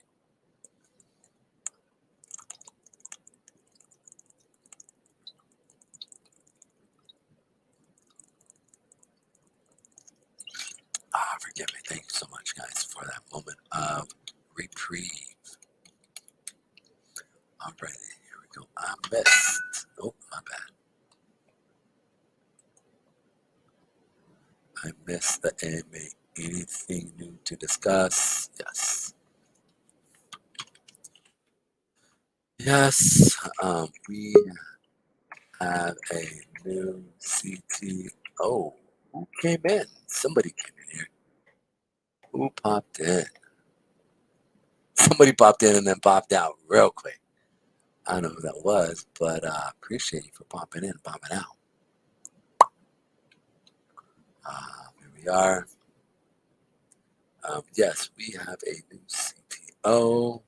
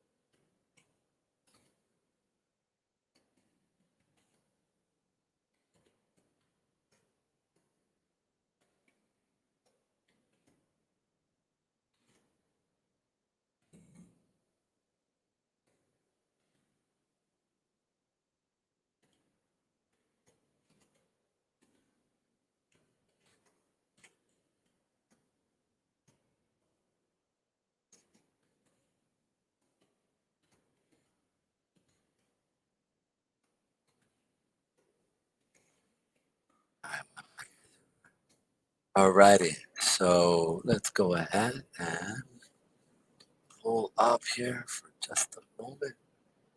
All right, let's check out, see if we can find any other. Where to stake your Ripple XRP? Wow, there's a lot of staking stuff going on. Oh, I guess with the Ethereum stake, I can understand why that would definitely be a thing. So what Polygon, Matic, how to stake your Shiba, where to stake your Ripple. It's interesting that those are the things that are being brought up.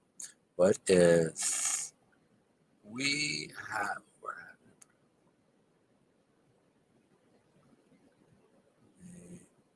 Be an issue on LinkedIn, and we'll keep trying and let you know. All right, let's go ahead and try to reconnect with us.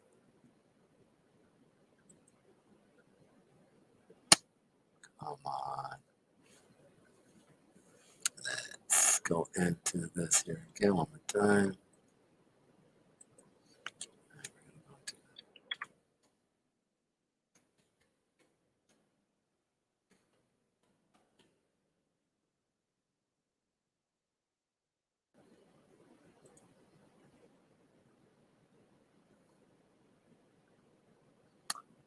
Let's go into here. Destinations. There we go. I need to reconnect.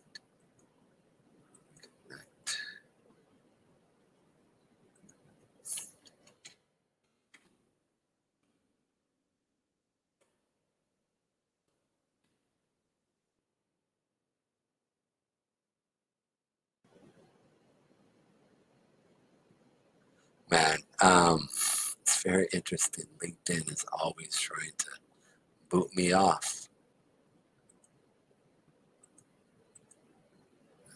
That is LinkedIn.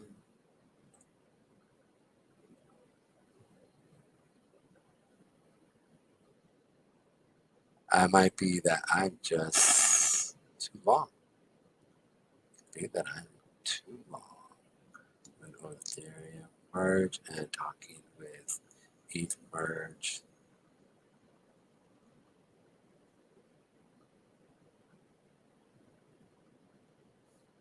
There we go.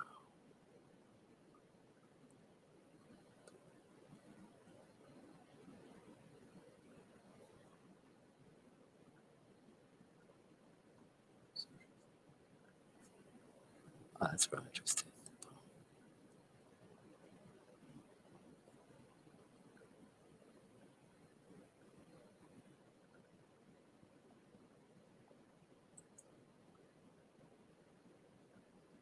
There we go.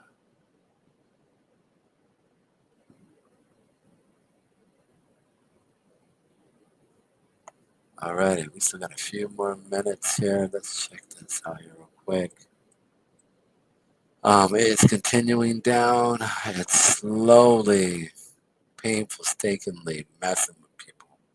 So it's going to go sideways here until that merge, it looks like, until we drop within the hour. I don't think it's going to keep, I don't think it's going to drop until the merge actually happens. It looks like they are establishing their orders, though, for the short. So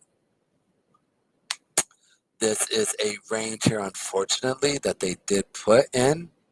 So you can see right here that this is the range, period, right here.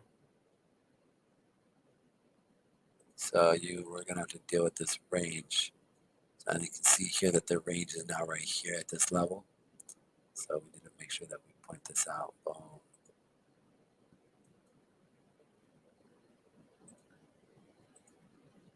So change of plans, because as a trader, that's what we do, right? We don't want ever married to a position, even though I am freaking bearish really bad on here because I see them what they're doing and the larger scale of things. And we want to make sure that we are long above here. Okay, long above here. We want to be short below here. Now, if you did get short at these levels that I did tell you, hold on to your position, okay? If you do get stopped up at these levels, okay, which I'm more now, solid now that the 8 or that 50 period is moving average is sitting at these levels here, then I would now gauge that this is, and we are in Globex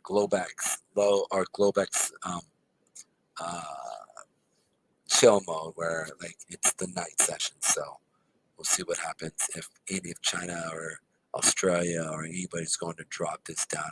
London should be stepping in here real soon. What time is it? Yeah, London should be waking up here and getting into the market. So we should be seeing this dropping in a period of time as well. Let's see if I can reconnect with LinkedIn.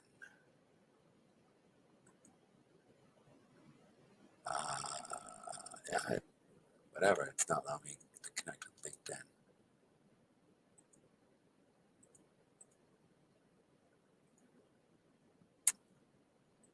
So here we go, guys. We see here what is happening and find out. We'll find out what happens. I still am bearish at these levels, but we are in this range here. So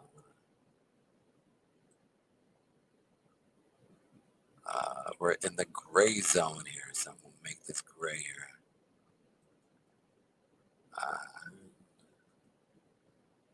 Settings. We'll make it gray. Oh, there we go. Do this. Gray. Gray. So in this gray area right here, wait for the 50 period moving average to touch that and then drop it.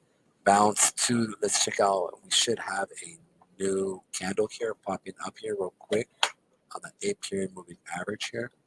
So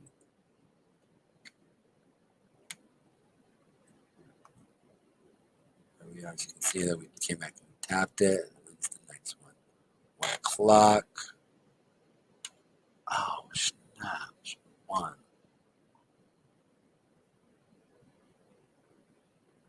9. Let's make sure that I'm at the correct time. Or is this its own time? What time is this? 21. So we have 1, 2, and we have 3 hours to the next 8 candle. 8. Boom. Here we are. 8. So what time is it now? It is 12. So we have 3 hours. So I guess at 4 o'clock, we get the new 8-hour candle. And so it's probably going to stay in here at these levels. And then let me tap in right here real quick. That 50 period moving average. You can see here that it wants to come back and touch this here. And you can see that it's playing off of that 8 period moving average. As it's tap, tap, tap a ruin on it. Go up one more. Here we go. So that 30-minute, this crossover of the 30-minute 8 here on that 20 should see a nice little some type of sell-off. We'll just wait and see how this is going here. But again, I'm still bearish based off of the moving averages going down.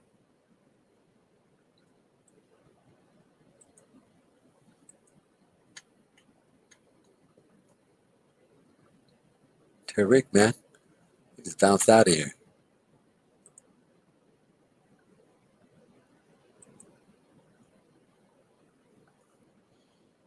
Oh, 32 minutes. I don't think this is gonna. I was hoping we'd see some major moves. Oh, yeah, I'm probably gonna head to sleep. It may not even happen tonight.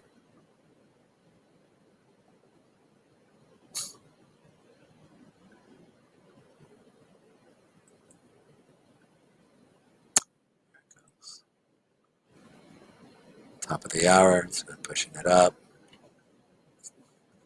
Boom, hit that 50 period moving average. Watch it sell off. All right. If it does continue, guys, you want to see it push to that 50 period moving average. You want to see the 8 start to turn up into, and then come back and wait for the retracement back down into this level right here. So boom, pass, come down, push back up.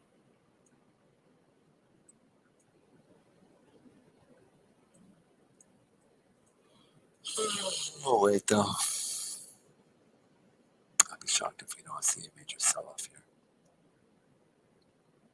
Oh, snaps. We got some more people. What's up, my people? How you guys doing? This is the merge, and we have some stuff going on here. Moonrock Dow in the house, watching on Facebook. Good to see you guys. We got some people on Twitch hanging out, and we got Moonrock TV on YouTube. It is good to see you guys. This is the merge, and we are broadcasting live here, just going over charts, capturing. I am very bearish in regards to the Ethereum merge, because, and this is the reason why, everybody else is bullish. So institutions want to take the other side where there are orders, which means that you should be bearish. Do what the institutions are doing, right? That's how you make money. That is why I am here where I am. Sorry, guys, I don't mean to be yawning on you. Here we are.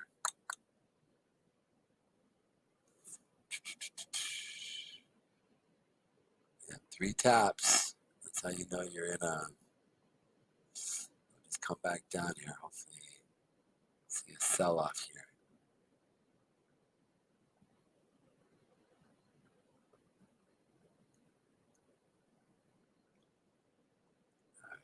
And how much time we got left? 29 minutes. Now this stuff is flying by until like let's check out some other news sources here real quick. Let's check out CoinDesk. Like we said, we had the South Korean issue arrest for Do Kwon. Craig Wright tells court he stopped on the hard drive. He stomped on the hard drive containing Satoshi's wallet keys. Wow. Otherwise, people would end up forcing me into doing something I didn't want to do. The self-styled Bitcoin creator told a Norwegian court. Look at that. So he destroyed all that Bitcoin worth billions and billions and billions of dollars. I don't think so. I call BS on that one. BS, sir. Craig Wright, BS. Let's see what he has to say, though. I'm curious to see what he's going to say. Craig Wright. Otherwise, people would end up forcing me into doing something I don't want to do. The self-styled Bitcoin creator told a Norwegian court. All right, guys. I'm curious to see what I said. So, Oslo, Norway. Craig Wright told the Norwegian court on Wednesday that he stomped on the hard drive that contained the key slices required to grant him access to Satoshi Nakamoto's private key. Now, this is making it incredibly difficult to cryptographically prove he is the creator of Bitcoin, a title he has claimed but failed to prove since 2016.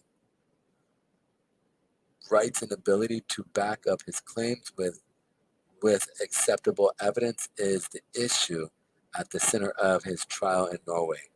One of 2 simultaneously legal battles between Wright and crypto Twitter personality Hodlant, real name Magnus Granath over a series of tweets. Holland, then a public school teacher with roughly 8,000 Twitter followers, wrote in March 2019 deeming Wright a pretender and calling him a scammer and fraud. Wright previously attempted to prove he was Satoshi Nakamoto in 2016 by demonstrating proof that he controls Satoshi's private keys first, and private signing session with Bitcoin developer Gavin Anderson and former Bitcoin founder Derek John Matanis. Anderson later said that he'd been bamboozled by Wright, and Matonis went on to work for a company owned by Wright, and later in a public blog posting offering proof that was thoroughly debunked by several well-known cryptograph experts. In Norway, however, Wright is no longer attempting to convince the court he is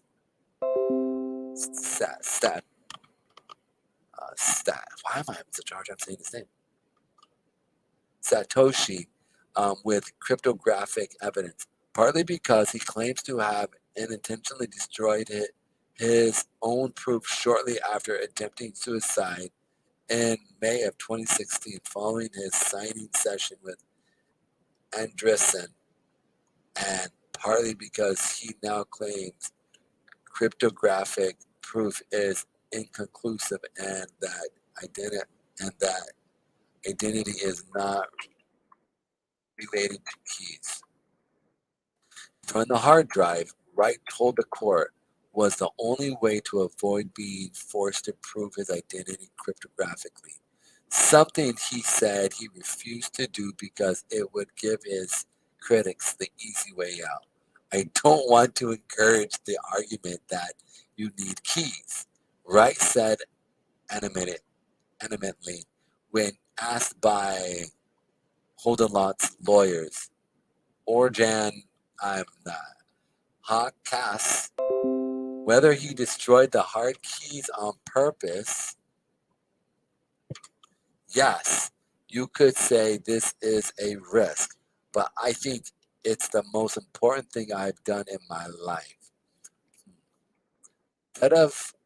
Instead of signing, Wright aims to leverage his academic achievements, which like many of his other claims, are so widely debated. Career history, mountains, patent, and his relationships with 100 people, including Andreessen. What proves I am Satoshi is my time talking with Gavin, Wright said, to confirm he is Satoshi the traditional way. Wright told District Court's Judge Helen Edinburgh that his ultimate motive was to get judges to understand that they could seize Bitcoin from criminals via court order. There's a lot of misinformation from Bitcoin maximalists that want to go back to drug markets, porn. I want it known that these lies, these slanderous accusations about how law enforcement can't take Bitcoin from criminals are wrong. Wright said, his voice raised and hands waved. When Hakas asked Wright if he believed that if a judge declared him to be Satoshi, he could get a court order granting him access to Satoshi's supposedly trove of 1.1 million Bitcoin that he lost along with the key. Man, what is 1.1 million Bitcoin? That is crazy. You know what? I'm going to type that. I want to know what that is. I'll be back. Actually, let's check out the trade here. Wait. Yeah, here we are.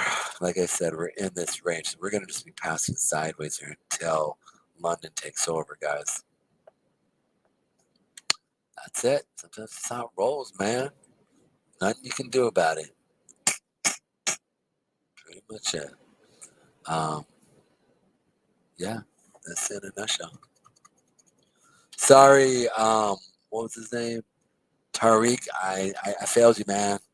I said we should see it come back down and see a sell-off. It should have. The correct word. It is putting in, like I said, I mean, look at the 30-hour mark. You do see here, we have buyers stepping in. We have more sellers stepping in more than anything. So, yeah, that's where we sit. That is where we sit. We'll see if London pushes this down here. Hopefully they will, right? Cross our fingers, can only hope that they will push the market down. We don't know. We don't know. But we shall find out. We shall overcome, though. Sorry. Let's go ahead and look at this here real quick on the 30-minute. Yeah, here we go. It's the 1 hour. They're pushing it up first. They then should push it down later on in this hour. Wait, what was the last part? When Hoskas asked Wright if he believed that if a judge declared him to be Satoshi, oh, that's what I was going to look up here real quick.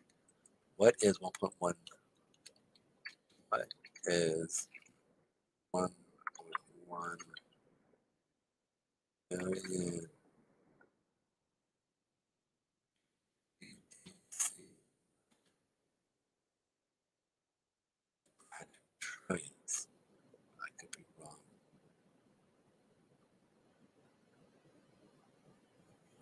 Give me 1 second. That's what I'll do. I'm going to market. Coin market cap. Give me 1 second.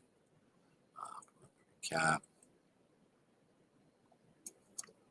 Bitcoin. What is the merge? What does that mean? Bitcoin. Close.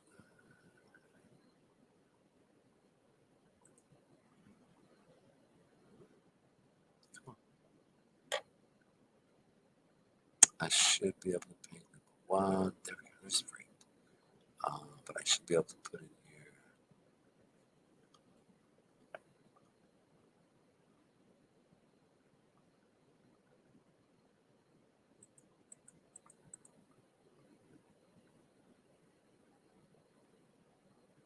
I believe you used to be able to put it in here, right? Where they had a Bitcoin calculator. There was some type of calculator that you could press things with and then be able to calculate what a certain amount would be. Show all.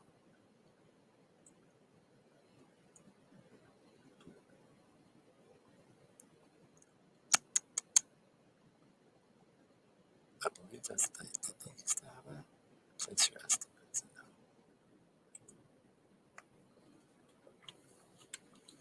Here we go, guys. If you guys have any questions, any concerns, you guys want me to look at certain things, other things in the market, I have no problem here. Real quick, circulating supply, return on it. Wow, that's great to think about.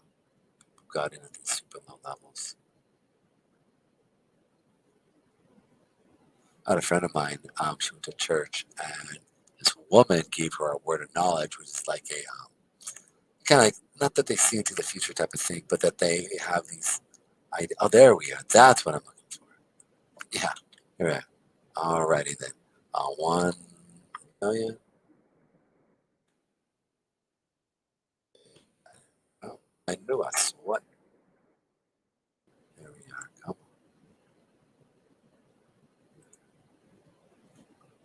Let's see if we can.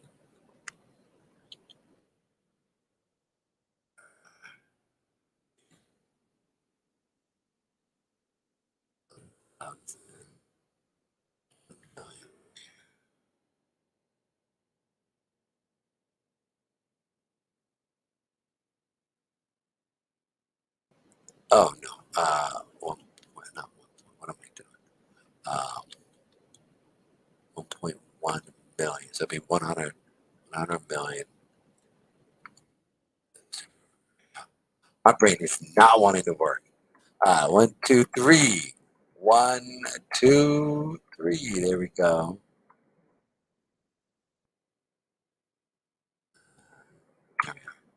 That's what we're looking for.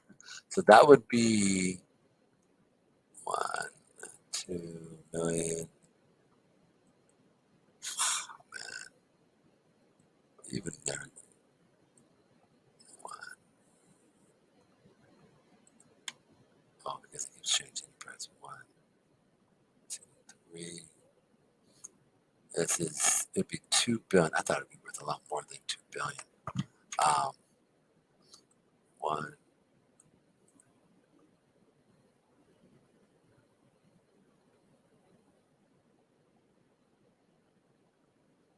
Oh, okay, maybe 1, 2, 3. So that would be 22 billion. Yeah, that seems more right to me. 1, 2, 3, 4, 5, 6, 7, 8, 9, 100 million. Right, 100 million. This would be 22 billion. So $22 billion right here. Satoshi Nakamoto. This guy owns 22 million. Boom. Look at that. That is nuts and crazy. All right, guys. So if you guys are new here, right now we are looking at how much Craig Wright, I think that is what his name is. Craig Wright is claiming to be Satoshi Nakamoto. See, there you go. Satoshi, right? It just pops right off the top of my head. But then, anyways, but we're also discussing the merge and what is actually going on in the merge here. So let's check it back out. What timing is going on? We got 14 minutes until it's supposedly be done, but we don't know the exact time. So I'm also going to go to CoinMarketCap here, and CoinMarketCap will give us a little bit of thing to let us know right here. Right here. So we just click on Ethereum here. And I believe what it was. There we are. Here we go. Yeah, so it has 3 minutes here to the merge. So we got, it says 4 minutes to merge here. And then on one of these other websites, we see here that it is 14 minutes. We're about to see if the market is going to move. My bet is that we're going to see a major sell-off in the market here. So for me, I am more bearish than I am bullish here at these levels. And so I feel like we are going to see a sell-off here, and we're just consolidating. We're not even consolidating. We're just in a range right here, as you guys can see. And that's where we're going to see it push off. So I was looking, excuse me, five. Where are we at here? East. So we have 2 minutes here. So I'm curious to see what's going to happen. 2 minutes. It is on like Donkey Kong. Let's do this, my peoples. All right. So here we are. Boom. Let's see if we see some major moves. I'm curious to see what's going to happen. Right? And we were waiting for months for this. So on here, CoinMarketCap, we have it set to 2 minutes. But then over here, we got we are on the verge of the merge where it shows 12 minutes. So as we keep approaching the time period, many miners are shutting off. So hence, getting closer, the hash rate within Ethereum to work on these puzzles to calculate and to kick out the last bit of the Ethereum that is going to be mined is slowing down. And so that's why you see a bit of a difference between the CoinMarketCap as well as this blocknative.com. Give me 1 second. Woo, pardon me for that, guys. Forgive me. But we are in this to win it. It's no joke. It's game on. Game faces. Let's do this.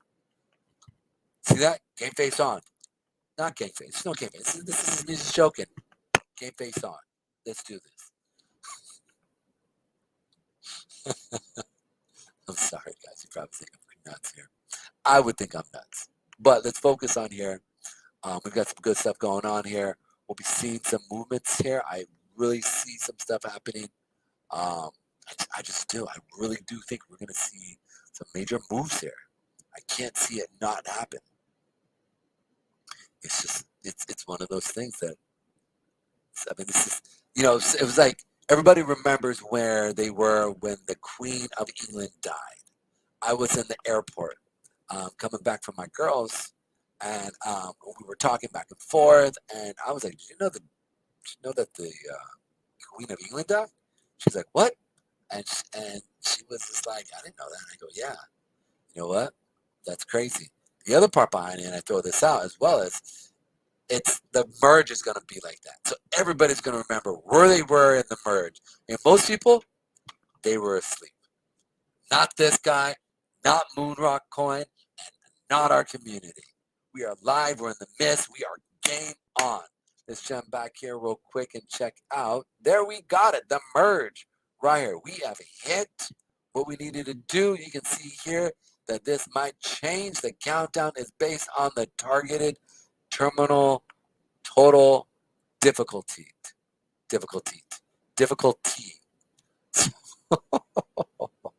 Here we are, guys. Look, this is more. This is where we're at here. Let's go ahead and let's check out the chart here. Oh snaps! Look at this. Come on, baby. Let's go. Let's go, baby. There we are. But like we're stuck in. Like I said, we are stuck in this. And we're gonna come on.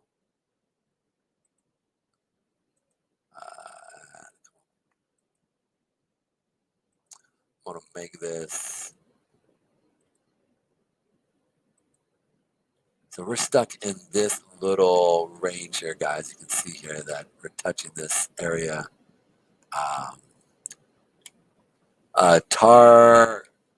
Tariq basically asked me what my productions were back here for the hour. Well, Tariq, I was wrong. We did not see a sell-off. We're still in the range in which we are seeing, but I do think that we are going to see this sell-off here. You can see here, so we got a few more minutes on this range here. As we can see, we got 8 minutes on this one.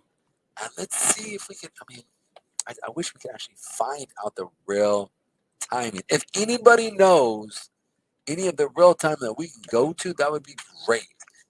Send it in, post me. If you want to get a hold of me and find me, you can hit me up on Moonrock Coin and hit up one of the people there. Talk to me. You can actually find me there as Pedro Moonrock and check out, basically our coin here. We are live here. We are doing this right. We not playing around. It is game time, go time. We are in it to win it. All righty, let's go ahead and pop this in here real quick. The merge, Ethereum, countdown. All right, top stores, crypto traders in wait and see mode and countdown Ethereum merge. Here we go. Prepare with block. There we go. Ethernodes.org. There we go. Let's see if this will work. Let's see if we can find out what's going on in the mist right here. So we have, 1 hour. Ethereum. Woo, it looks about right. Ethernodes.org. Yeah, we still got another hour here. Oh, you know what? I'm this guy right here with the thumbs. Right here. This guy with the thumbs pointing at me. He's probably going to go to sleep here. I don't think I got it. You guys hear me slurring my words. I can barely even say Satoshi Nakamoto correctly when I'm reading it. So I was up early this morning and I'm up late tonight and things are not connected. And I am on live here with everybody checking me out. Hopefully y'all are not recording this. Well, I guess we are, right? And where you're gonna go back and look at this and make fun of me. Probably will. It's a good thing I don't care about things. So it'd be funny if this like YouTube channel here just explodes. And then they go back years from now and go, remember this guy here with the thumbs? This guy here with the thumbs? Yeah, this guy. He was crazy with the thumbs, staying up almost all night waiting for the ETH drop. I know, right? That guy. Yep, this guy right here. Y'all remember, and those who were with me, these 4 to 10 people watching it with me, you guys are diehard. I respect y'all. Throw your names up in there. And back in the future when I have 10, 12, 100,000 people, 10, 12, 100,000 people, it goes from 10 to 12 to 100,000. How does that go? Anyways,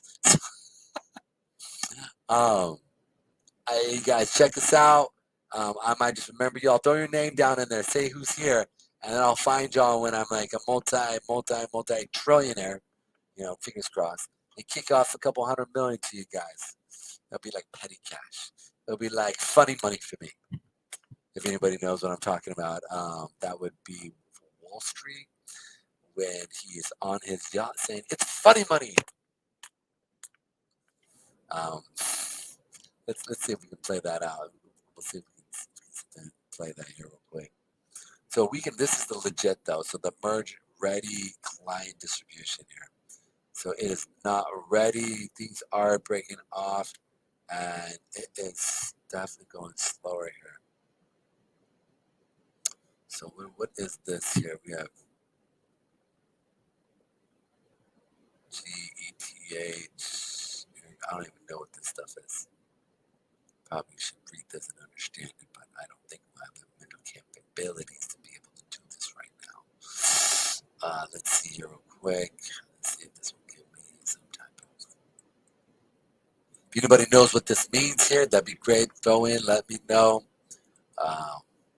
That would be awesome. If not, I know it's late and life is happening. We'll see what happens there.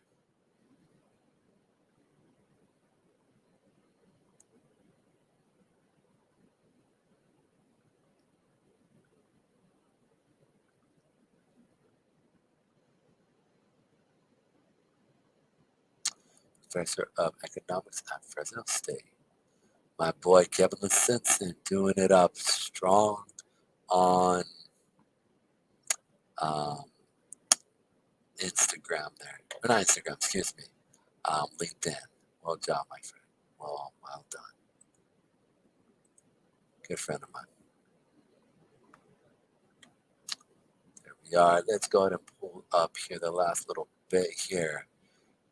Looks like this is running even a little slower there. So we got 1 hour and 12 minutes, Wednesday, September 14, 2022, 11:31 p.m., which is in 0 days, 1 hour and 12 minutes.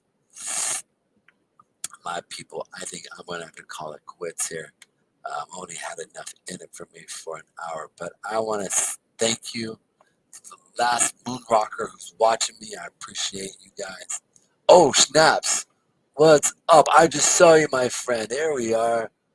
We must buy or sell Rodent Deated Farms. I'm asking you, Jim, buy or sell?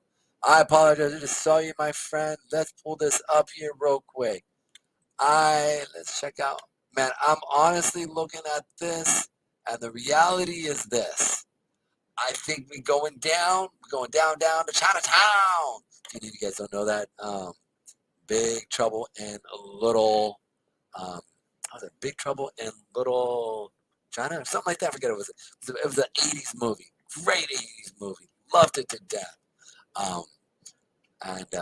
It was very interesting to sit there and it was just, it was a Big Trouble in, it's down to Chinatown. But I shouldn't probably say it because it's not politically correct, I guess, anymore to be able to say something like that. And I don't mean it like any disrespect. I just simply mean like it's like a term of saying, I probably should stop saying that or be like, you're a racist. No, I'm Mexican. Mexican and my family's from Mexico. I could be maybe a little more sensitive on that. Who knows? I don't know, might make me internet famous. Um, people watch it just to mess with me, just to troll me. That'd be funny. You can't somebody, I mean, can you troll somebody who doesn't really care? I mean, I don't know. I mean, I come from foster care and I was passed around like a redheaded stepchild. So the reality is you just stop caring, right, what people think. So, anyways, it's getting late and we're starting to have those deep-hearted talks. So personally, I think we should be going down here. But right now, until we break out of this range that we're sitting in, we don't sit right here. So they're just accumulating. It's really what it looks like that they're doing. As I'm looking at the 5 minute, actually it looks like they're really accumulating the buyers. But if you go and you look at the higher time frames, right, it looks more, we're hitting these 20 period moving average on the 1 hour, the 30 minute. We are hitting that 8 and we are hitting the 50 period moving average sitting right here. So personally, it's just consolidating until we see a sell-off. You can see that we had more sellers. As you can see, as we're dropping down, we see more sellers step in and lack of buyers and conviction as we're pushing. So we'll see what happens. I will pull up the 8 period moving average, or 8 period, or not 8 period, 8 hour chart. And to me, this is really what's screaming to me on which direction it wants to go, and I feel like it wants to go down, my friend. Raiden did it farms. Hey man, tell me about Did It Farms, man. How was that day going for you? What's that like for you, my friend? Yeah, man, I'm definitely bearish on this. But we'll see what happens here. You very much could see this thing drop a good, like I said, to that 1550, and then much lower than that. After that, if we cut through that, we're going down to the 1480, and after the 1480, 1300 is where we're headed to for Ethereum. I know we're putting in higher highs and higher lows, but we'll see what happens here. I don't see any real conviction on any buyer wicks up in this level, nor do we see buyer wicks up in this level here. We do see buyer wicks, but I don't see any real conviction, right? So this is why I think we're headed lower here. You can see how a lot of the moving averages that we're seeing are below us, and in addition to that, and one of the things I do look at, this is important for you guys to see, is I do look at conviction based off of current price at that moment. So ATR, and I use basically wicks to let me know based off of current volume and how it established those wicks. So those are important because that gives me the real sentiment of the conviction of buyers or sellers in relation to the volume in which they put it in. So I personally like that. In case y'all were asking and wondering about that, that's what I'm looking at. It's what I want to see. In addition to it, the fact is that you can't do nothing when it's sitting in this range. It's like a punch in the face. It's like, pow! And you're like, dang, what just happened? So that's what I feel like. It's like just punching me in the face. Darn it. It's late. As y'all can see, it's a little bit late. So this is kind of what it's putting into these lower levels here. You can see how it went basing here and then rallied up. I do see a basing here. At the level of this basing, how long was this basing for? 12 to, it's about 2 hours. 2 hours. So how long have we been sitting at this base level right here? So 1955. We're about 2 hours here. We might see a breakout here. at least prove me wrong, right? At least prove me wrong and go up first. Actually, no, I did say we would go up first and then come back down. But we don't know here. We just don't know. So we'll find out what happens here. And here we are. Tackle trading. Tackle trading. Ain't playing. There we go. I'm asking you, Jim, buy or sell? Jim. What's Jim? Who's Jim? That's funny. Is Jim like a term in another country? Let's see here real quick. Where did he? Tell me, where did you find me, my friend? Raiden? Did you find me on? Forgive me. Is it Radin or Raiden? I think it's Raiden. Raiden Didn't Farms. Let's see. Oh, looks like you found me on Facebook. I see here real quick. It's nice, man. Thank you for joining me on Facebook. Look at that. Where is he at?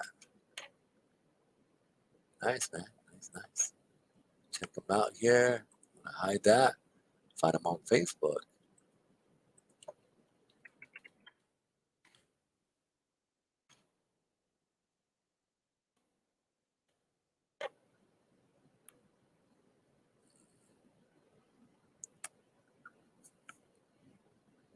Excuse me about that.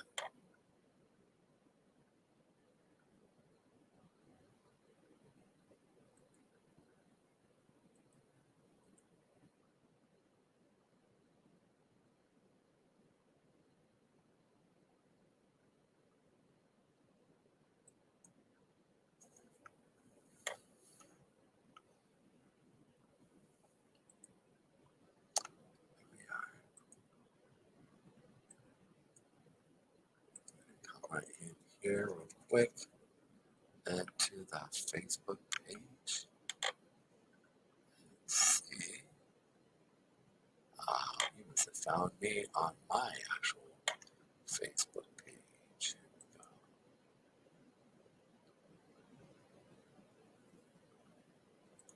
Page of day trading. Here we are. There you are. Let's check out Raiden here. Terminal in your brain. Definitely not from America. That's awesome. I love it, man. And where are you from, brother? Looking to see where he is from. You about that smooth then, bro? That's all good. Likes motorcycles? Hey, we're gonna get along together. Nice. Likes to meditate? Hey, there we go. Hey, here we are, buddy. Well, pleasure meeting you. We're kind of waiting to break out of this moving app or the moving area here, so just chilling here. But I do say that if we do break out, it's most likely going to break to the downside. Find out what happens. All right, now let's check to see what's going on with this Win Merge, the third biggest blockchain event ever. Win Merge, Ethereum Merge from proof of work to proof of stake, countdown to the event of the year, and prepare yourself with educational resources from blockchains. Let's check here real quick. 1 hour and 4 minutes. I feel like this is going slower here. Nor rate. Not ready. Yep, you can see here it is not ready. Hey man, like and subscribe for my stuff. See what's up. Interesting that this guy found me on Facebook. That's actually going to blow me away. There we go. And I wonder how he found me.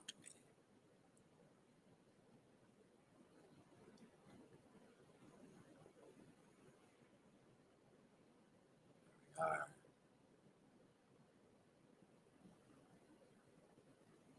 Well, I probably should change that here.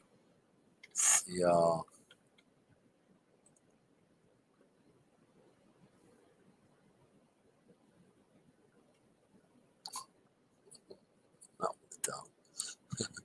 That is definitely moving down there. It's there.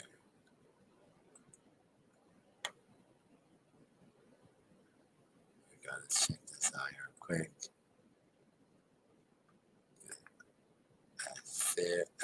Ethernodes.org.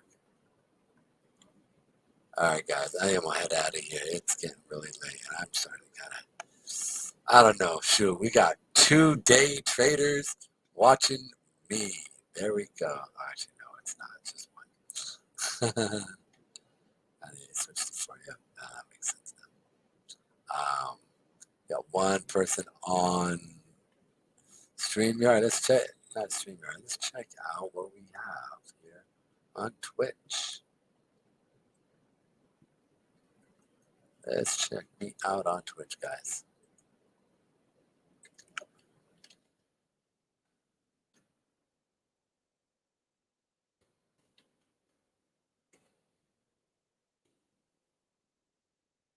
All right, here we are.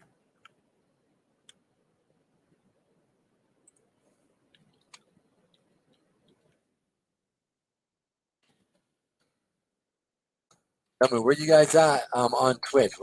Type in into the to everything into your comment section and tell me where you're at in regards to the world. Love to hear about you. I know we have somebody looks like at other places in the world. I'd love to hear where some of you guys are at from.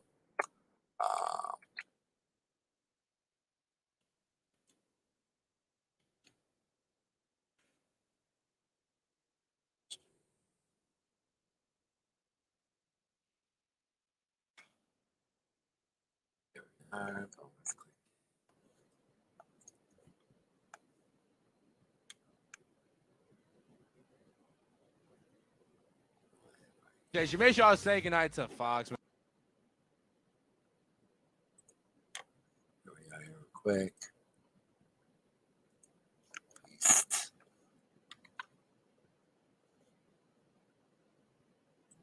One viewer. There we go. Yeah, it's very interesting to sit there and say, I've been streaming. I have 1 viewer, guys. 6 followers. Nice. Not bad. We got 6 followers in comparison to 1 or 0. So that's good, especially on Twitch. Shout out to all those paying attention to me on Twitch. Thank you. You know what I'm saying? God bless. Assalamu alaikum. Hare Krishna. Whatever it is. Forgive me. But yeah, thank you for listening to me. I know it's people from all over the world. So here we go, real quick. Stream chat. What's up?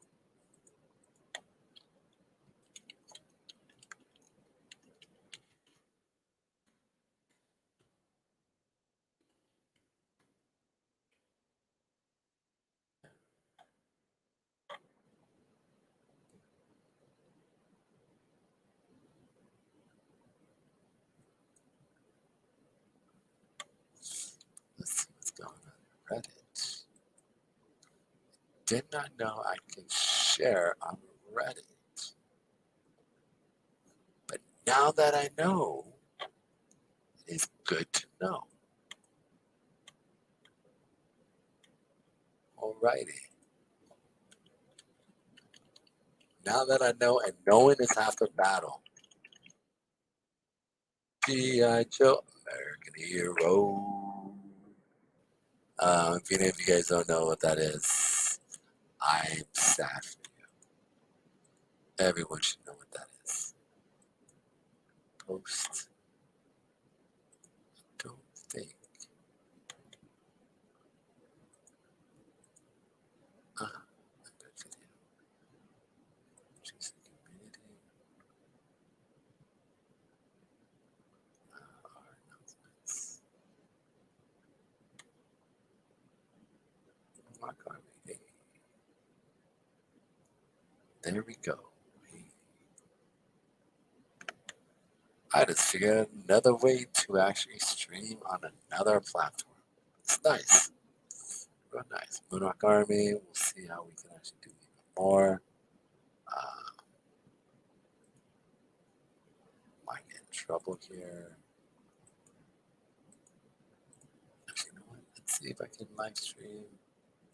Say filter. Not creating an army, but chart analysis. Let's see if we can find.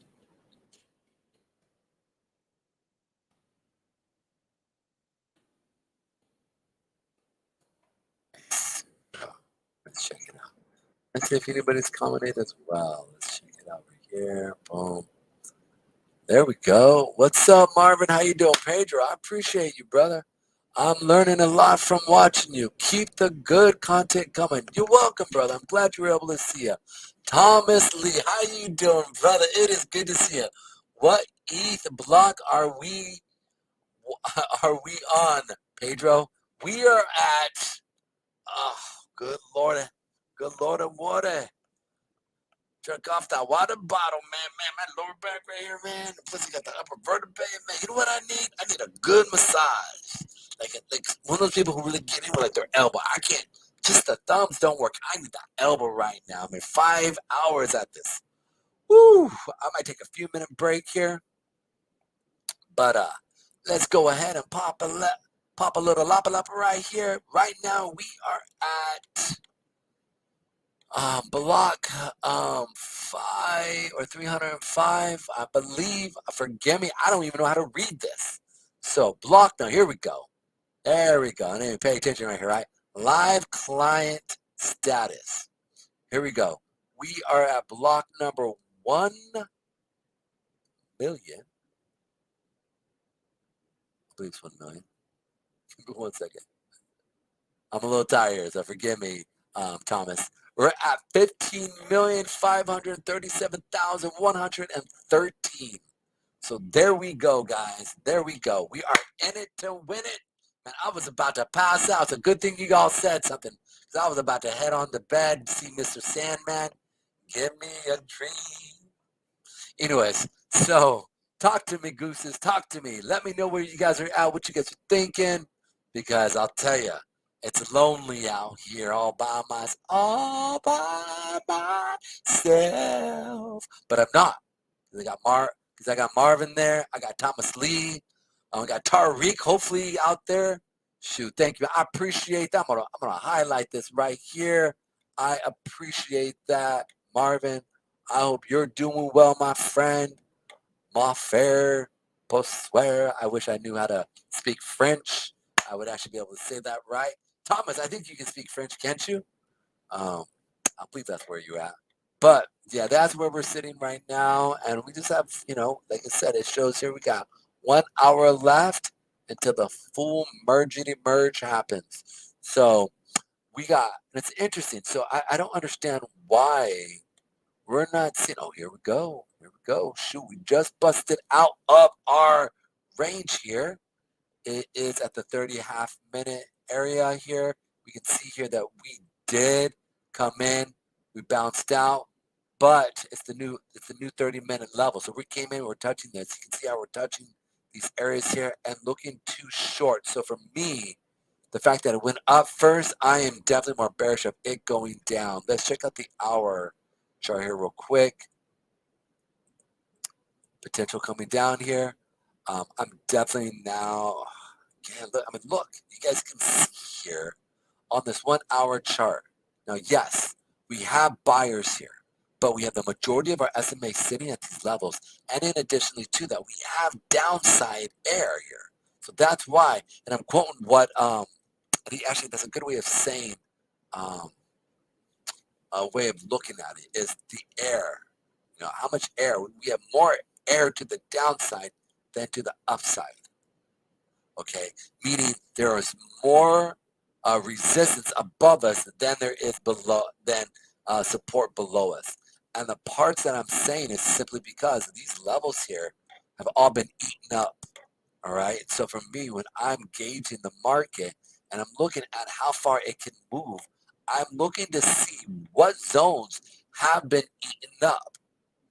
And if I see a lot of zones that have been tapped and moved with, then most likely we're going to see. And if I see the majority of the moving averages sitting above me, right, where it's got to like punch through, listen, that's not the way the institutions work. The institutions go to where easy money is able to take, right? And unfortunately, you have a lot of people really bullish on Ethereum. In addition to that, you also have institutions who are probably starved for shorts. We actually went and looked at the shorts. So there are much more bigger shorts than there are buyers. There's not a lot of buyers, and we went and saw that earlier today. So as we were sitting there looking at that, it was definitely more evident to me that we would drop below than actually push up. So, but we'll see what happens. Let's jump back to that 5-minute mark here. Again, no real conviction down to the downside. You can see here, guys, that we definitely have more conviction recently here with the shorts. So we'll see what happens here. It is Tappa ruin on that 20 period and 50 period moving average here. So you see, and this is one thing I want to bring up, right? A lot of people, like, I am bearish for the short term, midterm. Long term, I am very bullish. Okay, so I can also switch my opinion on a dime because I'm never married to my opinion. Listen, if I'm wrong, then I am wrong. The market is always right. Always right. Okay? You're never right. I don't know if you guys, I brought this up earlier, I think it was yesterday or today, where I brought up the idea that the market is like, if you saw the movie, or not the movie, the TV show Lord of the Rings on Amazon Prime, you'll see that there's this one part where you have all these like seamen, right? And I say that because I was in the military, and so the low-ranking guys were seamen. So maybe they were apprentice, right? But they have to sit there, and they look to the sea and go, the sea is always right. Why? Because you ain't going to fight the sea. The sea is going to demolish you. And if you try to fight against it, you know what it's going to do? It's going to crush you and destroy you. So it's best to always say, the sea is always right, right? Well, the market is always right. So you always do. If your opinion is wrong and the market is moving up and you thought it was going to move down, well, you need to switch your opinion to go up. Now, again, this is really interesting to sit there and see what is actually going on here. So, I don't know. I don't get it. We should be moving down here, but we're not. So we'll see what's up. We'll see what happens here. Let's see, 30-minute in between these little areas that we are finding support on that 8-period moving average in between these areas here. From here, we can then come back up into this level right here in between, like I said, the 1635 to the 1660 area. These areas here have a higher time from SMA where we could be sitting and playing with it. Maybe I'm switching off the market here and the institutions are playing off of me versus me playing off of them. Wouldn't that be crazy? Right? I would think the same thing. Juan David, I appreciate you. Ospina, I appreciate you. Thank you so much for shouting me out and liking me. I thank you so much for that, man. If you could, also share me out on your, whether you're on Facebook or whether you're on Twitter, I'd appreciate that. I'm here for your guys' entertainment purposes, as well as looking to see if we can capture this short here, if this does drop. I would be shocked if it doesn't, but who knows? Thank you for the like. I appreciate that. Here we go. Pedro Daytrade. Shoot, I got 2 people watching me. Look at that. Isn't this is crazy town. Shoot, who knows? I might get that thing up to like 50, 100, 200, 300,000 people one day. I just sit there and hopefully move a market, right? That would be cool. See, look at this. See, this is right here. So what they do is they'll come and they'll stomp you out. Let's check this out real quick so we can see what's going on here. Now, well, yeah, hit the top of the range here. And we could see a sell-off down into this area, this lower area here, guys. But we are seeing some buyers step in. And the only problem is, again, look, no buyer wicks. There's no buyer wicks up in this level. So I do see it's coming back down. Tapped. They're tapping these levels. I mean, there's no buyers here. Maybe they're putting a position in to push it up, dude, then to take it down. Like today's push-ups are tomorrow's push-downs. So maybe they're going to push it up into this market here and then push it down. That's how I look at it. There's nothing sitting here, though. Nothing here. Nothing here. We do have something sitting right here. Is this at the top of the hour? Nope. That's right here.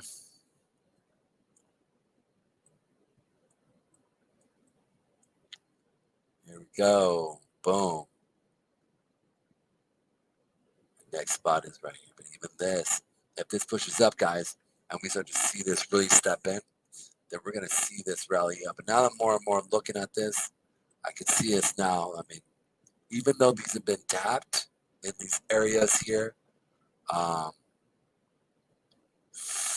can see this coming up into our top areas here in between the 1656, 1657 area to the 1634 area. These areas right here are major supply. So I do see that they would hold here, but we do not have a distinctive move here. So be ready for it. We could see this kind of go sideways here. Apologize here real quick. We got 47 minutes, my people. 47 minutes. Where is everybody from? If you want to throw where you're from, that would be great. Actually, you know what? I do need to get going, my friends. I really do. I'm actually finding myself just starting to fall asleep there. I don't even notice there, but I fell asleep there real quick. I was like, bro. For a moment, I felt my brain go shut off. And then I was like, oh, you need to wake up, buddy. And I definitely do not want to fall asleep on the live. I would definitely be a meme. Probably might be a meme one day in the first place, so we'll see what's up. Hey, internet, my claim to fame, super meme. Yeah. So, yeah. Guy with the thumbs. Yeah. All right. Here we are. Boom, boom. Where are we at right here? Let's also check out some real quick.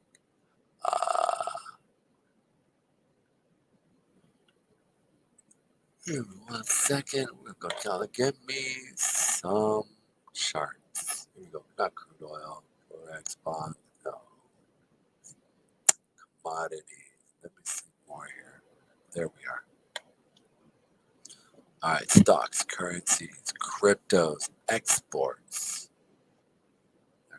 Let's pull up a couple of things that I do like to look at. One thing you should always be paying attention to is wheat, my peoples. Wheat is one of the most important commodities in the world, in which you should always be paying attention to. You don't realize it, but it pretty much runs the world. So we can see here, it says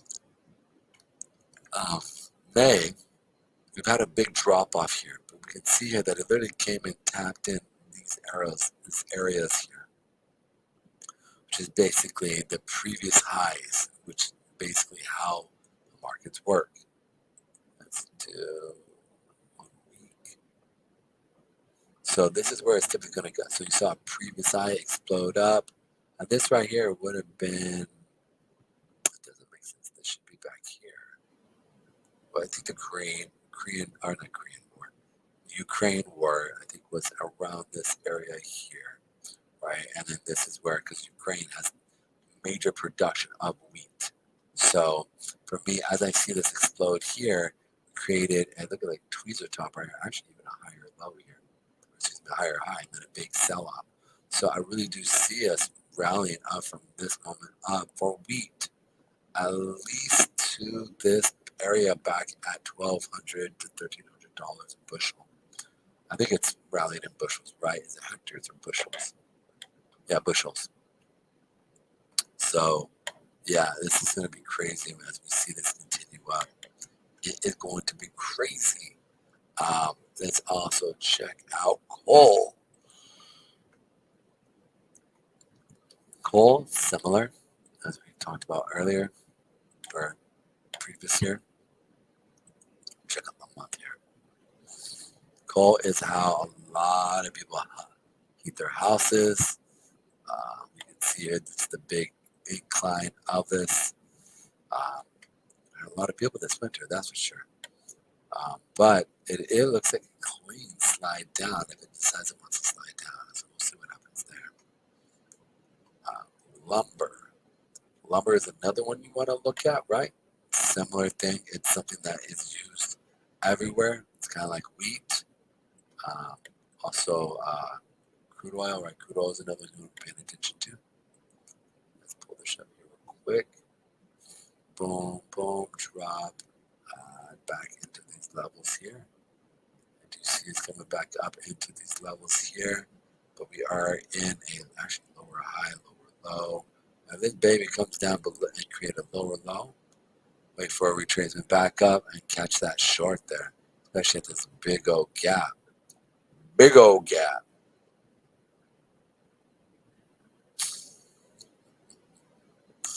All right.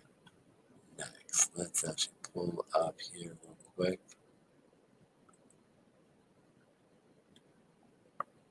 Looks like we're climbing up. One second here. Yeah, looks like we're climbing up, guys. So that 8-period moving average is starting to play up. And we are pushing up. We are running into that 89 and 100 period moving average. Listen, if it's going to continue up, then listen, we change our perspective. You want to wait for it to come down and touch here. So this is where we're looking to get long now, back in as a retracement. So we saw this right here, where it rallied up, came back, retraced, and now we're rallying up. So we want to look now for a entry level right up at this level here, right on the on the SMA here, and we want to capture this. We're gonna put our entry right here at the 1607 area, and then I would look to kind of place it around this area. We want to keep a tight stop here because we do have higher time frame SMAs right above us. But I personally, I'm definitely looking, again, be mindful of the shorts, right? But if we are putting in, you can see here there are no real buyer wicks stepping in here. So I'm looking to capture this up into this area at least, right? Our risk is going to be from 1607 to about 1605, 1604 area, and then 1607, 1604 area. Yeah, I would say about right in this area. If you want to take it even further, you can even take it down into this level here of the 1600, a 7-point move.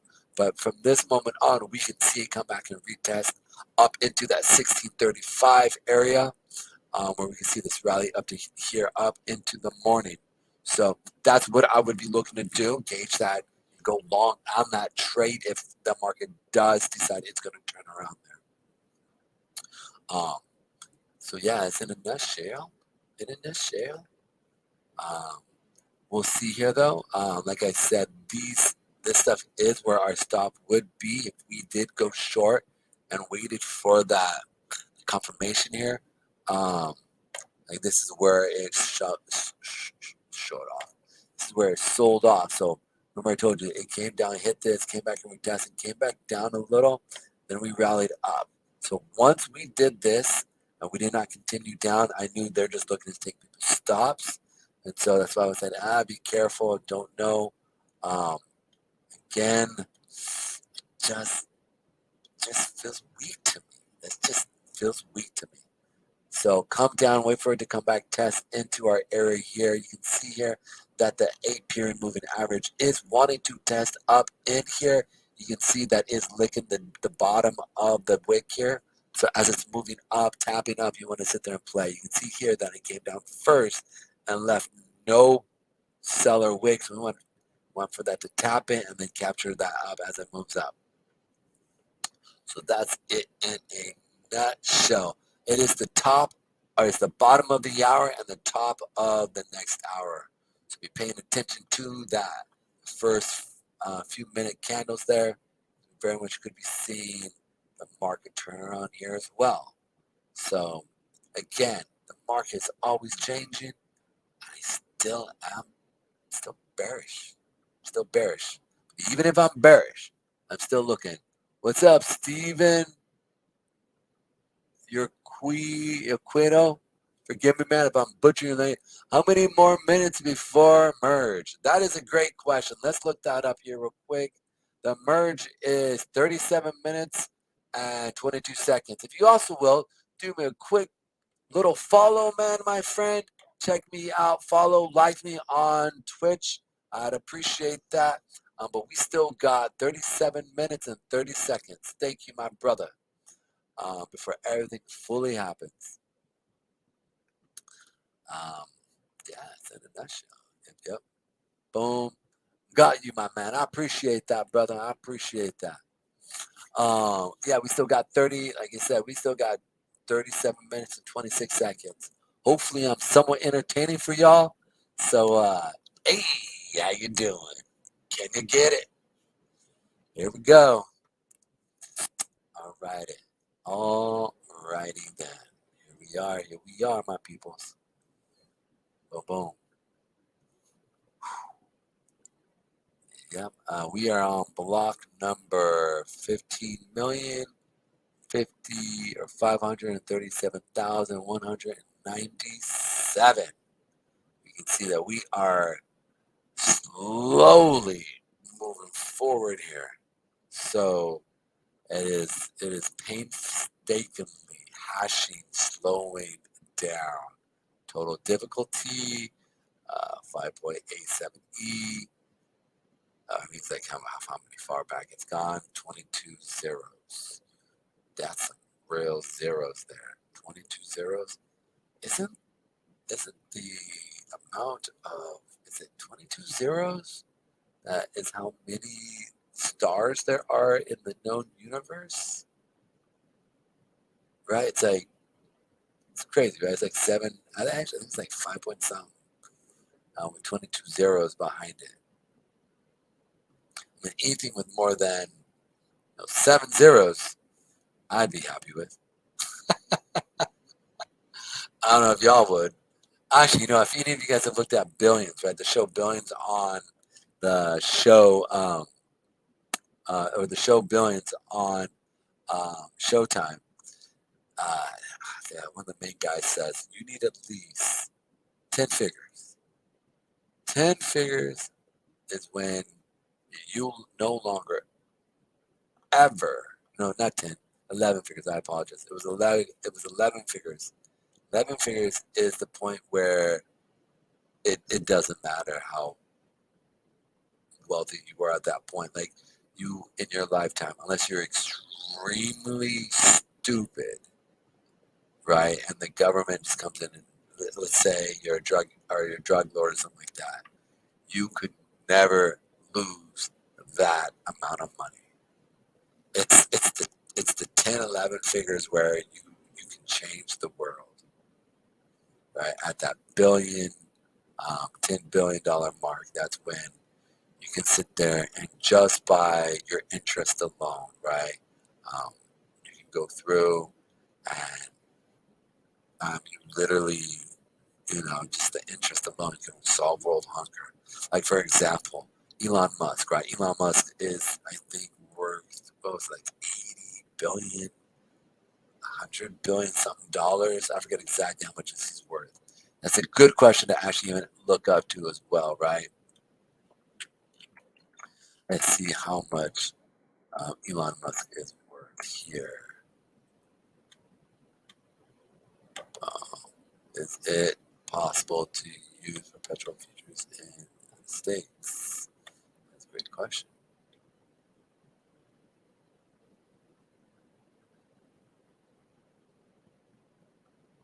All right. I run so many people trying to get a hold of me here. Oh, my bad. Are you still having this difficulty? Hello? Nope, I am not. I'm sorry, my friend.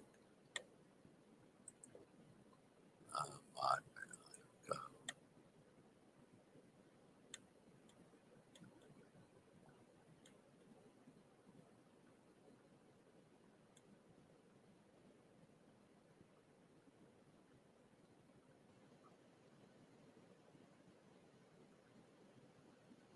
Here we are.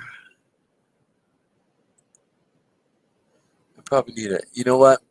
I know when we first started this subreddit grew for Moonrock that I need to start messing with this because it's something that I can definitely do and mess with. To a few of your Moonrock buddies, I just see yours are a new project, and that's exactly the kind of thing we look for. As long as you're not scammers, have a look at our wall and join our Telegram if you have it.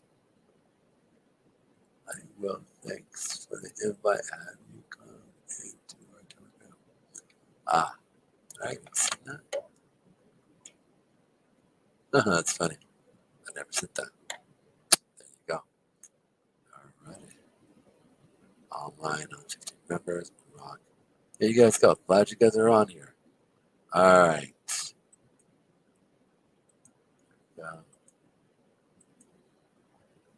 Then I'm going to go through and check this out here real quick. How much is he worth?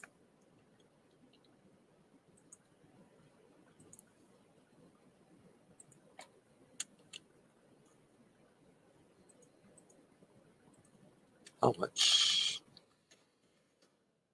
is Elon Musk?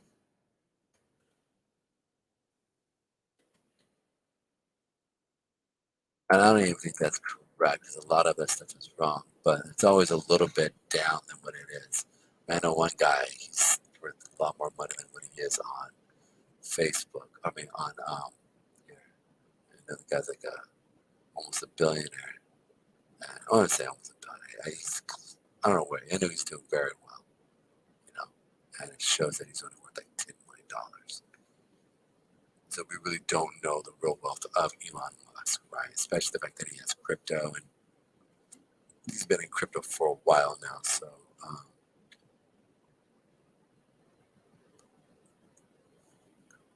bank rates, boom.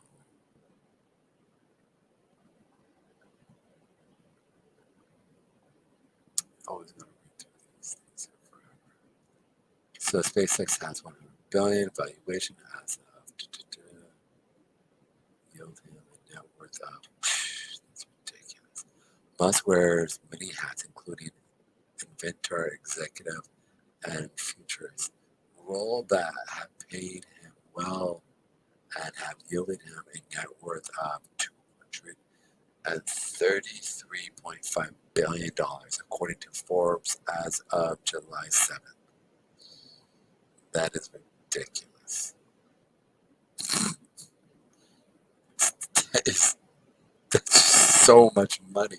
233 billion dollars. That is, I mean, 1%.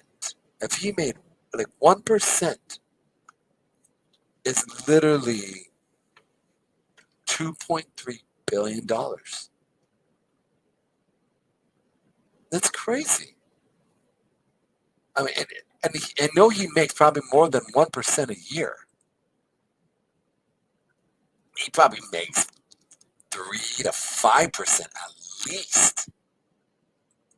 That is nuts. That is crazy. Here we go. His current venture keeps the dollars rolling in. Tesla, of which he owns 20%, has a market cap of around 746 billion. SpaceX has 100 billion valuation as of fall of 2021. Must wear as many hats, including venture. Blah, blah, blah. So he's worth. That is crazy. That is $22.3 billion. Like at that point, you just don't care. I mean, you literally just, you're just running. I mean, you learn everything you do. Look at that, man. See. All right, guys, we want to play this here because now they're just messing with people here. So we might just want to stay out of the market until it decides it's going to make a move here. Still am very, like I said, I'm very bearish.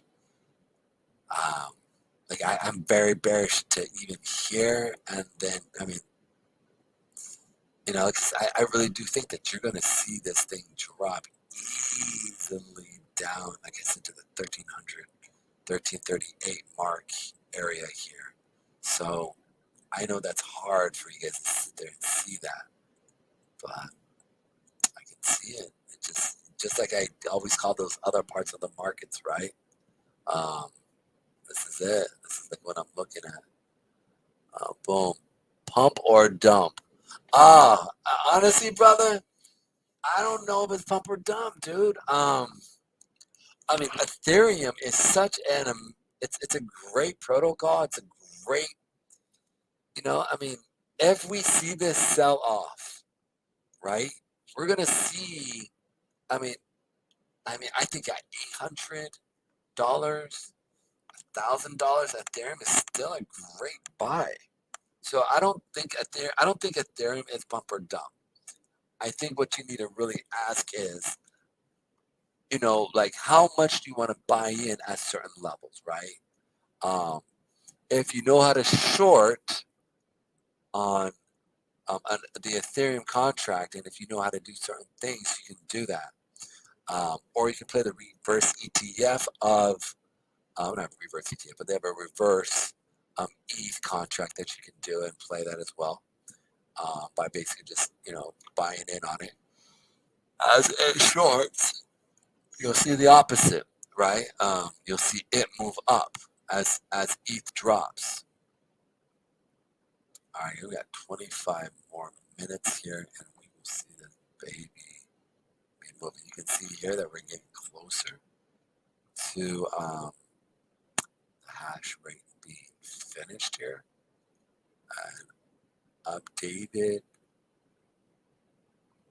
readability node count. Forgive me as I say that.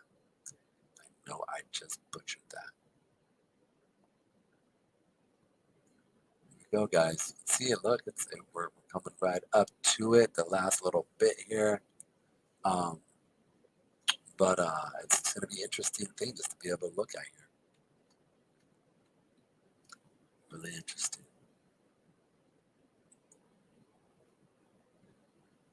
Look at that, man. Pissing me off. Look at that. And so this is the same area here.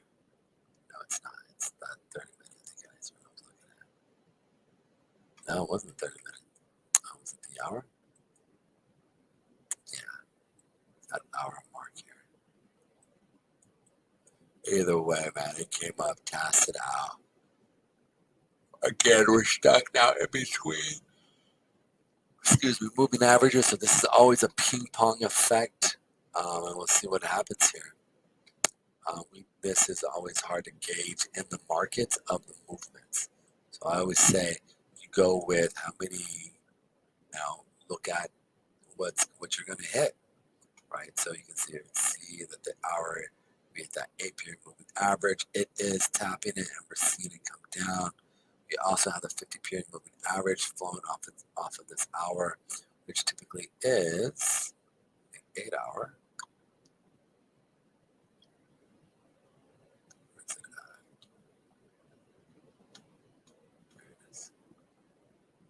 Which is that 8-hour mark here.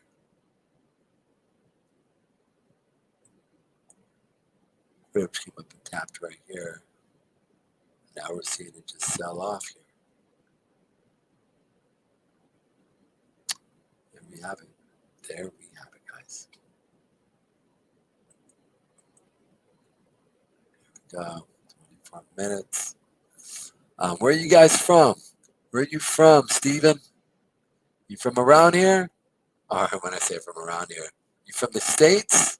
Or are you from another part of the world? Love to hear about it. I know you're on Twitch following me, checking me out. Love to hear where you're from, my friend. Boom. Are these nationwide? How many more minutes? Excuse me. Excuse me for all of my yawning. Yo. It is one of those things that I am trying to stay up on top of things. There we go. Philippines. Ah, nice, my friend. Nice, nice. What time is it right now where you're at in the Philippines?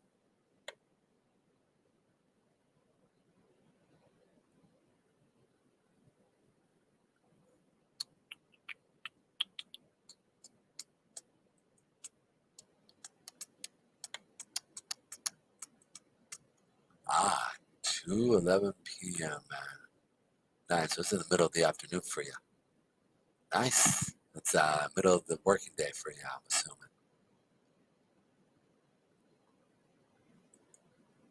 What you do for a living?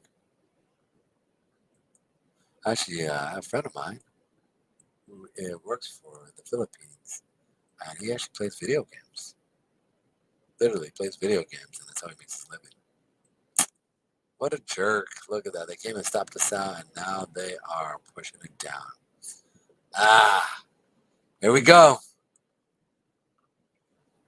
Are they stopping people out right here too? They just messing with people right now. Yeah, that's what it's looking like. They're just messing with people.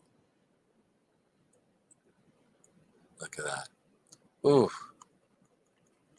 Got smacked twice here now. Got smackety smack. So we want to wait. It is the top of the hour. We're coming in, putting this pretty big wick in here.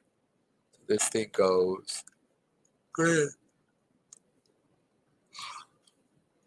It's just stuck in between this level here. Now what they're doing is they're just playing between these things here, and they're just looking to basically turn. Someone that's just taking their money. With this wait, if we're gonna wait, because right now they're just looking mess with people. I would wait until we start to see some real volume step in, where it's gonna really look like it's gonna draw the market down or up, just because this is when they start to like really mess with people.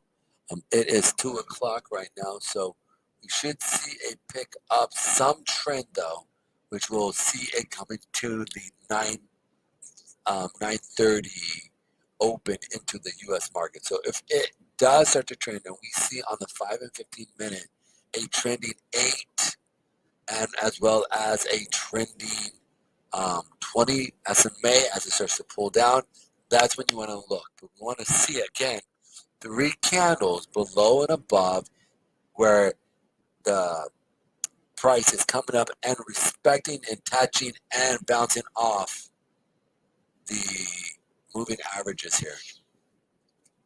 Primarily because like this, something that would kind of look like this right about here, right where you see push up 1, 2, 3, and then it would come up, touches this, right, and then you see a little pickup in volume as we're looking down here, right, and then we see it continue up, right. So that's what we're looking for, something of this nature, right, where like you can see it rallied up, boom, came down, found support, and rallied up. Look for something like that where they'll drop down, come back, and start to play off of that 8-period moving average. We want to see it start to mess with us because right now we're going sideways here, and again, it's staying in between this area here. So this is where I can just really just start to punch you in the face. So you want to make sure that you don't get caught up in the chop. Okay. So we want to see it really start to pick a direction on these levels here, because we'll sit, they might even stay here all night, right? So let's go ahead and check out the hashidity rate. Hash, boom, and how much time? We got 16 minutes, my friends. 16 minutes. There we go. Boom.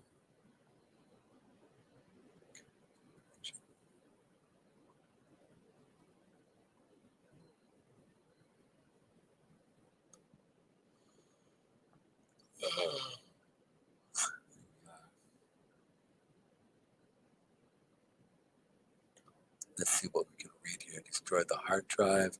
Oh, good old Wright, Craig Reiher told District Court Judge Helen Inserbergenton, forgive me for messing that up, I forgive me so much, that his ultimate motive was to get judges to understand that they could seize Bitcoin from criminals via court order. There's a lot of misinformation from Bitcoin maximalists. Wright told the court a little thing like not having Satoshi's keys wouldn't stop him from accessing Satoshi's coins. Satoshi's keys wouldn't stop him. Like, how is that? If it just such as herself was amendable.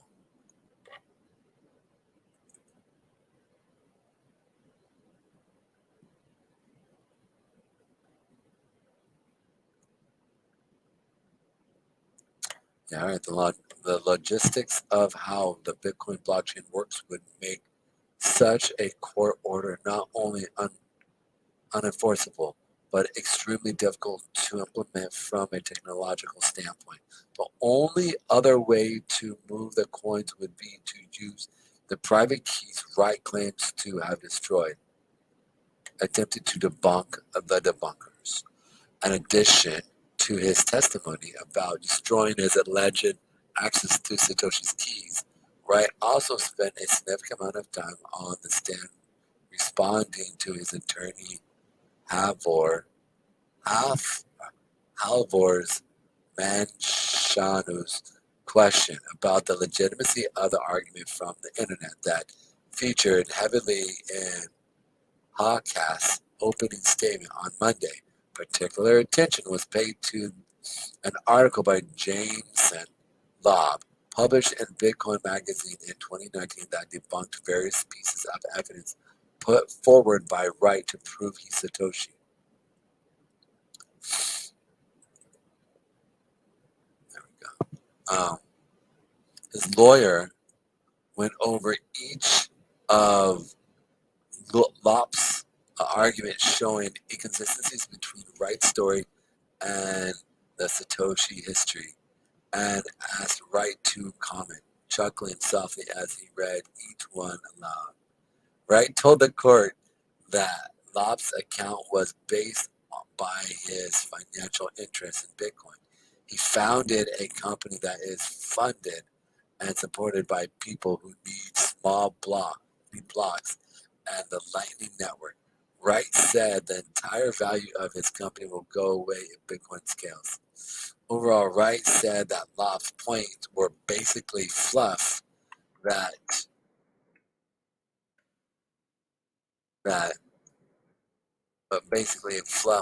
have no weight whatsoever.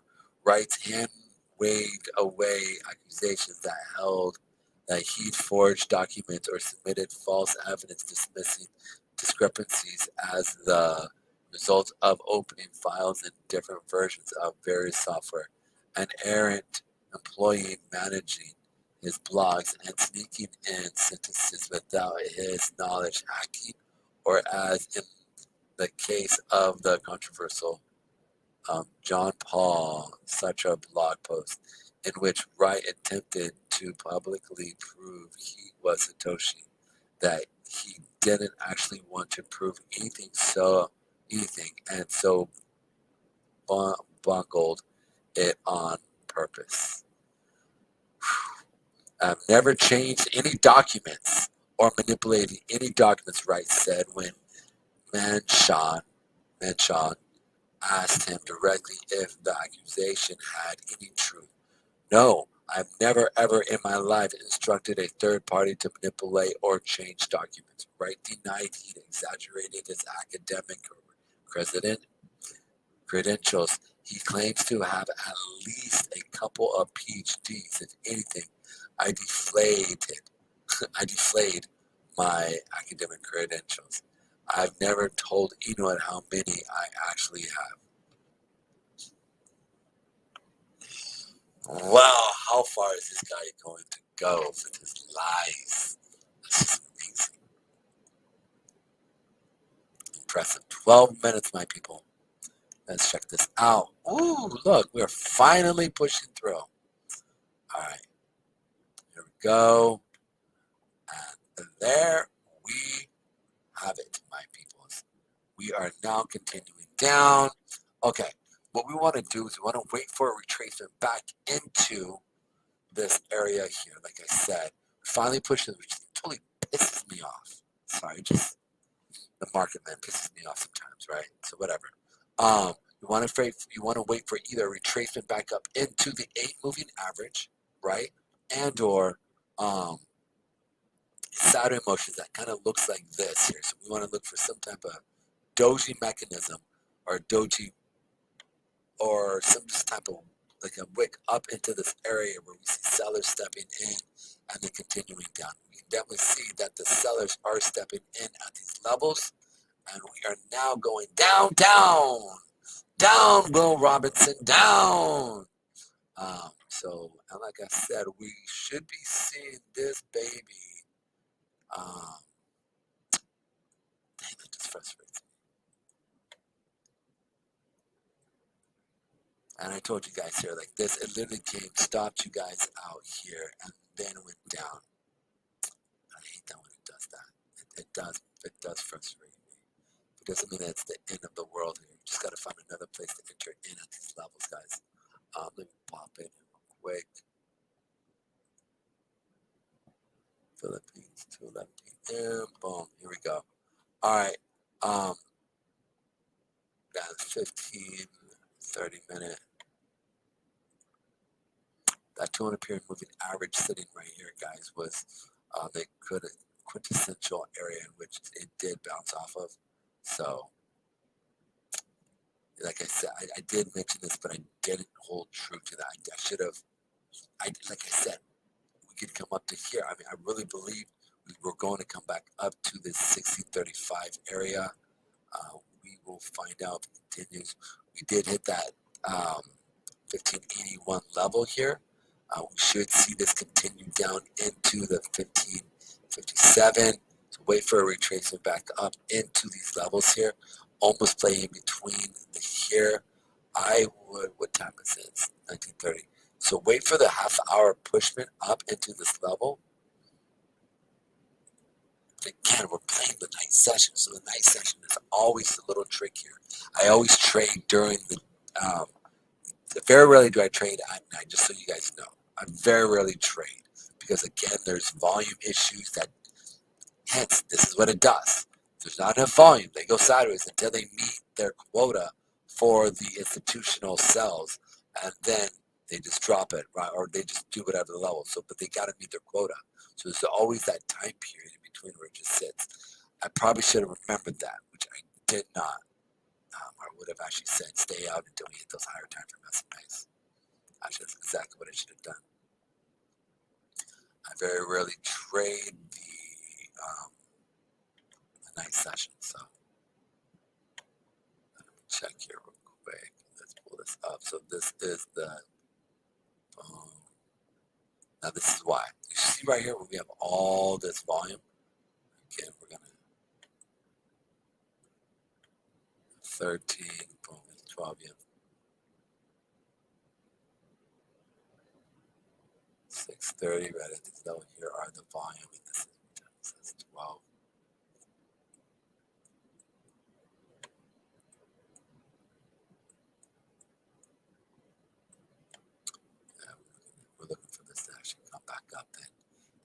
retrace back up into our levels here and then continue down. That's what we should see at these levels, guys. So right in here, this is where I want to place my short into these areas here. Don't normally trade the night, so I want to see more volume step in, right? See it push up, then come back. You want to place a short up in these levels right in here between the 1606.7 and between the 1600, so that you can capture the short to the continuing down here to these levels. So we'll see how it manages that. There we go. Yeah, at the top of the hour, they're going to push. Let's go into the 30-minute chart. Come on, baby. 30-minute chart. You should tap right. See, look at that. If they close this at this level, that's the institutions messing with you, man. That's institutional messing with. But I'm always talking about the day trading, right? This is them messing with you. So you cannot let this frustrate you. You have to sit there and play their game, right? So you need to pay attention here. So you want to wait for this retracement back into these levels. I want to see it kind of kiss this top area right here. If not, I want it as close as and where is, let's jump in here real quick into, so I need to be paying attention to my,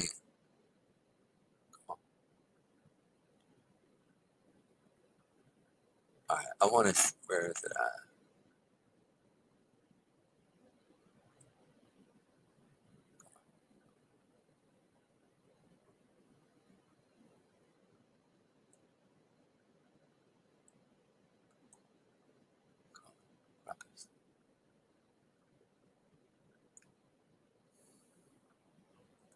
You're asking, what am I looking for? I'm looking for orders. It's really what I'm looking for. I'm looking for orders to step in where I can actually start to see the seller step in at these levels.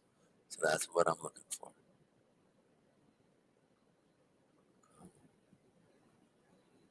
I wish I could move this out and detach this.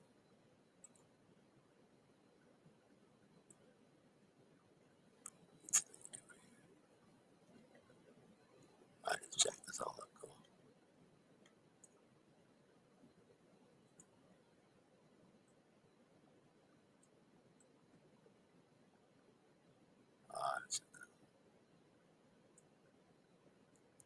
Keep waiting. So now we're getting close to this, right? This is what I'm looking for. I'm looking to see when I start to see sellers starting to step in here. So here we go. We're coming back and testing this area right here. So we want to see abnormal large amounts of selling pressure stepping in here, right? So we got 372. Let's keep paying attention to that, guys. Boom, boom, boom. 92. Boom, boom, boom, boom, boom, boom. There we go. Amount. There we are. We're starting to see it step in. We're starting to see it step in. Look. Boom. USD.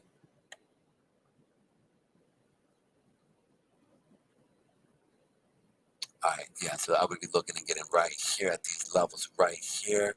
What time period do we have? Wait, give it a minute. Wait give it a couple minutes now. Because what we're looking to see is the next 5-minute candle pop in, go up without leaving any type of indication that it wants to switch the other way, right? That's really what we're looking for.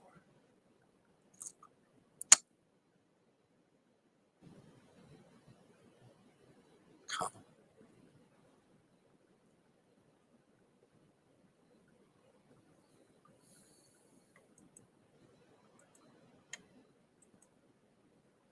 There we are. Yep. All right, go up. Go up. Come on. Go up. Yep. Come on. Come on. Get up there.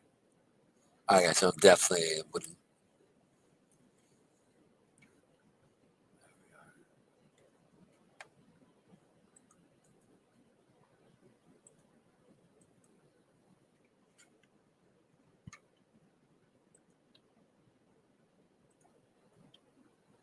Let's get my position ready here so I can take the short down.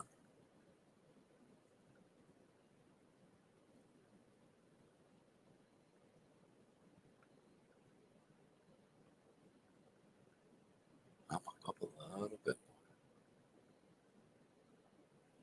more. You can see here, guys. Oh, look at that.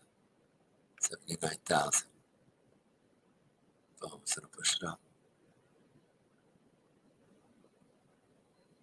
750. Oh, now we're gonna see a bigger number that should step in on the short side. It's going to drop it. Boom, 13,000. So start counting this. 13, 14,000, 15,000, right? See how you can count it. 16,000, 17, 19, or 21, 22,000. Just start paying attention here. Okay, boom. You can see from here, 70. All right, look, it looks like they want to push it up now. Boom.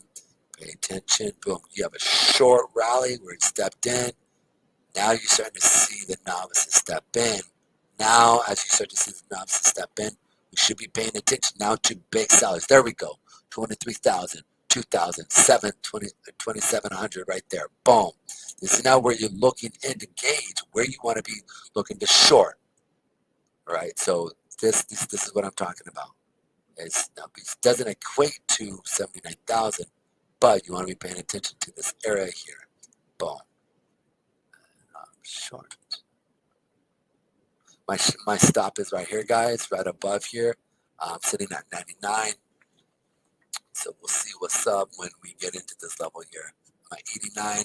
So it's $10 for me. And we'll see if we continue. My first target will be at 70 to 65 area, down into these levels right here.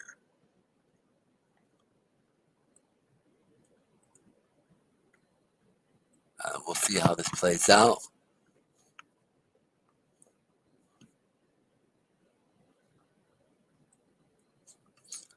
It's at the right timing, so we'll see what's up. Okay, let's go back to reading, in which Wright attempted to publicity prove he was Satoshi. No, I have never changed any document or manipulation. Any document Wright said when claims denied he'd exaggerated his academic credentials. I have more than you even know. I've downplayed it. Responding to Luke's point that Wright had made earlier statements at odds with Satoshi, quote, that he was better with code than with words, Wright said. I can write at a level that most people can't understand, and I can code even better. Man, this dude is just like absolutely crazy. Yeah, man, they're just messing with people now. They're messing with me.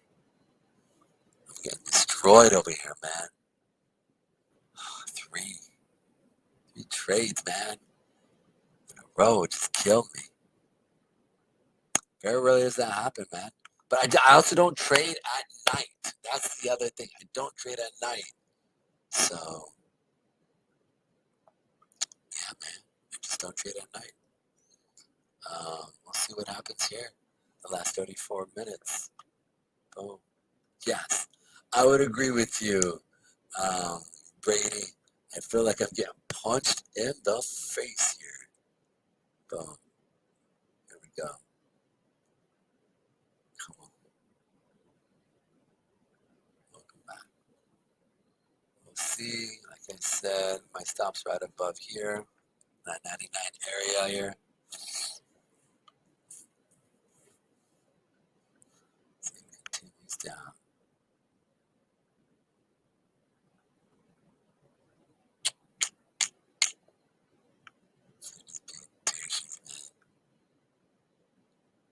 Come on.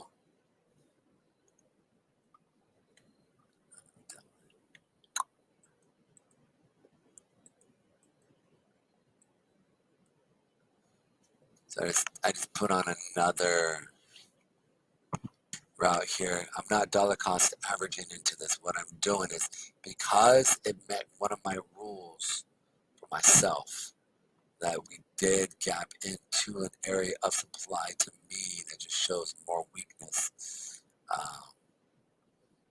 we'll see that stopped out. It's just frustrating.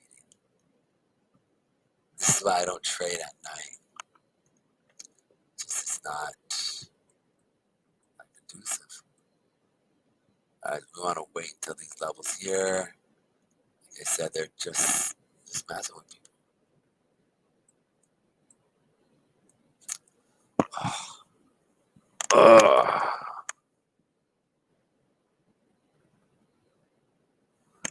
But look, I'm going to point this out again. I'm going to point this out. Look, we don't have any wicks and we have low volume. This is for me. I'm sitting there going,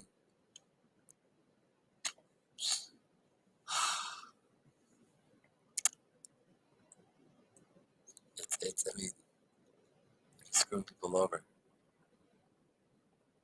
Either way, I still don't stop. No offense, but I mean, this is creating lower highs. I mean, if you have lower low, lower high, now we're moving.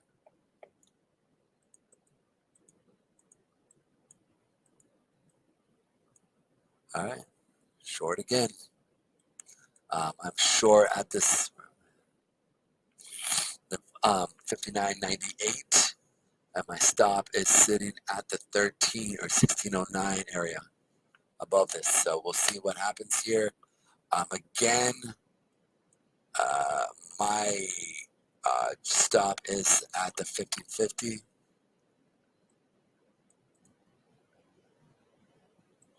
First target there.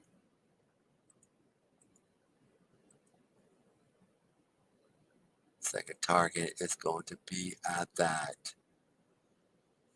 1490 area.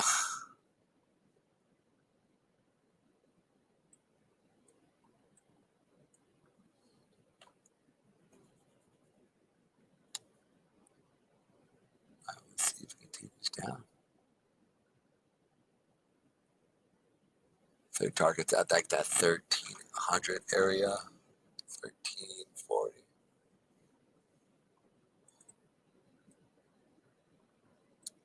Yeah, night trading, man. This is why you don't night trade. Because of this right here. Let's check out here real quick. We are negative 1 day, 1 hour. Look, we are done. Are we done? There we are. The upgrade is now live on the Ethereum mainnet. There we go, guys. We are there. Woohoo! Good job, guys. We did it. All right. Good job. What is it? They really are messing, right? They were messing with me, man. They stopped me out like 4 times. Frustrating. It was so frustrating. I was like, these dudes, dude. But you know, whatever, man. I can't fault them, man. You know, they're just trying to messing with people. That's what they do. They got to get their orders in, man. That's just how it rolls. We'll see what's up. I am positive. I mean, next to positive, man, that this baby's going down, further down than we even imagine. So we'll see what happens here. I'm pretty positive we're gonna come. I'm actually gonna go to sleep here, guys. I'm exhausted. I think, how long did we live stream? We did live stream for 6 hours for the whole entire live stream here, guys. Thanks for coming in. I do a live show every day at 11 o'clock Eastern Standard Time on YouTube. You can find me as Pedro Crypto Trader. I am also on, I'm a dev with Moonrock Coin. We are a decentralized coin that basically creates safety mechanisms for crypto, as well as we do have a community portfolio that does buy and hold crypto, where we have people from banks, and obviously I'm a master trader for it. But I want you to come try it and check us out. We do other things like that. Also, come and check me out on just the the live trading that I do, not live trading, excuse me, I don't do live trading. I do just quick a crypto analysis on Facebook, and I will pull it up here real quick. Check me out, my peoples. You can see here, my name is Pedro Garcia, Crypto Chart Analysis. Please like, share, check me out. I really am doing this for Moonrock, and just getting us out, getting our name out there, right? So, all right, guys, many blessings, and I will talk to you guys soon. And check me out. Thank you again, Steven, for hanging with me. They are really messing our mess. They really are. Let's see how they finishing it up here. They probably messing with people still. I put my stop in, so we'll see what's up. Want to see how it handles, and see if it holds. You know, I'm headed to bed, and I'm actually gonna move my stop even further down here. I'm coming all the way down to the 1300 here mark.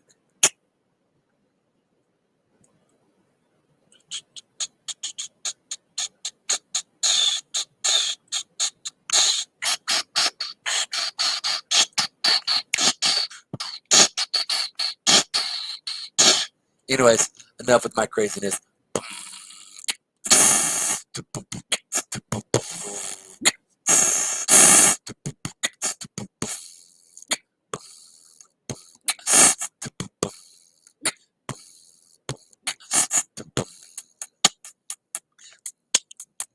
This is the intro music or the outro music as I'm leaving.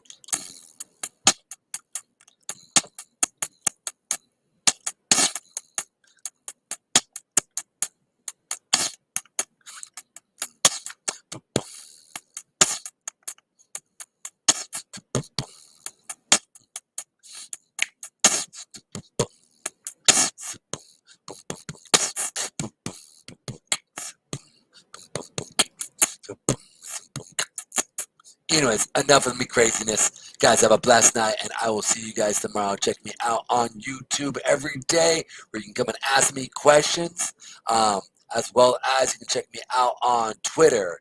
You can check us out on a few of the other ones that you guys are checking me out on. Check me out. Just type in Pedro Garcia Day Trading. I am on Facebook. I am also on Twitch as Moonrock Dow Day Trading, and I am also on Moonrock TV, Pedro, and Moonrock TV on YouTube, as well as Pedro Garcia Crypto Trading Analysis. All right, this guy's being crazy over here. I'm done with them. I am done. Dishes are done here. If they stop me out, they stop me out. That's just how life rolls. Look at them. Boom. Look at them. Oh, snaps. Look at that volatility there. Look at that. See, it's like, they're stopping people out. This is stopping people out right here. This is the messing with people here. Watch. They're going to pop. They're stopping all these people out right here. They're going to sell. Look at this. They're going to sell this off. Look, you guys can see it on the higher time frames. There they are. They need so what happens is, so like when they stop me out, right, that's a buyback where they then short off of that. So the buy is met with a short, which they then find the ability to be able to drop the market even more. So right here, there were shorts here, or buybacks here for where they're stopping people out. So that's what's actually happening here. And then they will then snap it down even further down, taking all the orders in the book. It's really what they're doing. I don't really care. I'm tired. I'll see you guys soon. Many blessings, and find me on my crypto knowledge show. Well, I go over the top 30 coins, top 30, 20 coins based off maybe how I feel. But typically it's at least the top 10 to 20. Many blessings, and talk to you guys soon.